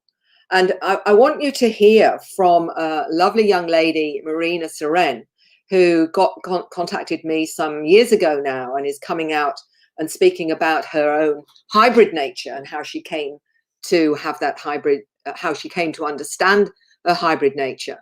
But what was, again, fascinating was her understanding of what some of these languages were connected to in terms of Terran languages, as she said. And I'm going to let her speak, now I've got a little bit more time, about how she explains it. An example of what language would sound similar like this. That every language of the star language tends to be similar to specific Terran languages. For example, the Arturian is very similar to the Japanese or Chinese, Vietnamese languages. And Andromedan is very similar to Spanish, which is the one that I'm going to talk about, which is the one that I'm going to speak. And for example, Syrian sounds very much like Egyptian or even Norwegian and all these Nordic, countries' languages, Astabat nan usar paurerusta. This means something about reaching oneness in this planet, as a collective consciousness that we are. What was fascinating to me, and I have time now to tell you about that, was there's a script in my book Awakening, which the mother actually got in touch with me, who had a 7-year-old daughter. And she said to me, my daughter was looking at me reading the book and she saw the script and she said to me, Mom, I can read that.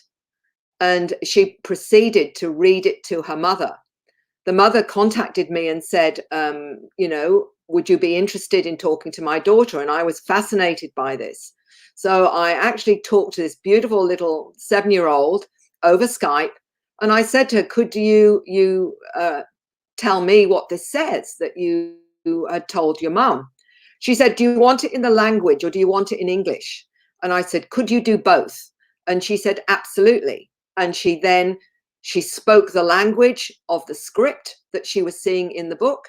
She then translated it into English. And I actually said to her, do you know the source of that information?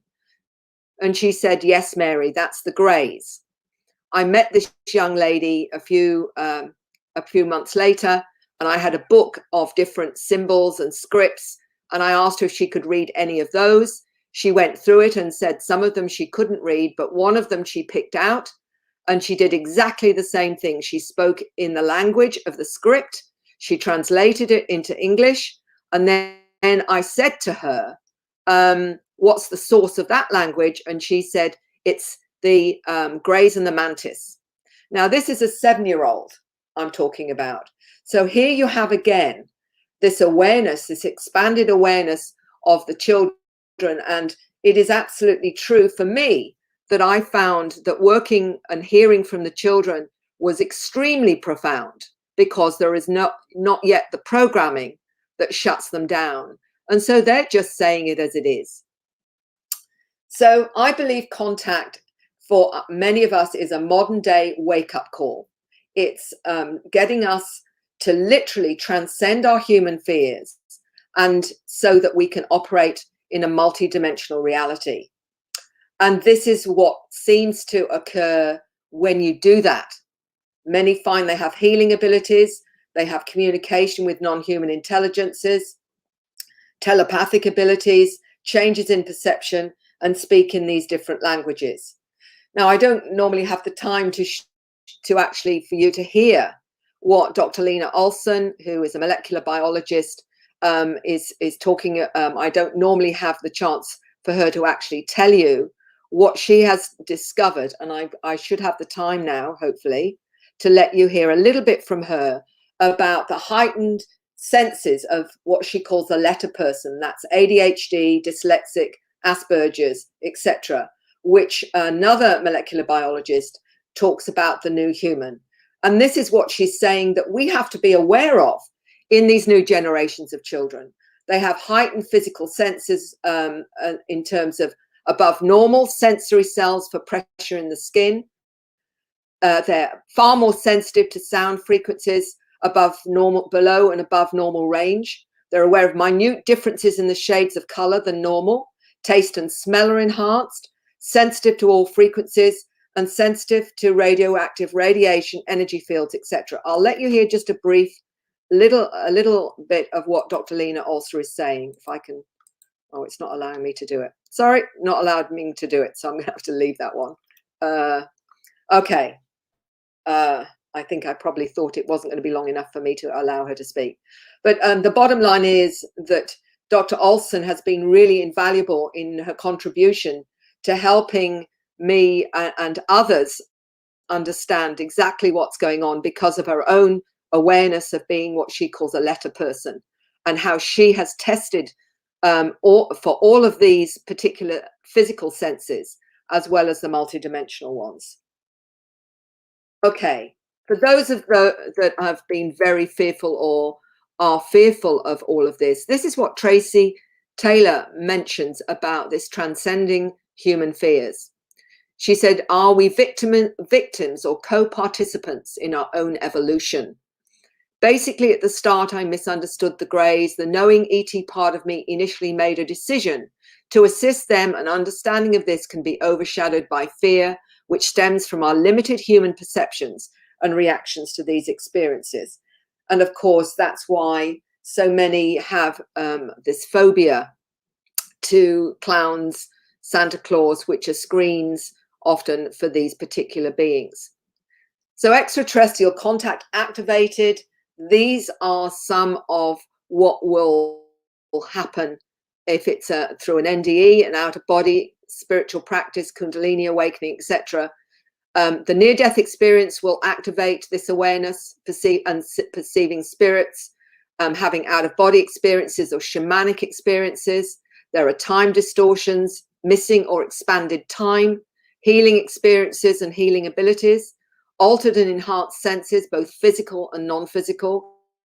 Heightened intelligence is a really important one because many of those that have had interactions find after their contact, they are a lot more intelligent in terms of their understanding of information, knowledge with the downloads. Senses such as telepathy, clairvoyance, clairaudience, clairsentience. Past life recall is very common, particularly with the children, and I'll talk about that in a minute. They are able to move objects with the mind, many of them, their mind influencing. Those that have experiences end up often changing their lifestyle and producing these unusual creative expressions. One of the very interesting accounts and very compelling is by Dr. Marie Batchelor, who lives in Melbourne. I met her at a near-death experience conference, where it was an afterlife conference, should I say. And when she heard my information, she became extremely emotional. And she told me about her experiences in India, where she had this download of frequencies in an Indian temple. And after this experience, she then opened up multidimensionally. And now she works at activating DNA through frequency. I'm not sure whether I've got her. Yes, I'm going to let her explain a little bit of her story. Hi, my name's Marie Batchelor. I'm a medical doctor, and I've had a profound spiritual awakening that happened in 2008 and then became more significant in 2014 when I was visiting India. My awakening has resulted in me being able to embody high frequencies that seem to come in and around me during my healing sessions with my patients. These frequencies are assisted by some high frequency, benevolent off-world beings. The presence of these beings become very palpable for me and often for my patients during the session. And at times the frequencies are even so high that I seem to become holographically shapeshifted into other dimensions with other aspects of myself coming forward that are often seen by the patients. For instance, I could take on the form of an ancient Egyptian, an alien being, ancient Indian, Native American Indian, and all sorts of different aspects of essences of who I've been or associated with come through to help with the healing session. The frequencies are working on a patient's blocks, particularly at a DNA level, releasing the manipulation that has happened at that level, and also activating the dormant DNA for a person's gifts and abilities, and also taking them back to their natural state of peace, love, well-being. So the whole the thing that I want to state here is that this is happening right across the globe, that we're getting not just the odd person here and there having this activation. It's happening from, you know, it doesn't matter your culture, it doesn't matter what your beliefs are, it doesn't matter what your profession is. There is seems to be a point where that particular soul gets activated to continue the work that they're doing. And what's fascinating about Dr. Batchelor and her story, as I say, is in my book, The New Human. She's working now with many, many individuals that have these old programs, these blocks, implants, etc., energetic implants. She now works as a shamanic. She calls herself a shamanic MD. And that is quite fascinating that we are seeing this go on. And the theme seems to be always what's going on with our DNA. So Star Kids, the New Human, Homo Noeticus, letter people, there's a whole range of names given to the new generations of human that are coming in and have been coming in, more activated by each year. There's a race of beings on the planet increasing in number, though visually and physically indistinguishable to most humans. They are the bringers of light. They're here to guide the awakening of terrestrial consciousness. The new children are born without programs and will bring about a global awakening. And this is what fascinated me, was the awareness of these children.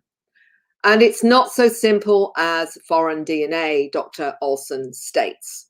It's a combination of genetically improved bodies in combination with souls from different places in our universe, incarnating in these improved bodies.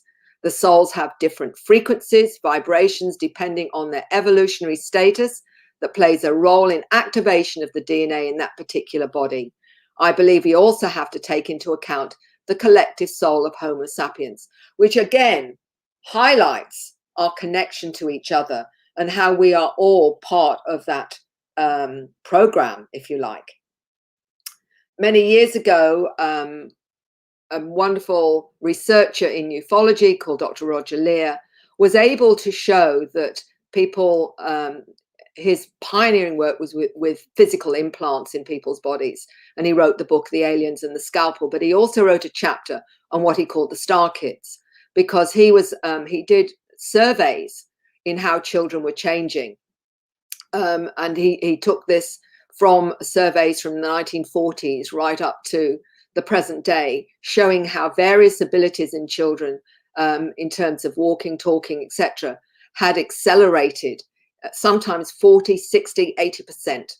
And he said the rapid advancement of the human species is due to an alien intervention in our bodies and minds. I've come to the conclusion that not only are star children amongst us, but the entire human race is being advanced forward at a rate that's unlikely to be due to slow evolutionary forces. And this is echoed by Dr. William Brown, a molecular biologist, who wrote to me in 2010 with the qualification for me of what Tracy Taylor had been telling me for many years. And this is what he said: I believe genetic modification is recurring right now in neutron-producing new humans. The exponential increase in autistic, ADD, and indigo children, they have new genetic architecture which allows them to see the world in a multidimensional fashion.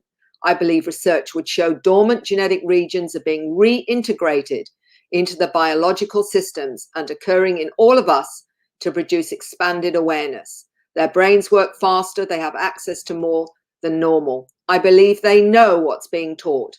Information in the beginning. In the classroom, learning is faster. And why it's so important to look at what has been labeled dysfunctions, and I talk about this in New Human in detail, such as ADD, Asperger's, dyslexia, some forms of autism. And I'm saying some forms, not the ones that may be due to medical procedures. And I won't go into that right now, but I think you all know what I'm talking about. And he said that he retranslated his understanding of his ADHD in a new way, always dialed into higher dimensions. And he wrote the book Close Encounters of the ADHD Kind. He says his book is about what happened in his extra-dimensional world where he met the beings of light. Being symptomatic of ADHD, I'm not limited to the square template of the universe. I am wired to the multidimensional universe. My internet browser can browse into chaos, be it on Earth or the multiverse. I can perceive hidden layers of order and make sense of it all. Most folks without a supercharged browser cannot do this. They are focused towards convention in this reality. And so what he's saying is they have an expanded awareness that they can understand, whereas those that have less activation of their DNA can actually access. Although I believe now, from my research, that all of us are being, if you like, activated at whatever level is right for us as a particular soul.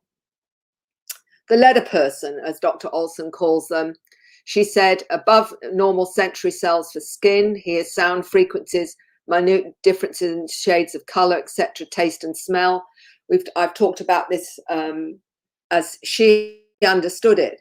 But what also is interesting is something that isn't mentioned here, and that's synesthesia, which is not only seeing, for example, a number like 7, but it will have a feeling, or it will have a color.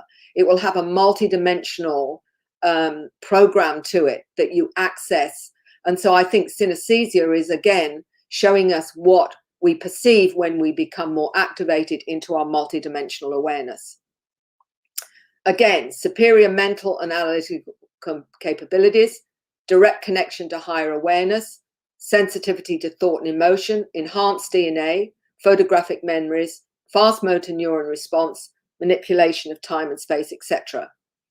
So what is going on? And some of this may or may not be relevant in terms of medical protocols as well, and may be the part of the activation of this higher sense.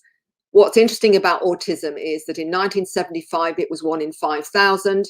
In 2013, it was 1 in 50. And now it's 1 in 35. So there is something going on with certain forms of autism, such as Asperger's.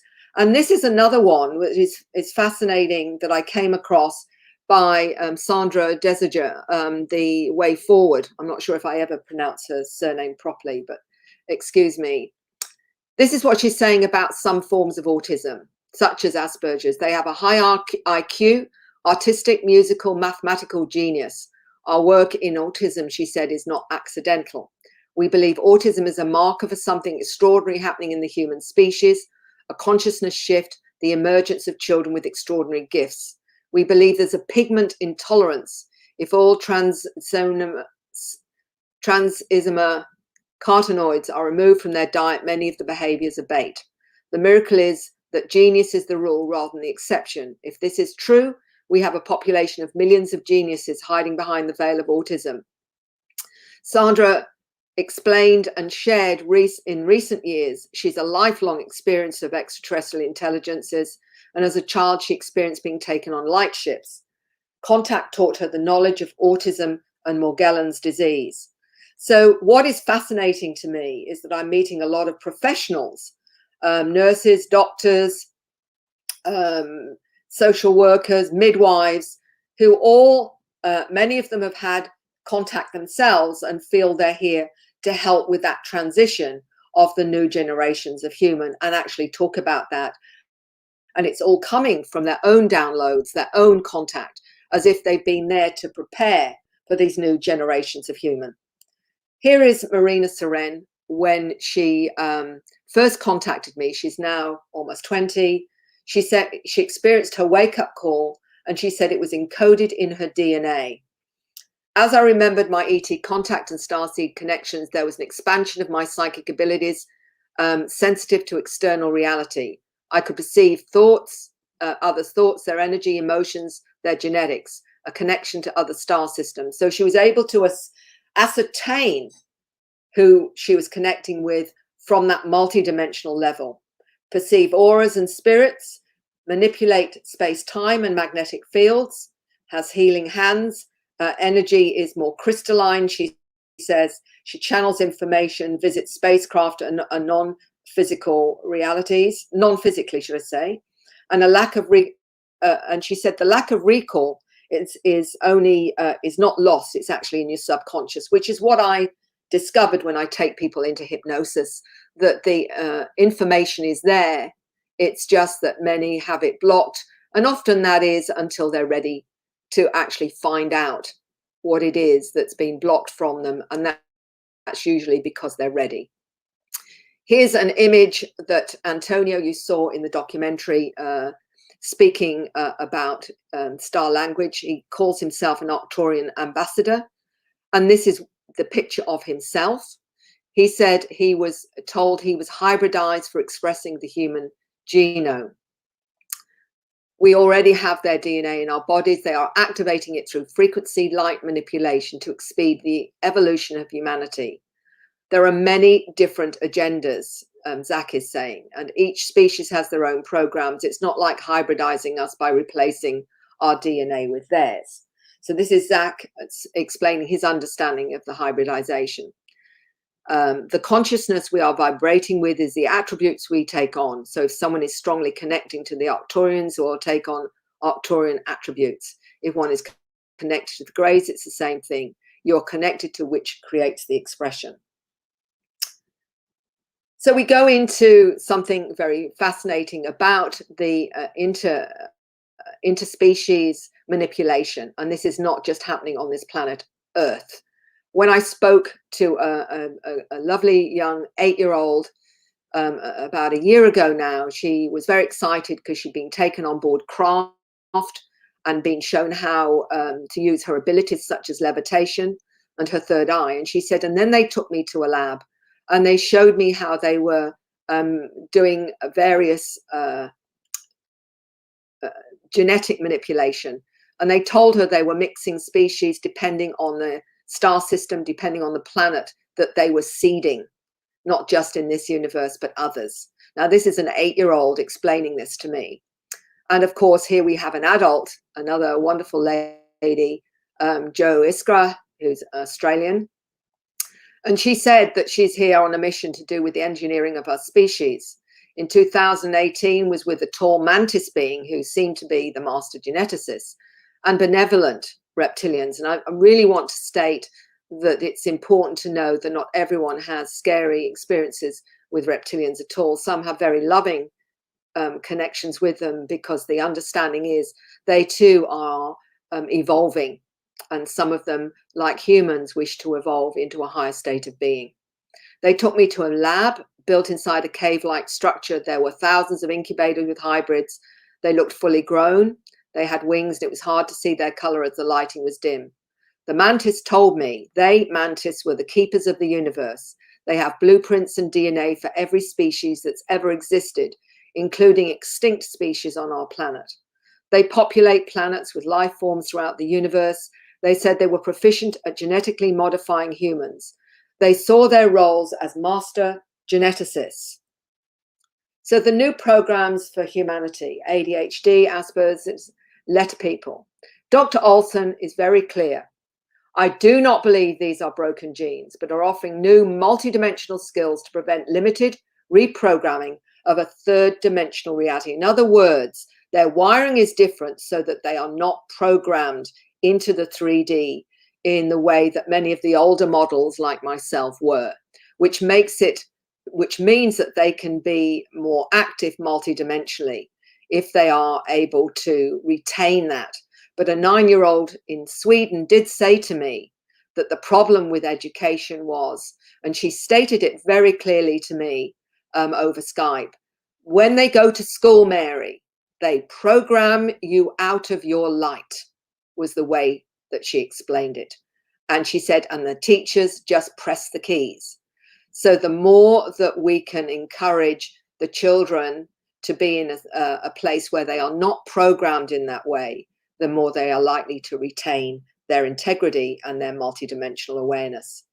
What I wanted to show you here was an interesting analogy, picture of the normal brain and the Asperger's brain. As you can see, it's quite fascinatingly different. An Asperger, he called himself an Aspie in England, wrote to me and he said, your work of late has astounded me. I have the same sensitivities you explain in your talks. Left-handed, I can read text upside down, even backwards. A compulsion to speak in a tongue which I'm not familiar with. I have always felt difference to others. My eyes change color at 5 years old. I heal faster than most people. I'm precognitive. I've had 3 near-death experiences, which is really interesting. Drawing and art, time dissolves, and that's one of his pictures of his own art. He's always sensed presences, heard more sounds, more of the frequencies in our reality, sees a greater spectrum of color and connects with animals. So this brings us to the hybrids, which and when people say, oh, you know, the hybrids are coming to take over the planet, and they've maybe heard some really scary stuff about that. Hi, Mary. So, hello. I wanted to give you a 10 minutes heads up. Okay. So I've got 10 minutes left. Is that right? I have 10 minutes more. Yeah, 10 minutes, and then we'll get Steve and Evan come on because Steve has some questions for you. Okay, I'll whip through this. So what I'm saying is that we're all hybrids, but some of us are more activated hybrids. So there are various reasons for the hybrid program, different species involved if they're involved in the military. But she said, as a hybrid herself, I believe one purpose is creation is to bridge the divide between ETs and humans, taking positive attributes from each for certain purposes, such as healing and higher intelligence. Zach was told he was hybridized with because of the many different agendas on the planet. Each species has their own programs. It's to expedite the evolution of humanity, not by replacing our DNA, while we already have their DNA in our bodies. The consciousness we're vibrating at is the attributes we will take on. Here we have this 16-year-old. So I was asking Zach about this, and he said the hybrids are expressing their consciousness through their DNA. And it's what we're evolving into. The scalar imprinted memories of all other beings in our DNA has passed through, can express it through the new human template. We express it in the hybrid forms such as indigo, crystal. That's the energy we're expressing. That's the lens we are emitting. It's all interconnected. And also there are, Dr. Olson explains, there are 12 different main groups of new DNA people. It corresponds to 12 different main groups of ET alien DNA donors, so 9 more to go. She said our DNA is activated mainly via remote control and frequencies, so it's like putting a virus in a software. When they're using their DNA, as long as they're alive, they will give off an energy pattern that spreads to their surroundings. So basically, we are all activating each other, depending on our own particular activation. So Zach was explaining that we come up with these labels, and he said the indigo child is the warrior personality to break down the system that's wrong and needs change. The crystalline child has the aura of love and peace, the healer. The rainbow child has the energy of the creator, the kingship personality. It's a vibrational difference. So what we're seeing is different generations of human are coming in with different mandates, different missions, a different role to play. So Tracy said that her past life with these beings occurred before she was born.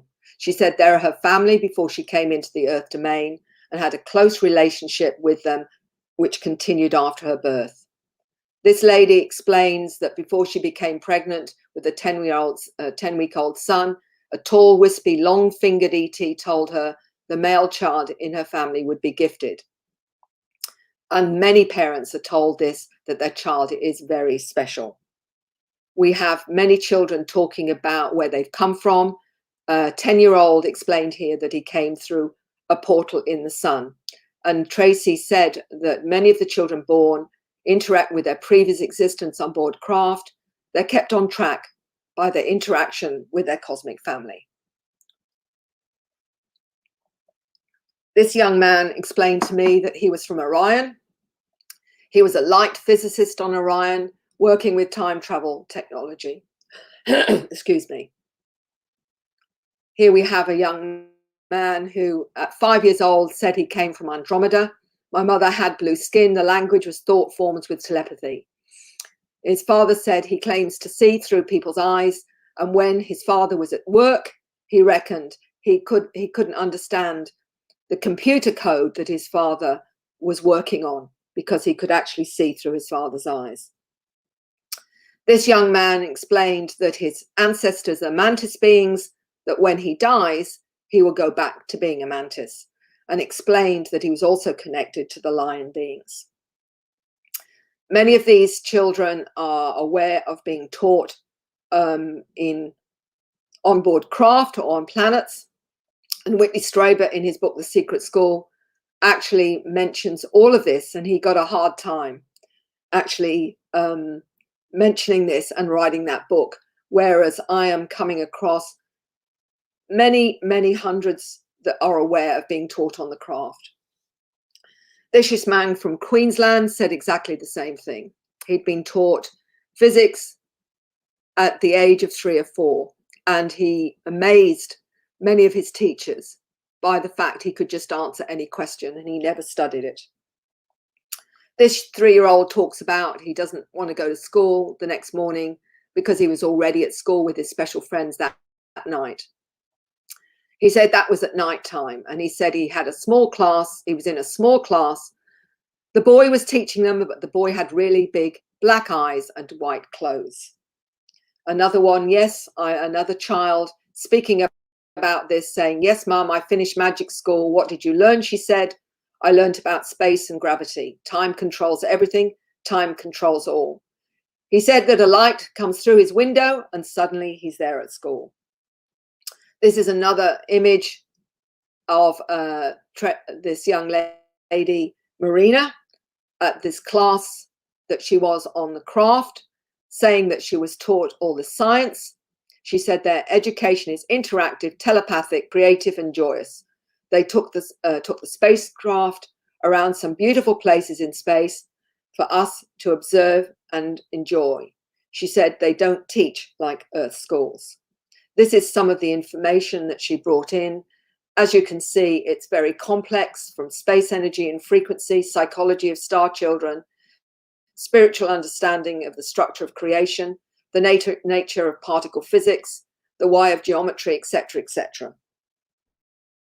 Here's another young child talking about this being coming through a special friend, even though the window, it doesn't matter if the window is open or closed. He comes when we're in our bunk beds. He told me about your baby. It's a boy baby and it will come in your tummy soon. So they're given information of the future and not in the least bothered about their experiences. This is a young lady who gets taken on a spacecraft to Mars. She talked about the domes on Mars. Here you see the mysterious domes from the Mars rover. This is one of the mantis beings that she's drawn, saying that they don't need clothes. Again, a 4-year-old talking about being on spaceships. She loves them and often wants to go home. And she talk about them playing with her and taking her places. We've got another few minutes. The orbs are spirits. Both my daughters see orbs. She told me it did not hurt when they startled her. And they said that they look like multicolored raindrops, and they are spirits.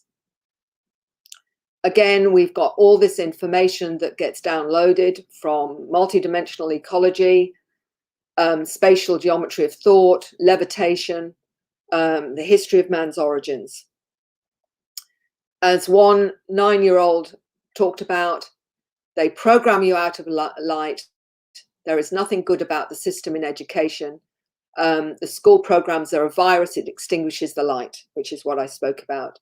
Here we've got children of these new star kids. This is a teacher in New Zealand has said, I can tell now a room full of star kids versus one super 3D teacher, the teacher will always lose. Here is a young boy that did this wonderful thing himself, saying, the mother said, I never taught my son meditation, but my son placed a pyramid and crystals in a configuration in front of him. He said the pyramid represented specific feelings. He placed the clear quartz crystal bead on the point of the pyramid and said it represents love. And that is what he's focusing on during his meditation. She said this was entirely spontaneous. Interesting to the teachers, you teach in a linear fashion, but I think in spirals. I don't have a problem with the world, but the world has a problem with me. There's nothing they can teach me that I don't already know. This is done by Antonio when he was 15 in a school project in New Zealand. Goodness knows what the teachers thought of it, but Antonio produced this model of technology resonating on pure light with crystalline generators to increase the vibratory level of the physical world by crystals around the pyramid. He stated those in the pyramid could project the vibration of those inside the pyramid and send it around the globe. So I'm nearly there, guys. I'd like to say that this is a teacher, an educator that said to me, what's happening here is that the children receive instant information downloads guided by other than human beings. We are still in a 19th century factory model, and we need new schools to accommodate children that are aware of their multidimensional essence. And healing happens, as this woman, as Antonio talked about, was having. One woman said that her children seldom became ill. The ETs have provided my children with healing. And several times she's woken up seeing these beings dropping symbols of energy into their bodies. This young lady said that she lives in a world where she's the hybrid of her DNA being activated. So we're looking now at a consciousness shift that's affecting everyone. It's the star seeds and indigos of the planet. Gaia cherishes us because we help the vibration of the planet and others. So the new Earth, we're